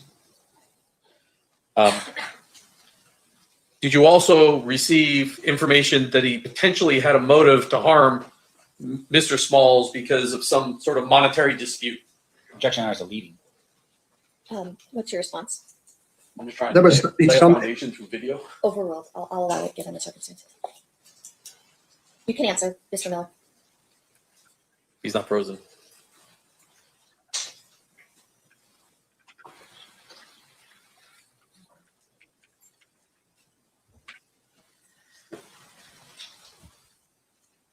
I don't think we caught your answer.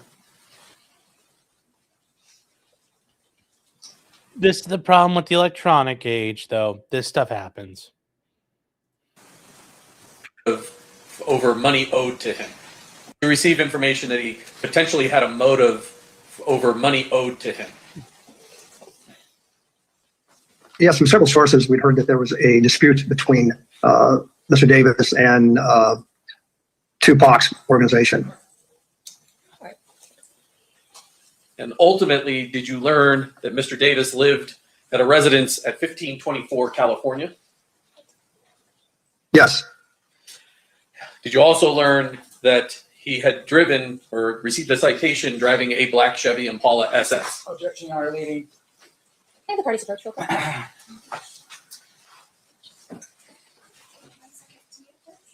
Just redo this tomorrow. Yes.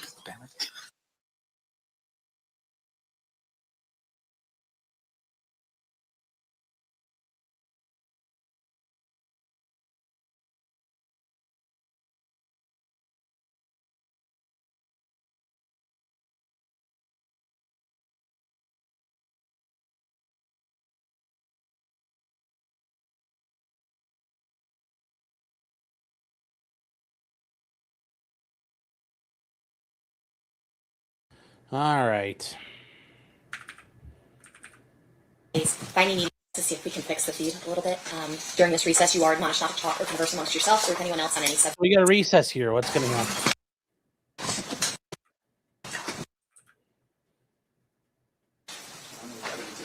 Okay. You guys. Okay. All right, we're going to recess. During. Oh, So we're going to have like a recess? Okay, we're having like a recess. We're not actually talking right now. Everybody's talking at me. Okay, here we go. I see some arguments getting made here. Here we go. Also, that's the thing, too. You need to go take a crap. You need to go take a leak. You go on the back. It's a very...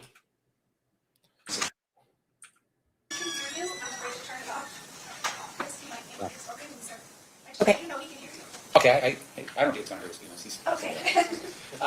The information that was garnered by the state specifically, I think, just falls towards a other bad act issue, and that is the testimony is that he's a suspect in a murder of Biggie Smalls, and there's some indication at this point. I know how the story ends. The problem is though is that it still infers a bad act in terms of him being the suspect in this case. So as a result, we just. I have no problem. The court already admitted this by way of our motion to eliminate. I have no problem with the court instructing. And this is actually who? Yeah, this, they're concerned this is going to tie them him into the murder of Biggie. That'd be a weird one though, that he's involved in killing Biggie. But, yeah, I mean, they're talking about people owing money. Now it's a debt. But honestly, we talked about Orlando getting his ass stomped out. But now people owe money as a motive for all this violence.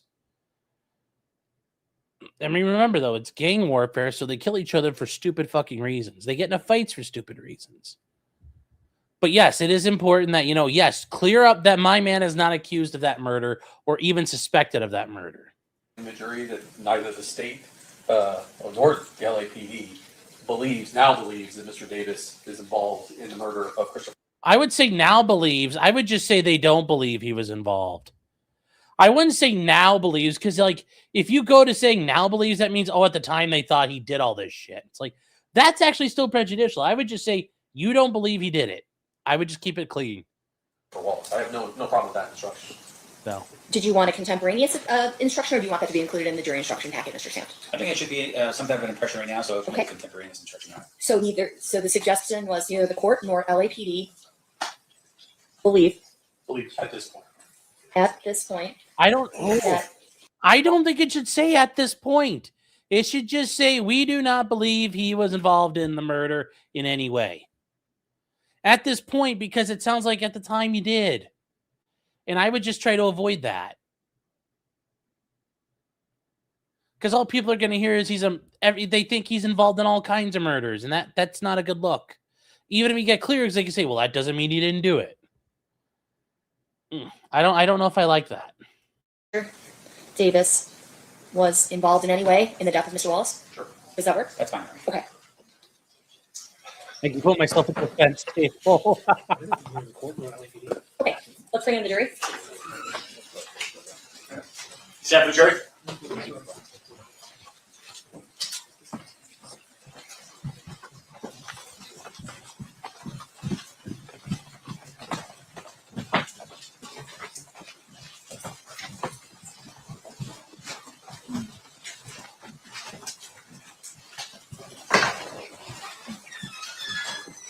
All right, does the party suggest the case adjourned? Yes, sir. Yes, sir. Okay. Before we go back to Mr. Miller's testimony, I did want to admonish you as follows. Neither the court nor the LAPD believe at this point that Mr. Davis was involved in the death of Mr. Wallace. I want that to be clear. Going back to you, Mr. DiGiacomo, you may proceed with Mr. Miller. Thank you. Mr. Miller, can you hear me now? Yes, I can. So you received information that Duane Davis could potentially be your suspect. Is that accurate? I think that's where we left off. That's correct. And you also receive information that potentially Mr. Davis feels like he's owed money by either Mr. Wallace or Puffy Combs' Bad Boy Records. Is that correct? That's correct. That's correct. You also learned that he was driving or ticketed on March 8th of 1997, a black 1996 Chevy Impala SS. Is that correct? That is correct. And so based upon all of that, do you, along with, well, on May 27th of 1997, Compton PD executes a search warrant at 1524 California. And then on the 28th, you get a warrant to search the vehicle, the 1996 Chevy Impala, correct? Correct. And the vehicle was actually registered to a Patrick Parker. Is that correct? That is correct. Eventually, fast forward to June 20th of 1997, do you and your partner, Detective Poole, wind up having a conversation with Mr. Davis at his lawyer's office, Edie Fall? That's correct. Judge, I've had marked as 116, as well as, it's old school, so it's two sides of a tape, 108 and 109, which is transcripts. It's the audio and the transcripts. I'd offer them at this point. Any objections? No objection. All right, those will be admitted. And further, pursuant to your stipulation, we're going to play those after Mr. Miller's done testifying, correct? Correct. Okay. Sir, during the execution of that search warrant that you did, in the trunk of the vehicle, did you collect a Polaroid photograph? Yes, I did. And I'm going to share my screen with you. Can you see that Polaroid? Yes, I can. And is that the Polaroid that you collected out of the vehicle? That's correct. I move to admit 66. Any No objection? objection, Your Honor. So admitted? I pass the witness. Okay. Mr. Santos? Mr. Miller, can you hear me? Yes, sir. This Polaroid that's on screen right now, which is state 66 that you see in front of you, I'm sorry, I didn't understand your question. Can't hear you very well. You're breaking out just a little bit. I apologize. So this exhibit that you see in front of you right now, do you see the Polaroid still, which is State's Exhibit 66 for the record? Yes, I see it. Okay. Can you tell the jury what this means? What it means? Yeah, I mean, it's a Polaroid. Is there anything about this particular photograph that means anything? I really don't get your questions right. It just means there's a group of guys together who enjoyed themselves, apparently. Right. Can you tell us when that photograph was taken? No, I can't. Can you tell us where that photograph was taken? No. In terms of the clothing that everyone's wearing at this particular point, do you know if that was how Mr. Davis dressed normally? I have no idea how Mr. Davis dressed normally. Now, this photograph that was taken from the 96 Chevy Impala, that was pursuant to your search warrant, correct? Yes, sir. And you were looking for evidence that would help you substantiate as to who was responsible for the murder of Biggie Smalls, right? Yes. So can you tell us how this photograph helps you learn any more information as to who killed Biggie Smalls? It may not be the actual person who pulled the trigger, but it may be one of the people that lead us to who did pull that trigger. All right. So how though? What is that? What is shown in that makes it less likely or more likely to prove the murder of Biggie Smalls? What the hell? Yeah, we found a picture in a car. Okay, what? The SS drove Impalas. The SS drove all kinds of cars. El Caminos, Camaros. They drove everything. This is all part of the book deal. Oh, this is all a work for publicity. who are the other people that are in the photograph? I don't recall the names. Orlando Anderson was one, and I don't recall the others. Okay, but fair to say, of course, if there's a Polaroid with these people in there, it would have been part of your job as a detective at the time to look into and identify who those other individuals are, correct? Yes. And that didn't happen in this case? I believe we did find out there was who 3 or 4 more. All right. And once again, did it help you solve the murder of Biggie Smalls? No.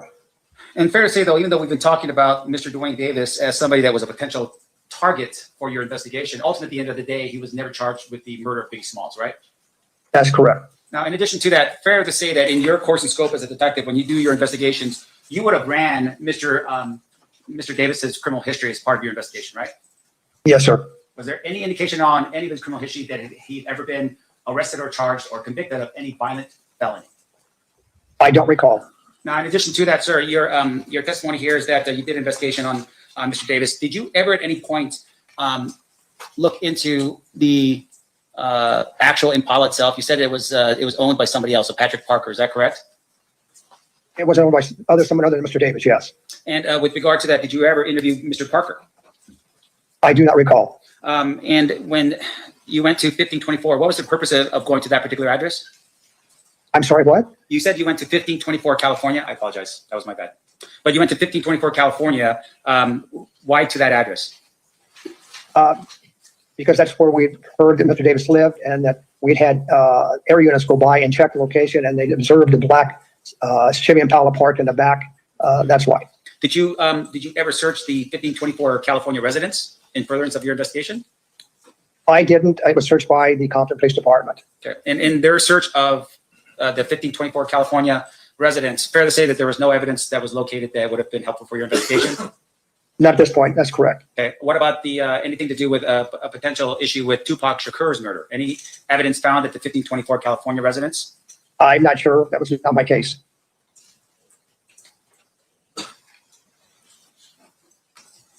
Now, at some point, your testimony is that there was a meeting between yourself, Mr. Davis, as well as Edie Fall, his attorney. Yes, sir. And in that meeting, it was recorded? Yes. And was that recorded surreptitiously, meaning it was done without their knowledge, or was it done with their knowledge? I don't recall whether they were informed or not.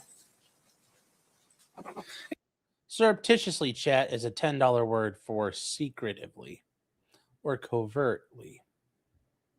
And just for our edification, where was the location of that meeting and recording? Wow, I don't recall. I want to say it was at Parkland Center, but I don't actually remember. Is that where, would that have been LAPD headquarters, or are you talking about some other location? That would be 150 North Los Angeles Street. I don't know where that's at. Is that a... It no longer exists. It was the old Parker Center, yes. Okay. The old police administration building. Thank you, sir. I have no further questions. Any redirect, Mr. DeJacomo? No. Any questions for this witness by the jurors? We do have at least one, so hang on with us, Mr. Miller, while we go through the question process. Thank you. Can I have the parties approach? I mean, that doesn't really show you how he committed it or didn't commit it. So I don't understand the prosecution's point there. But we'll see what it does. We'll see.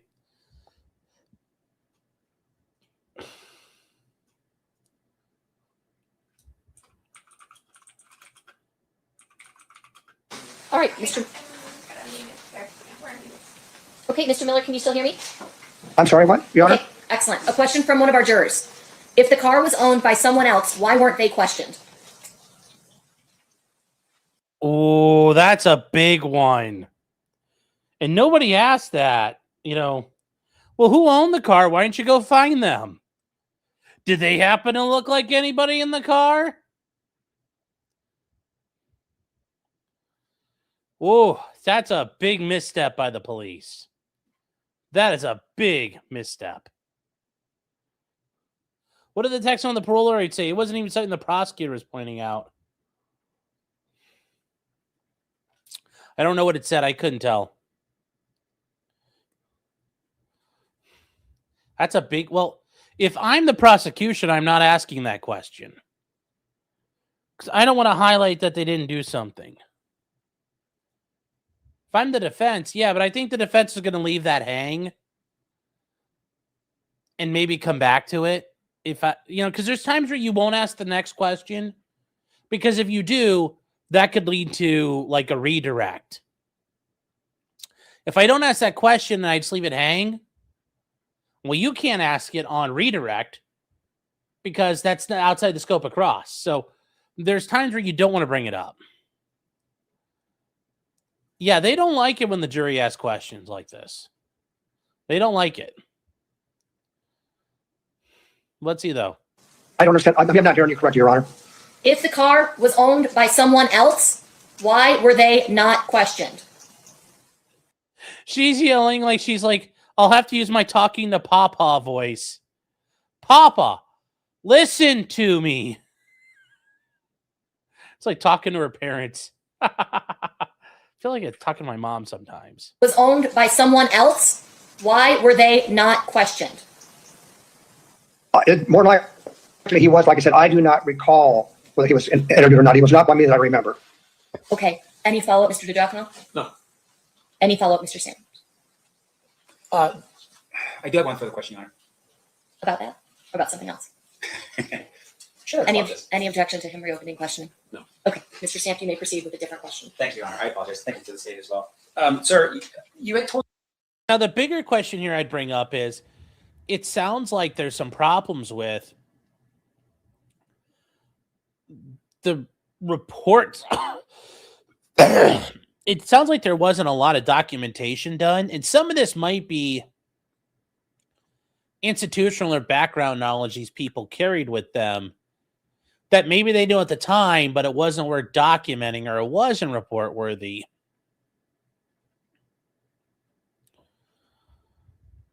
If I had to guess,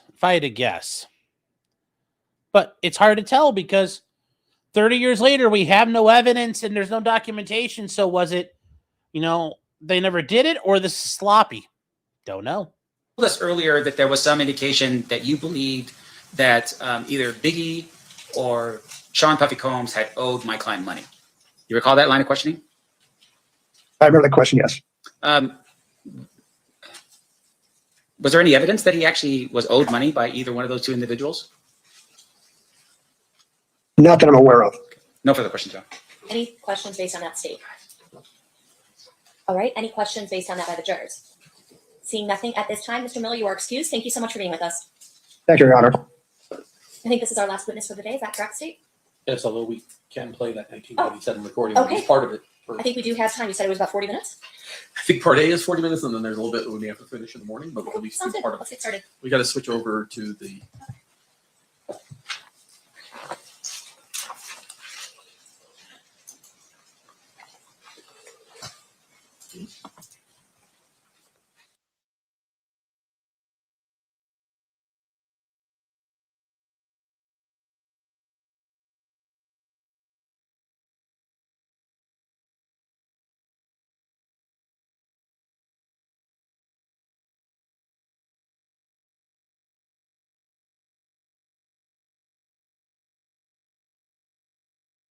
So, sorry.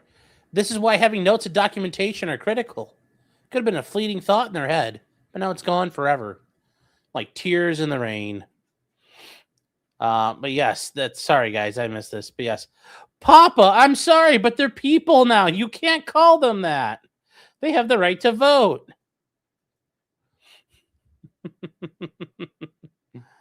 Oh, there we go.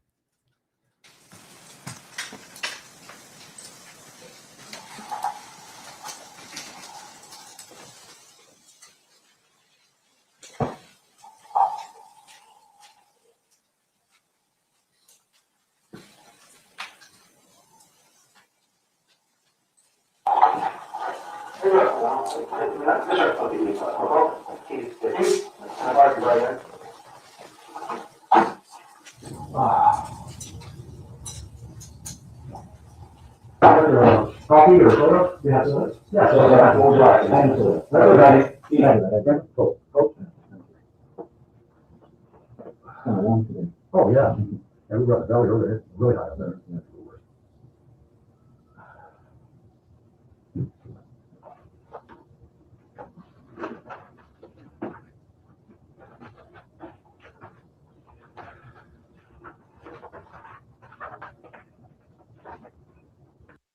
Oh God! So guys, this is like, look at the media player they have to use from back in the 90s. It's like Windows 95 edition. Maybe even Windows 98. Ooh, no, I doubt the LAPD was that good back then. I bet this is Windows 95 edition media player. But here we go. Look at that big fucking mouse icon. Look at that thing. Look at that thing. It's huge.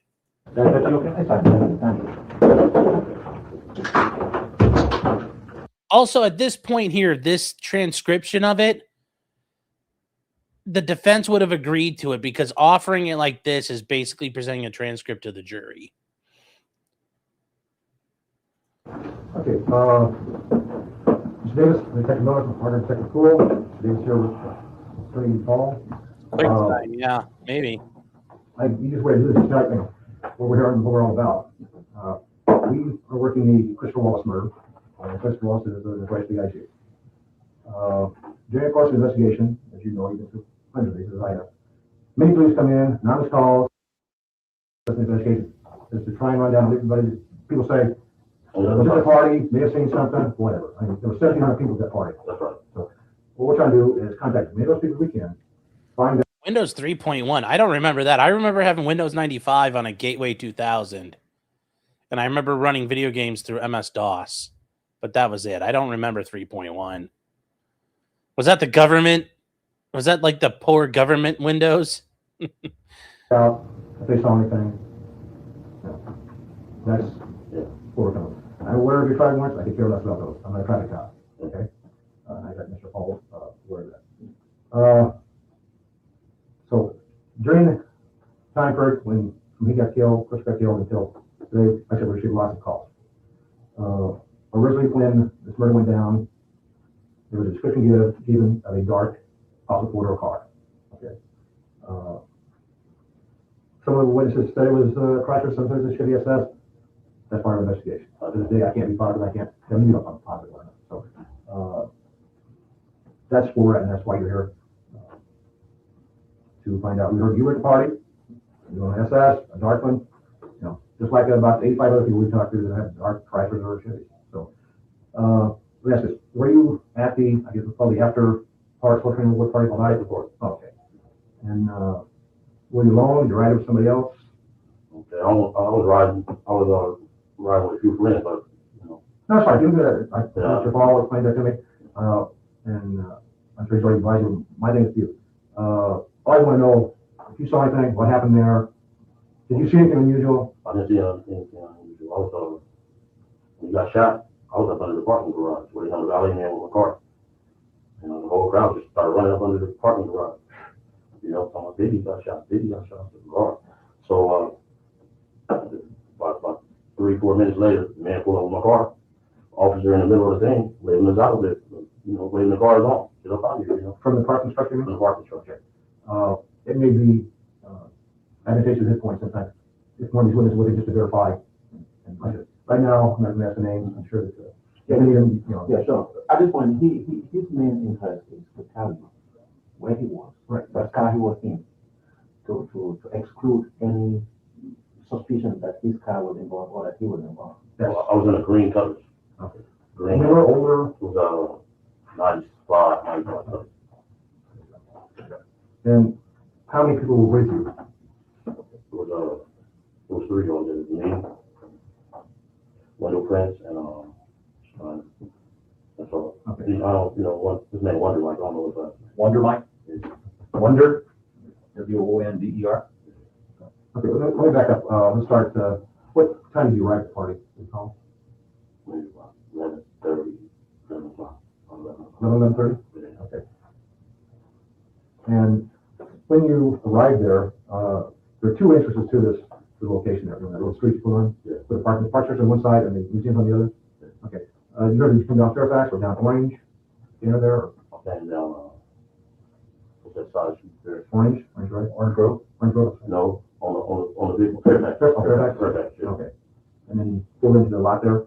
Pulled in, it got the car valet. No, I didn't get the car valet. Pulled up in the corner. It was ready. Parked right up here in the corner. Okay, there are 3 levels that parking structure. Yeah. You know which level you were on? The first level? In the corner. Okay. Up front towards the museum or on the back side? On the back side. When he pulled, I was valet. He pulled the car up and I just, the man told us, where you look about it, big tall cop, he's going like this. When you pulled out, did you pull out on Fairfax or did they make you go out the other way? Pulled out on Fairfax. Okay. When you pulled out on Fairfax, what did you see? Did you see anything? I mean, I didn't see nothing. kind of the cars parking on the street. There's a lot of limos right there to the right. Along the curb there on Fairfax? Yeah. Okay. Did you see the cars that Biggie was in? I seen it when he was up under the parking garage. Okay. Did you see that car in the street, when you left? Or did you see out there? No, he wasn't out there. No, it wasn't? Okay. The crowd came running up under the parking garage, everybody was running. Said, Baby got shot, guard on. And then, we went to our car, and the man just waited us up out of there. Usually time they just like hold everybody there.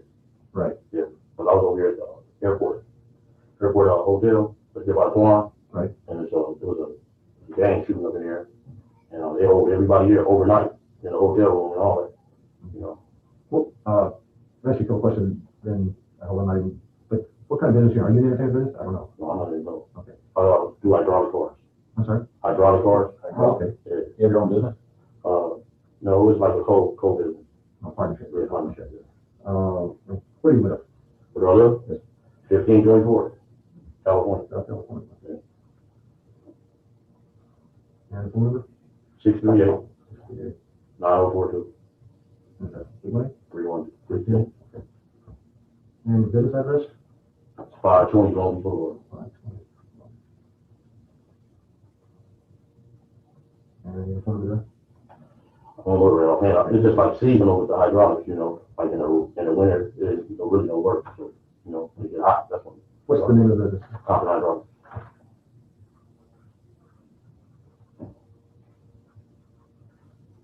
Okay, so you arrived there between 11:30. How long were you there at the party before you left? You come in there? For about 25 hours. Okay. And while you were there, I'm figuring, roaming around, did you see any problems in the museum? Anything unusual? No. No? There was a lot of stars there. Football players, basketball players, just a lot of stars there. Yeah, we got some, we do, like I said, there was like 11 or 12 people there at one time. Right. So, The fire department closed it down because I think it was overcrowded or something. right. Okay. Did you see Ziggy there or Puppy there? Do you know Puppy Contest? Yeah, I know Okay. both of them. Did you see them at the party? So yeah, I seen both of them. Okay. Do you know them? Do I know them? Yeah. I mean, were you sitting with them or drinking with them or anything? I wasn't sitting with them. Okay. Do you recall who was with them when you saw them? Him, Puffy, the little Caesar, and it was an entourage. The lifeguard and stuff. Okay. The little Caesar, you know what his name is? I don't know what his name is. Was he a rapper? Rapper, yeah, Okay. he's a rapper.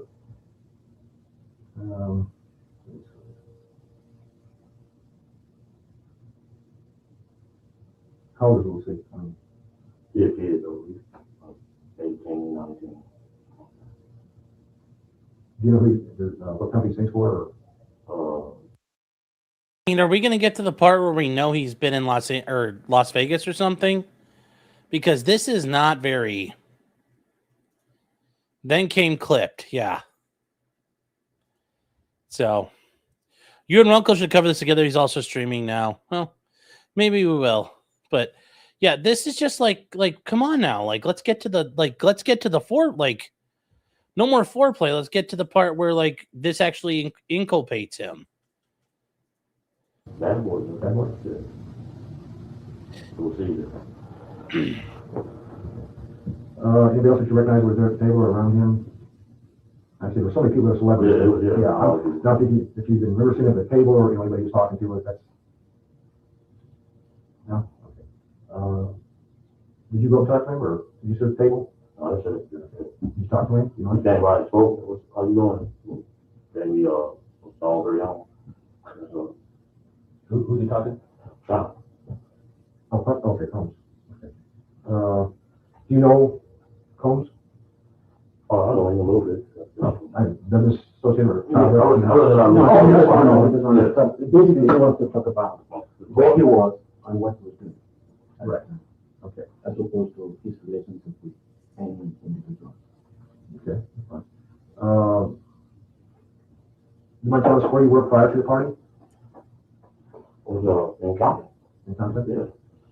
And you came from Compton up to the party? So we went to a state basketball championship. Where was that at? That was at the pond. It's a pond. Pond. I understand you had a ticket to get in. Did you have a guest pass to get in? Yes, yes. Yeah, we had I had like 1 year. And Mike, that's who you got that from? No, I don't think I was forgetting him. Okay.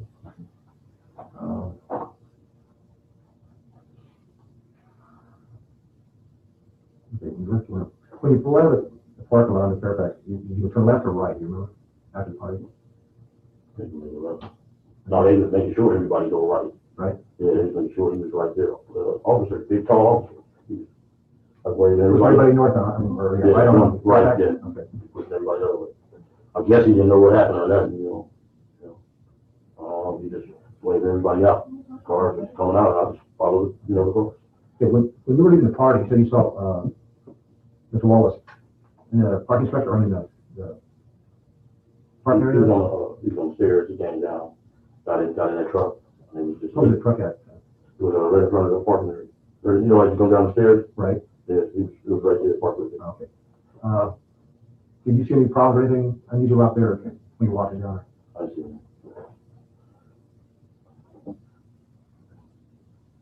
Okay, and you came down the stairs, went to the first level, got your car, and pulled in there? No, everybody was out there talking, boom. They left out. Then, about 5 minutes later, everybody started running. I didn't even hear the shots or nothing like that. I didn't hear the shots. Were you in your car? I'm sorry. Were you in your car when people came rushing back, or? No, I was outside. You still standing I was outside? still outside. Got it on surveillance camera too. You could just check them out. Got on a blue jumpsuit, blue Michael Jordans. That's what you had? That's what I had on. He's a bit of a blue ball guy. Surveillance camera. I was right up under the parking lot. And you said that Mr. Prince was with you? Yes. Thank God we're listening to this at 1.35 speed. Imagine how bad this would be otherwise. He dressed, you remember? A couple of days before then. I was blue jump and the blue shoes, tennis shoes, and the blue jumpsuit. And over to the basketball game. My little friend, he plays basketball in the meantime. Okay. Your friend, which president? Saying Tayshaun Prince. Tayshaun? Tayshaun Prince. Is he senior? He was a junior. At the time this thing happened, he was a junior? Crowd just got to running. It was, a lot of people run. Oh, yeah. They was running. And he just pulled hard up. So, guys, when they're talking about Fairfax, there is a Fairfax Street in Las Vegas, but it's a side street in the, in the houses area. Like, it's not on the strip. Where they're talking about is Fairfax and Wilshire Boulevard in LA. And it's outside the Peterson Automotive Museum where Biggie got shot and killed. So they're talking about like they're in the heart of LA where that happened. So that's why. And it's near the La Brea tar pits and all this stuff. Like this all. Yeah. And God, that's an ugly fucking building. Look at that thing. Ugh. Modern architecture, folks. But that's where they're talking about. They're talking about here the Peterson Automotive Museum here in the heart of LA. So that's where they're getting at by the La Brea tar pits and all this nastiness. So that's where they're talking about. When you hear them talking about Fairfax, they're not talking about Las Vegas right now. Remember, this part's still about Biggie, not about Tupac yet.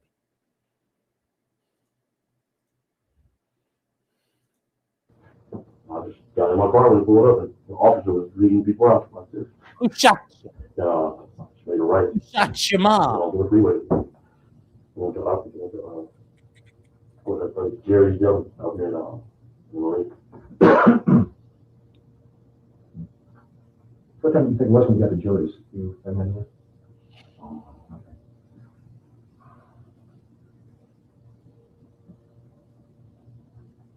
You say it was a police officer. Was that LAPD police officer? I know y'all heard it, boy. He waited everybody up about it. And that's what I'm trying to get the time, because the police didn't get there until about 6 minutes after that. Okay, it was about that. Are you making a joke like Brooklyn's Finest or no? Because that's a good Biggie song. That's why. Please, yes, some people it's making us time, it's difficult when there's a small period of time. Now we have to suffer like Nick's HRO judge. You have to suffer through all of this. At least it's not Hackmania. But notice they're getting rental cars and stuff. Here we go. try and put it together. So, was it your car? The when you drove there? No, it was a rental car. And The green Olds is a rent car? That was a 2-door, 4-door? it was 4. you know what model? A little bit on, I don't think SL or something like that. I don't know. Who rented it? On What's your mother's name? Oh, we have no picture. I know. Yeah. Bernie Davis, that's what stepmom. All right. Bernie Davis.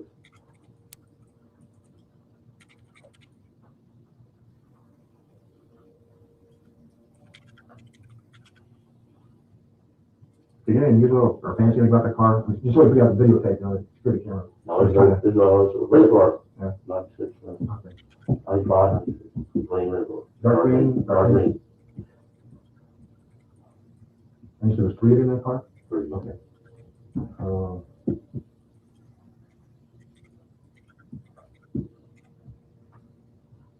there any particular reason that you left the party after being an hour? So they closed the party down. Who closed it down? I think the fire department, that's what they said on the thing, turned on the lights and said, party's over, and said the fire department closed it down, so I'm overcrowded.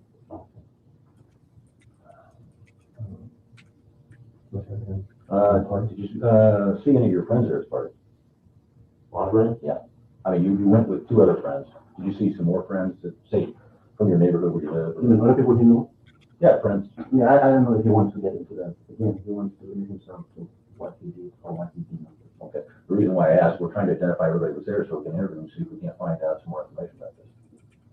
Well, you only tell your truthful opinion. Okay. Y'all barking up the wrong tree, you know what I'm saying? Y'all wasting a lot of taxpayers' money. Every time something happens, y'all just blame that little neighborhood over here. The guy from Compton Police, Brandon, he got y'all on the wild goose chase. Well, as you're trying to get things, I'm sure you're thinking, we get hundreds and hundreds of clues. Okay, We the next can't, day after that, if we don't do something, we'll do something in court. the next day after it happened, the next day after the victim got killed, he pulled over my nephew, saying, we know you did it, and come on, you know, that's ridiculous. Okay. You know what I'm saying? Well, no, I understand your problem, and that's why, you'll You know, I know you guys on the video, don't take these guys out. No, You're wrong, man. no, I didn't meet him until here probably 3 weeks ago. Yeah, when he pulled my nephew over, he probably was the night of this trip, he's so obsessed with bringing somebody, you know, to jail. Here you go, guys. Here you go. Now we're getting to the stuff where it's kind of things are going on and on and on. Now he talks about he's been sending me to the pen 3 times. Keefe D's been in prison a couple of times. Like, some of this stuff isn't good. I don't know what's his problem. He was paying 3 times. Well, see, that's the problem. I can explain to you. We didn't I'm 33 years old. I'm not putting this on cotton, man. I've been at 3 strikes before the law came out. Straight out. I'm not putting this on cotton. Okay, I just want you to know, we didn't pick you up from anybody. We had. Relax. Yeah. If we got you in a bar, we would have. You were a long time ago. Yeah, you were doing on TV. Well, why that question? We went through your attorney to have you come down here just because somebody gave us a clue that you were at the party. That's the reason why you're here. Let me tell you this concern. You're hearing some type of anger or frustration from him. The reason being, we're talking about something very dangerous. Once word gets out that you are associated with certain crime, your life. Yeah, watch your head, man. Your life. I know. I understand. That's why we try. I understand. I'm like, you understand. The reason we're doing this is because not just because others, because so many people put a connection supposedly between Tupac and this. Well, I don't, okay. And he wants to come here because we know you're not Compton PD. We know you're not Brandon. Okay, and we don't have to hide anything. You probably had everything about Brandon and his family. The thing is, he thought if it comes to LAPD, answer your question as to where he was, what he was doing. Hopefully, that will quell the rumor that was out there. That's what we believe, because nothing that we believe doesn't get involved in the rumors. That's what I think that wars. We could come down to your house and drug you out. I'm too busy to play silly little games. I got, believe me, lots of people to talk to, and because of the anonymous calls, people call in and say, "Hey, check this, check that," and in your car, I had to eliminate it. I had to talk to you, and that's why I went to the attorney. And I said, we could have done this, do down there, but the appointment schedule works great. Everybody has business kids, okay? If you're my target, you've been booked by now. Yeah. Okay? Well, That's I, right. We've talked to lots of people prior to you, and, you know, they say, hey, we saw TV there. You know, we're just trying to confirm this and find out what people saw. Yeah, they cleaned me up under the parking garage. Well, see, that's we learned something new. We now know where you We can play the camera, man. I'm in a blue jumpsuit, North Carolina hat on, and some blue jumpman. Jordan. That's what I'm saying. As much as you can tell us, it makes it easier for us to try and eliminate people or put them in spots so we can see that. That's what I'm trying to do. Well, okay, so that's what, just relax. Okay, the last thing you said was that we're barking up the tree. Is there a direction that you can lead us in to help us out? I mean, you guys know, you know what I'm saying? I ain't, we're talking about Suge Knight? I ain't saying nothing, but y'all know. Well, that's why I'm asking. Let me, everyone may have their own theories. Theories are just some facts. Here, you should just limit yourself to facts. Okay. Things you know, things you don't know. Don't get into what you think, because I don't want to know what you think. That's what, Well, I was just here. I was up in the parking garage. Well, the car ain't been moved 6 months. GM been looking for the car since January, December. You can call and check with them too. Yeah. Let me go back now. When you're in the parking structure and when you see these people coming back or Running in there. where were they coming from? Did you recognize anybody or? They just running, Is possibly anybody that came running from on Fairfax in that parking structure that you knew that may have been out there, I'm saying. Could may have seen it. Did you recognize any stars, anybody that was running around from there or anybody? Okay. Did you hear any conversations with anybody that may have seen a suspect, a car, or anything while you were in the parking lot, when you get out? Okay, when you left, you made the right turn. Where did you go then, after that? What's that? I mean, what was your destination after you left the park? Drop Wonder, we went to eat, then I went drop Wonder Mike off. Where'd you eat at? Sure. Jerry's, in the Marine. Yeah. Okay, and then where'd you go from there? We went to drop Wonder Mike off. This does show that he has gang affiliations, though, and about, him being tied into all of this. And that's, I mean, that's really kind of where we're going with this. It's establishing his, I think this is more trying to establish his bona fides as the gang members, but we'll see where the rest of this goes. Then we drop in. They live in Compton or that area? I'm just trying to direction of travel. Yeah, or Wonder Mike in jail. In jail. I mean, where you dropping him off? He's in jail. Where you dropping off? I mean, was it Los Angeles, Compton? Compton. Okay. So you got yours went towards Compton. Yeah. Okay. Okay, then next. And drop Wendell Crenshaw. Okay, same area? Yeah.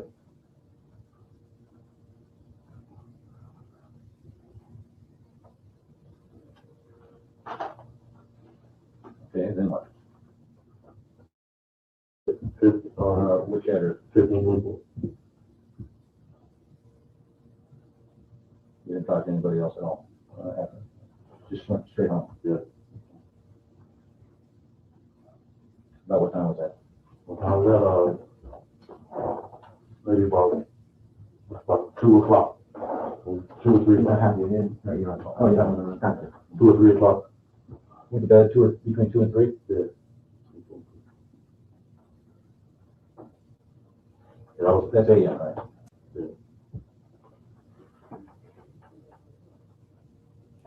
Now, at some point, I guess I'm gonna have to talk to both of you about this car. Because I'm trying to shift us in terms of the investigation. At some point, I would expect that you either hold the car in and then keep it for evidence, or hold it out and have to, You may made a claim against the car. They have made a claim. Yeah, they ain't got it. Okay, they don't make a claim. Okay, that's what. Whose car is it? It's GM's car right now. Okay, GM's car, but how did you purchase the car? No, they're not. We get a picture of the special. We can find the car. That's for sure. This is this the car? Sure.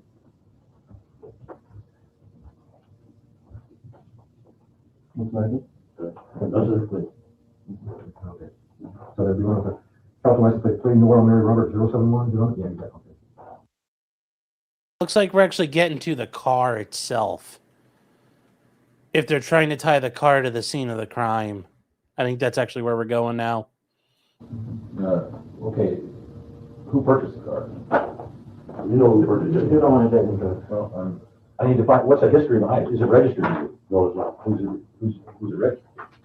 I think the registration No, is a no, public no, record. It's a public record. That's the thing. What makes it your car? That's what I'm trying to find out here. He has purchased on. I'm listening along. I'm also writing a couple of emails. I do work while I'm doing this. I can't just sit here and just stare at the camera. I do work while I do these too. No, I think that they're trying to get to a couple different things here, establishing his, he was neck deep in that, it sounds like almost. Like he knew all the people there when Biggie got shot. Now it's like, we're getting to your car. And it sounds like it's going to be the car from the shooting. He has control over that car. Now, if DMAC, who is the lien holder, is making a claim, of course, he's going to respect that claim. That's between you and him. Yeah, right. So we don't want to get into that. But the car. My headphones are broken. The cable is dead, so I can't do anything with this anyway right now. It's going in and out, so I have to listen with the speakers on. That's not a public record. Okay. No. The question is he did purchase the car. He's in possession of the car. How does it make it your car? Did you buy it from somebody? Again, that car was parked in a garage or backyard, in the backyard, and he parked it there. He had use of that car before. Here we go. Just read ahead. How long have you had this car in your possession? Since July of last year. Whoa, man. Man, that's interesting. Huh. Because Tupac got shot in September of 96. Biggie got killed in March of 97.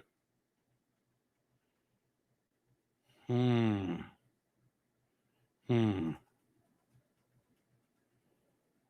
that interesting? Isn't that interesting? Isn't that interesting, guys? So yeah, they're tying to the car. It's kind of where I thought they might go, and also his gang stuff. You see, how long? A simple question. How long have you had possession of the car? Or how long the car been? Tupacs alive? No, he's not. What, July last year. Right, has it involved in any accidents, anything like that? What you got? Have I had? Yeah.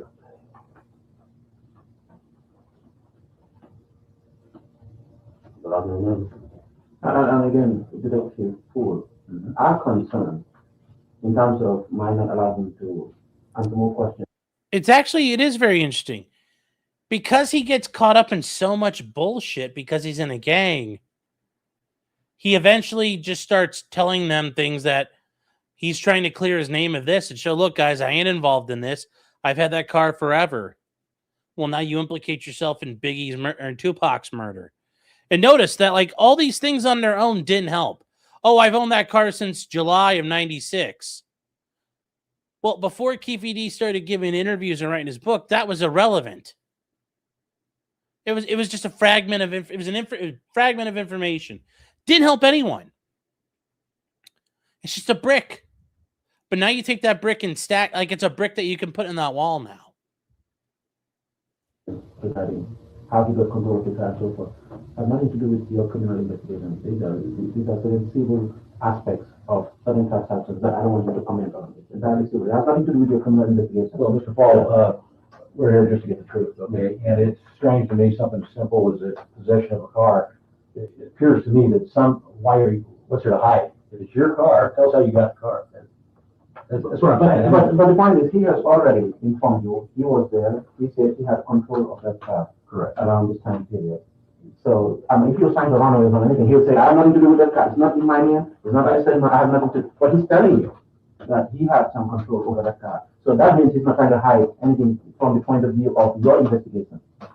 I'll make the determination whether it's. That is fine. That is fine. But he's here voluntarily talking to you. But in terms of any contract between GMAC and him and someone else and so forth, that's a question of contract between him and he just doesn't want to get in. Okay. We'll go on another target. How many sets of keys are under the car? That you know of? Yeah, that's your aware of that. I just want to say. Okay, who has that key? I have the key. Y'all got it now. Okay, that's the key that, what was her name? Paula? Paula. Is Paula your girlfriend? What's her last name? Close.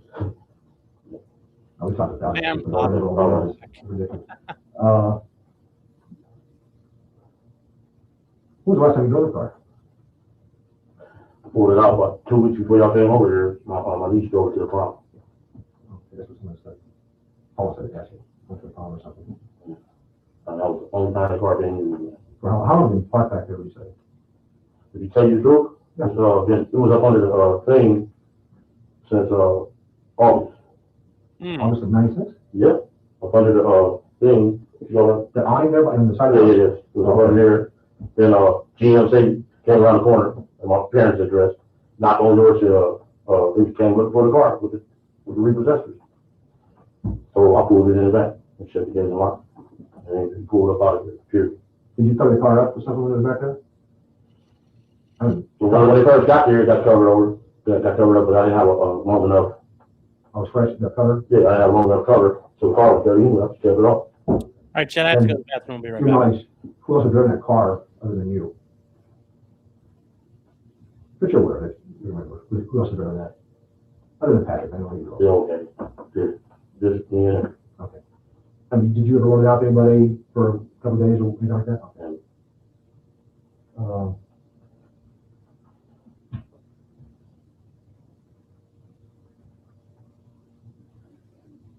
Yes, no problem. I have a lot of questions.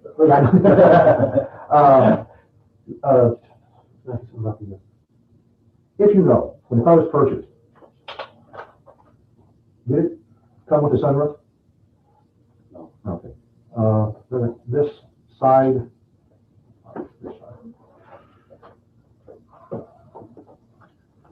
Not that. That came with it or not. On the side, the driver's side and rear, there is it says Impala SS. Oh, here's the back of the truck. That come stock or? I think both ways. That's right. You got the purchase it. Oh, you do? Okay, when you bought it, this, what actually they're on the cars are black. So this didn't come with it or? It's black, that didn't go with it. Okay, so you put this, you had it, Well, okay. the car did get wrecked though before too. Oh, okay, what damage, do you know what part of the car was damaged or, well, there's no damage now, it's fixed apparently. Yeah, the driver's side. The man just backed up and came down the street, so wide swipe. I gotta ask you, how much you put those tires? That's gotta be expensive. Did you see this? Those are beautiful. It's a shortcut. Yeah, no, it was pretty pretty. Anything else? Yeah, just a comment that such a beautiful car sitting in the backyard, collecting dust. Why is it? I got a low rider, got chrome everything everywhere, and it don't be moved either. You know what I'm saying? Okay, a daddy truck I was in one day, driving down the street, get shot up. You know what I'm saying? A daddy truck. So I just What kind of truck is that? The new truck? Yeah. And he got shot up. They dropped the police note. And I ain't been in no car where nobody know where I be in at all. Cause I, forget all this press, all that, man, I'm just putting my life in danger, you know? Well, what cars are registered to you? Do you have any cars that are registered to you at all? No. You just rent cars or do you own any cars? I don't know. Okay. You drive other people's cars, like, does your girlfriend Paula have a car? Yes. You drive her car? Sometimes. Which car is that? The 240, sometimes. 240 what? The 240, the 240 Nissan. The 240 Nissan. 240 Nissan? Yeah. 240Z? No, that other little car. SE.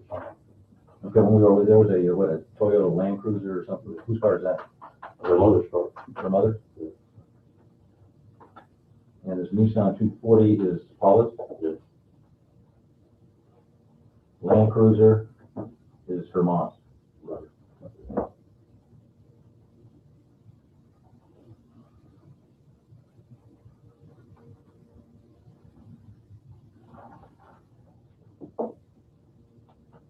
Were you at any time involved in the purchase of this car at all? What part? This Impala. I think it's the same question that I told you earlier. No more in a pee break. Sorry, Chad. If you just think of it, what I'm trying to get at from you is you can call anybody, you know, in that parking structure area when you first heard they was shot or whatever. I mean, entertainers, anything you would call anybody, you know, that's it might have been in the area where you were at. Might just try to be, you know, they may have seen something. No. I'm sorry. The question is, Okay, when he was walking there towards his car and he saw people come running back around, my question is, did he recognize anybody, you know, stars, whoever might have been running there, so I can talk to them and see if they need a witness? Because they're coming back towards that parking structure. They may have been walking the sidewalk on the east side of Fairfax towards Wilshire, where the cars are parked, and my hope as well. You might find somebody that they witnessed something. But yeah, we've identified a lot of people. We talked about people already. But, I said, they didn't see everybody. They only knew a few people. Just like me, if you may know one or two people, you won't know everybody was there. So we have to do the same thing to see if maybe we can get another possible witness. Is that fair? yeah. That's what I'm saying. I know that's beyond the scope of what we had in mind. What we had in mind was, I was going to tell you what he was, when he was everything about him. But he made it very clear he doesn't want to be involved with other people. And that question is about other people. Okay, I think we're here to try to clear up some questions here, and there's several questions that up to now have been unanswered that I'm not satisfied with. I'd like to just interview him one time, because you know we still got many other people to talk to, and I got many questions to ask, and I mean we're here all to get the truth. If he's not involved in anything, I don't see any reason. I'm not involved in nothing. Well, that's why I'm saying, well, why not answer some of these very simple questions? Because I think you know the reason. You know the reason. There's some. He doesn't want to be involved. He doesn't want to get involved. He does not want to get involved. He believes that he knows he was there. He was not involved in this crime, and he doesn't want to be dragged into it in any. So we should drop all investigation? No, you're doing the right thing. You're doing your job. That's why I'm not faulting you at all. You're doing your job. You're going out, locating people, talking to them, and I hope you continue to. I don't have a problem with it. But I'm saying, I'm going to say, like I said, Mike started just talking to, right? That's what they're into. Most of them. And guys, this is actually really common in these interviews. Especially like suspects get all fucking, this is at 1.35 speed, but even then, they get all riled up and what they've been involved in. And, you know, this is actually really common. Like, this is, when you listen to an interview, like, they're talking over each other. They're sometimes, you know, it ebbs and it flows and it ratchets up. And then it goes like from 0 to 100 to the drop of a hat and back down.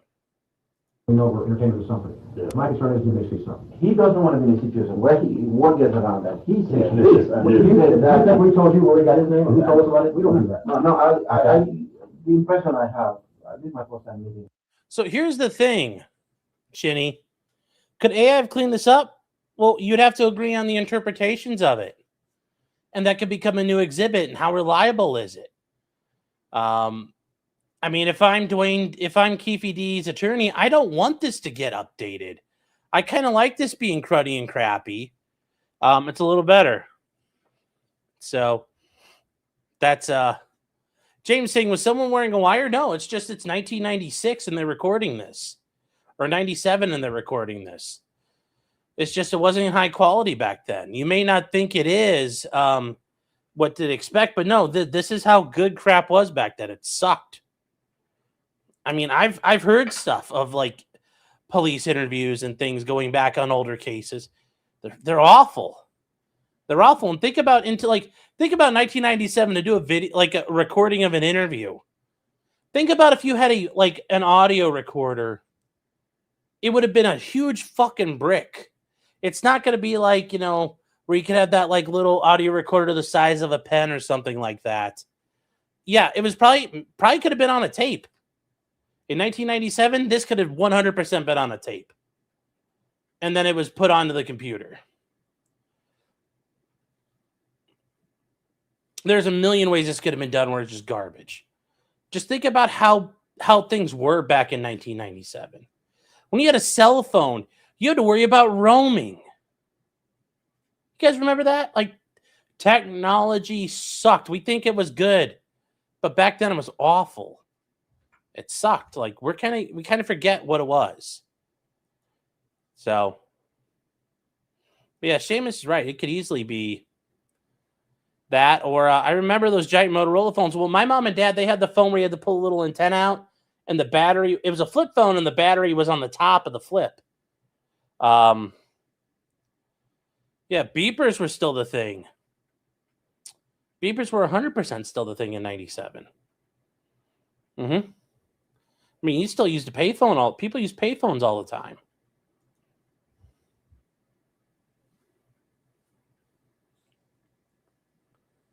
I had a Razor in '97, though. I don't think that would have been a thing. HD TV didn't come a thing until '98. Yeah. Yeah, I'm just saying, guys, this is dinosaur evidence. So keep it in mind. And I do have, and I do have a good impression of you, and I have no reason to question either of you. But he's had very bad problems with the Compton Police Department, and where things have been leaked out, putting him in a bad light, and he's very concerned about. I understand that. That's why I told you the time in construction and went through you. Listen, like I said, if you were the suspect, you know what you do right now. Okay? You'd be in jail, and all I'm trying to do is, I do the same thing if it was your brother or your cousin, whoever got killed. You can imagine some blood would talk shit to me if they stood right there in front and saw it. Well, people got to get out of this fucking mentality and start realizing that human life was destroyed. Okay? And that's all my concern is this could be just a kid or any other guy. It got to be somebody who is famous. It doesn't make my job any different. As a human being. Let me suggest something.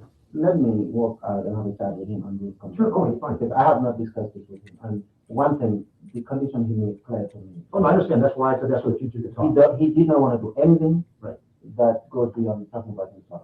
Now, I understand what you're doing, and I again, I'm not okay with it, but let me take a moment to chat with him, and then we'll see. You can cancel it now. You can go right the next room, or you can sit out here for the cup.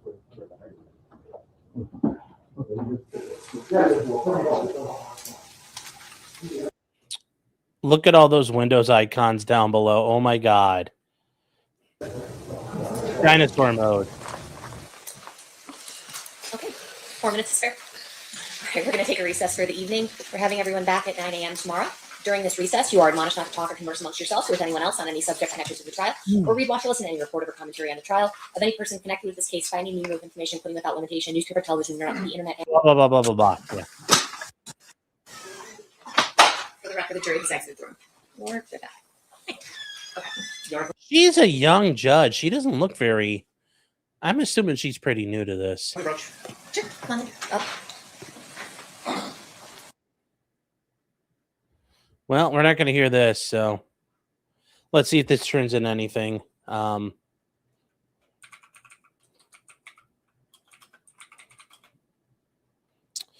who's this judge?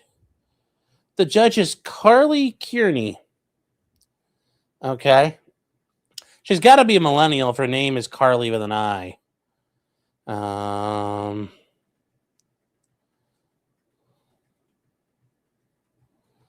What's her Ballotpedia? See if I can find any information about her. The 8th Judicial District, but like, what's her bio? Here we go. Okay, so she assumed office in 2021.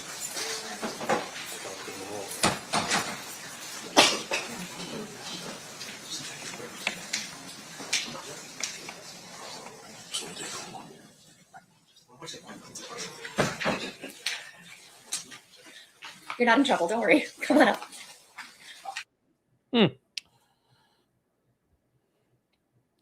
With a name like that as a judge, how far have we fallen? Yeah. Yes, her name is Carly. Oh my God, yes.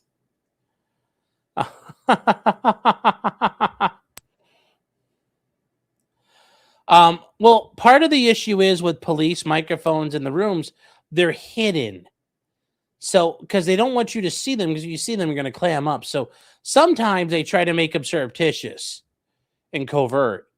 But technology's gotten better. Nowadays, these microphones are really fucking good. So it doesn't matter. You can have the like this thing right here, this Shure microphone, the quality of this audio. 10 years ago, this would have been like probably $1,000 microphone. And now it's like $250, $300. Like having an audio mixer and shit. This stuff would have been like, the technology is leaps and bounds better than it was.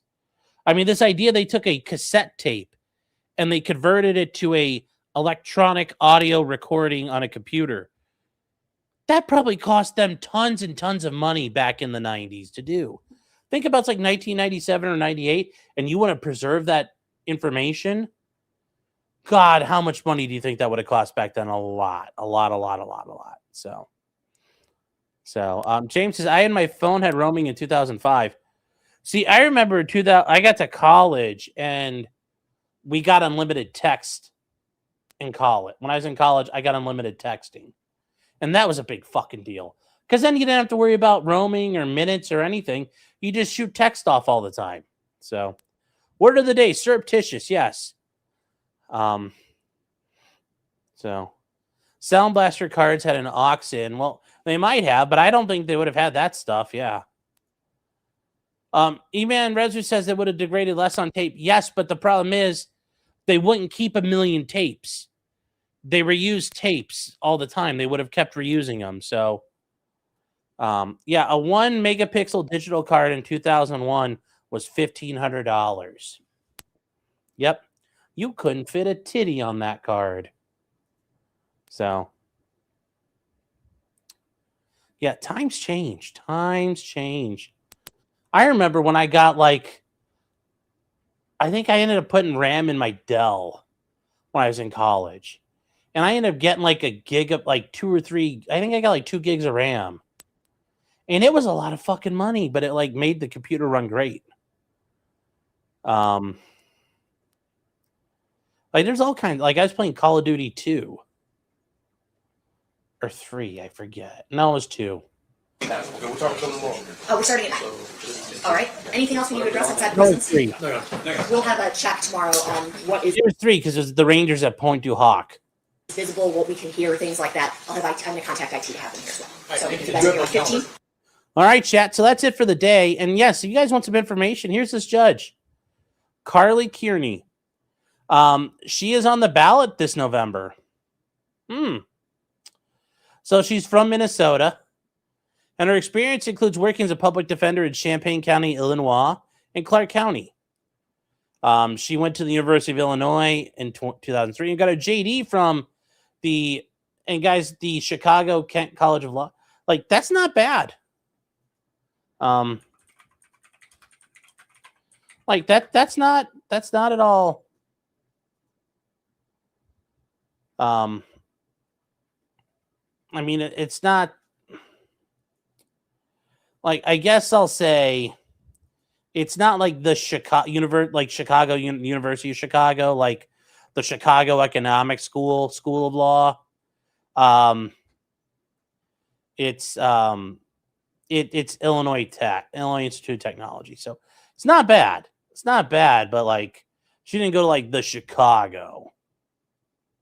Because that's the big one. That's the big one. So, and obviously Northwestern is right up there. So you got the University of Chicago, it's Northwestern, and then Loyola are the 3 top G's of Chicago. Then you've got Chicago, it's Chicago Kent. You have DePaul, NIU, Northern Illinois has its own. University of Illinois at Chicago has one as well. There's quite a few. So she's not she's not Tucker Max smart, yes. But no, I think it's interesting though, because when you read down a little further about her, she's been there for 5 years. She's still probably pretty young, I bet. I bet she's my age or younger. She was the Clark County Chief Deputy Public Defender. So that's kind of a neat thing. There's a judge who is a public defender. You know, it's having judges that just come from the prosecution ranks is never a good thing. She's done time on the other side of the trench. So I think that's a better thing to have than a prosecutor for a judge. And she was high up in the the public defender's office. So it's good information there. He doesn't want to interrupt his farm reading. Thank you. Hopefully he's a model stream up. Yeah, I guys, we are not going to do a model stream tonight. I am a little tired. So she might lose the black vote if this doesn't go their way. Thank you, EDW. No. Yeah, she's much older than she looks. Yeah, well, yes. So she is a commie. I mean, I don't know if she is a commie. Oh, she's running nonpartisan, but yeah, she's probably a Democrat if it's Clark County. To be fair, like everything in Clark County is Democrat run. Johnny Osprey says, I remember perusing Tiger Direct. God, I remember that. Like, that was hot shit back in the day. The biggest hard drives they have are 10 gigabytes. Yeah, no, that was the thing. Xbox 360, yep. Let's see here. You had unlimited international roaming, which Sprint in 98, 99. You ran your office in D.C. from the Persian Gulf with that phone? Wow. Nice. Lone Alaska says, I deal with roaming today, but I can see Mexico from my driveway. How can you see Mexico from Alaska, sir?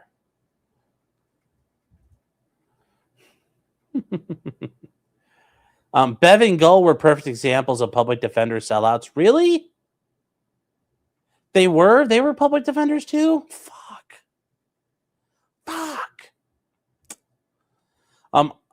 Damn, that's bad.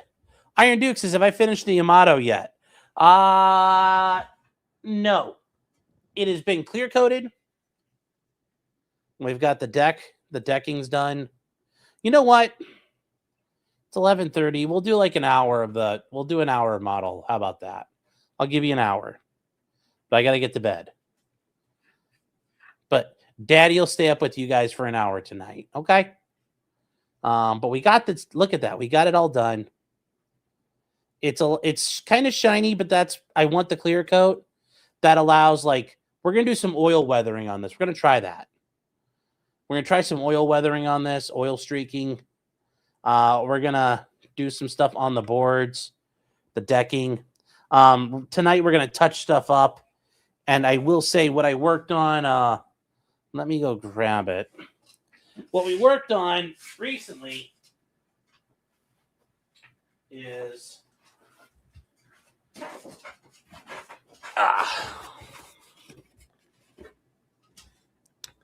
right here.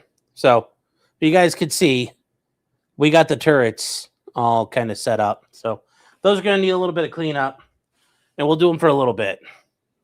So, but I know you guys don't like it. I honestly, like I said, I really thought this wouldn't be a fun one.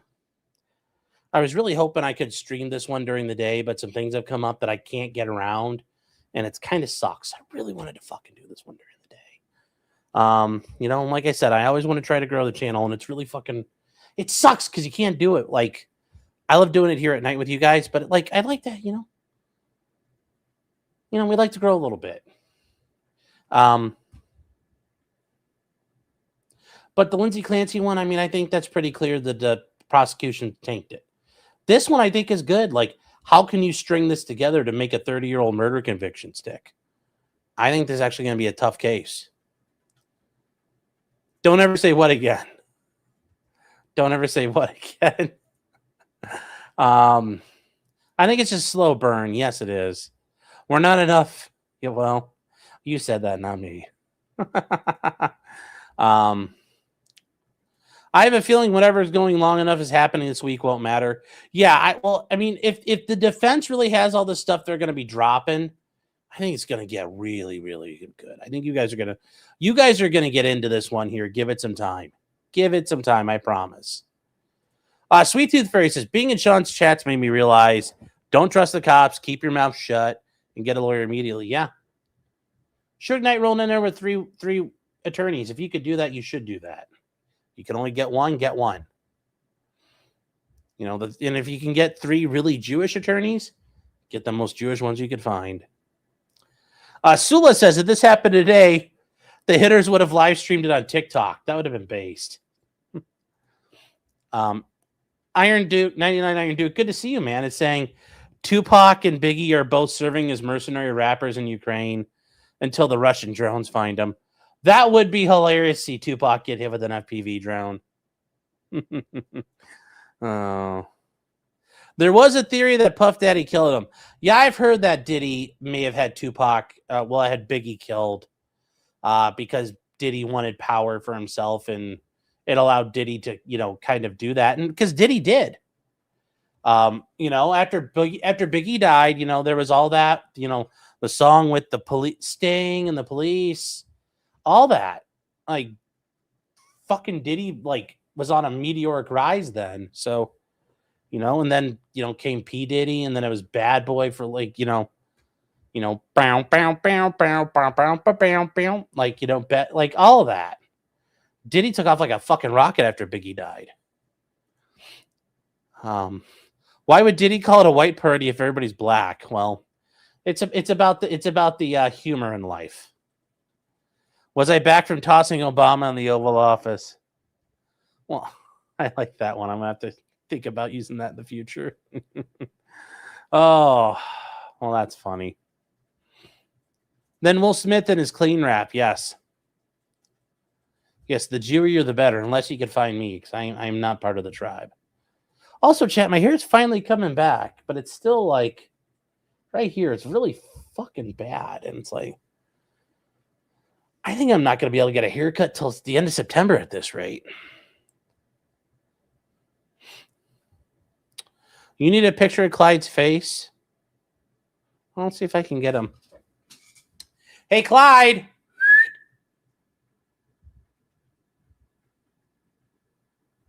Come here, Bubba.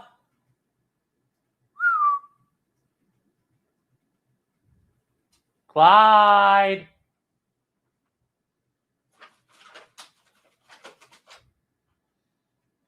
There's it's Amazon stuff, but if I crinkle it, he's like, oh, he's got food.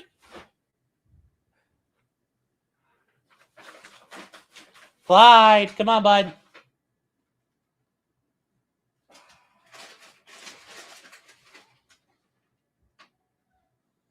See if he comes. You can't find a picture online? I'll put one up on locals, too. If she's from Illinois, you assume she's a corrupt shill. Well, there you go. I can hear 2.0 telling him, come on, come on. I heard Kanik is branching out into hair transplants. I don't need a hair transplant. I just need to get my hair to grow back. So, I guess no, Clyde. I can hear 2.0 trying to kick him off, or come on, go. But he's not. All right. Yeah, I know, but that's what a Grantham got were the hair transplants. So, I need Aldi Wagyu beef sticks for Clyde.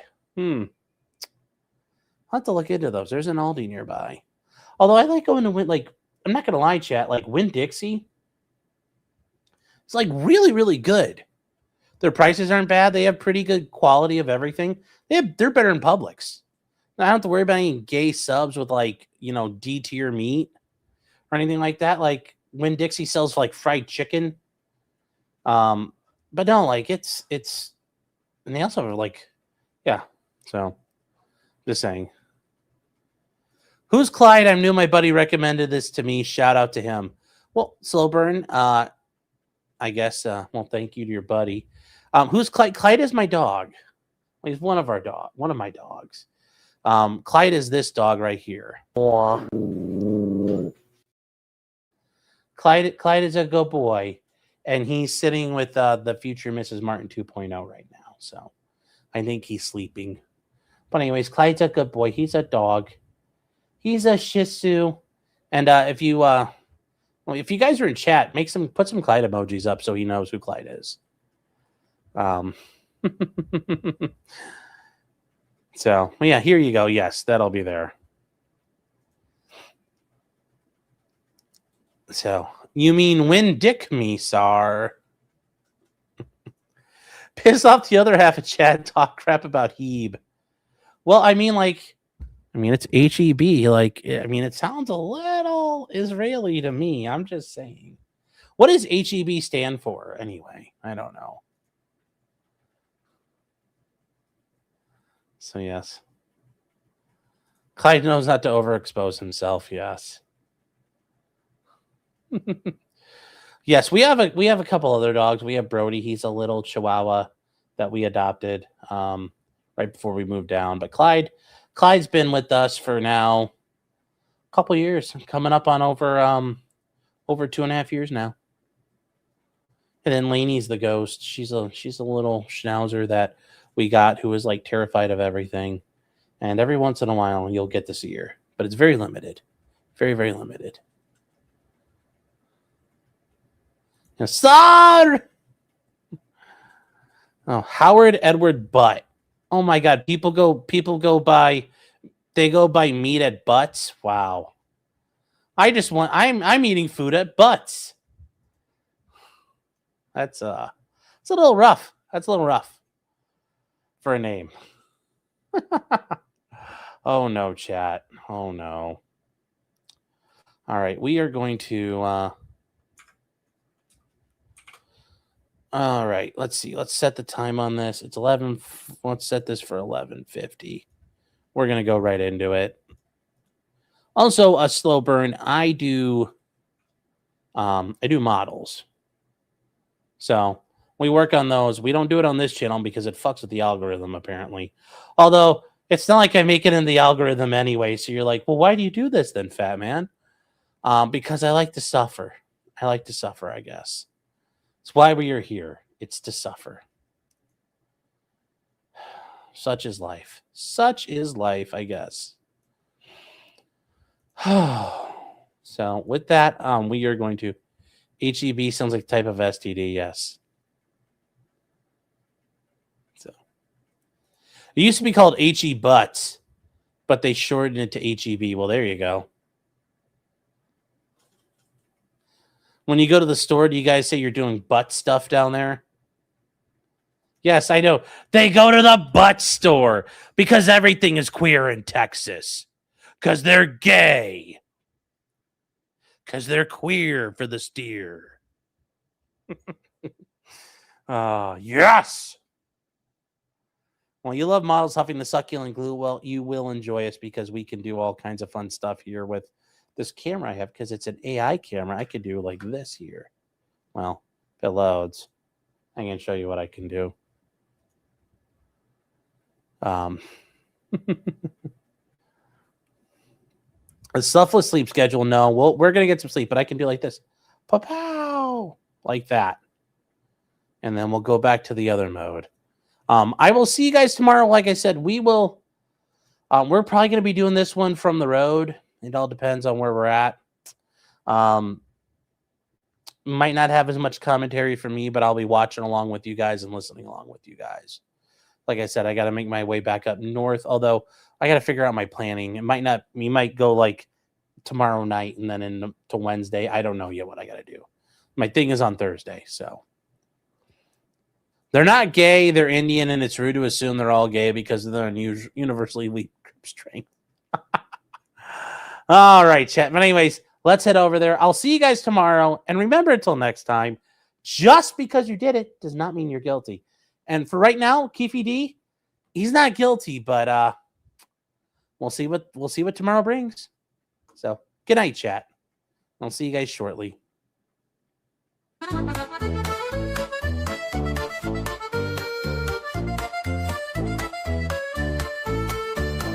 Weapons, blacksmithing, and models of planes, esoteric works, and even some trains. Much merriment had while drinking White Claws, tips on hunting, and even talking the law.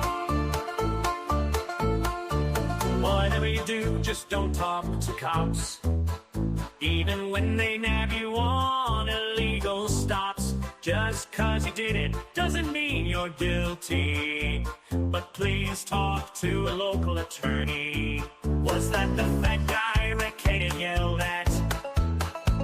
Why guess it was, he even knows he's fat. For all this fun and more, there's one place to go. Here on Sean Martin's Potentially Criminal Show.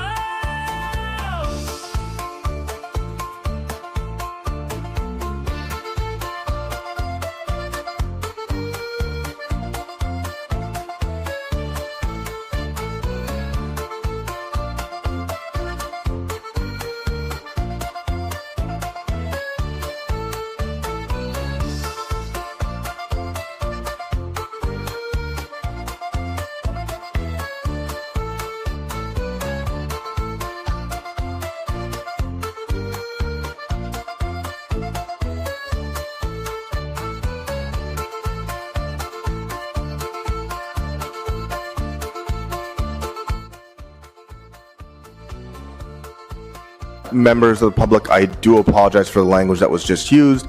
The statements that he's made, good or bad, do not necessarily reflect the views of anybody around this horseshoe, any staff, or the city. We appreciate your patience. This is a regular occurrence, and we do apologize.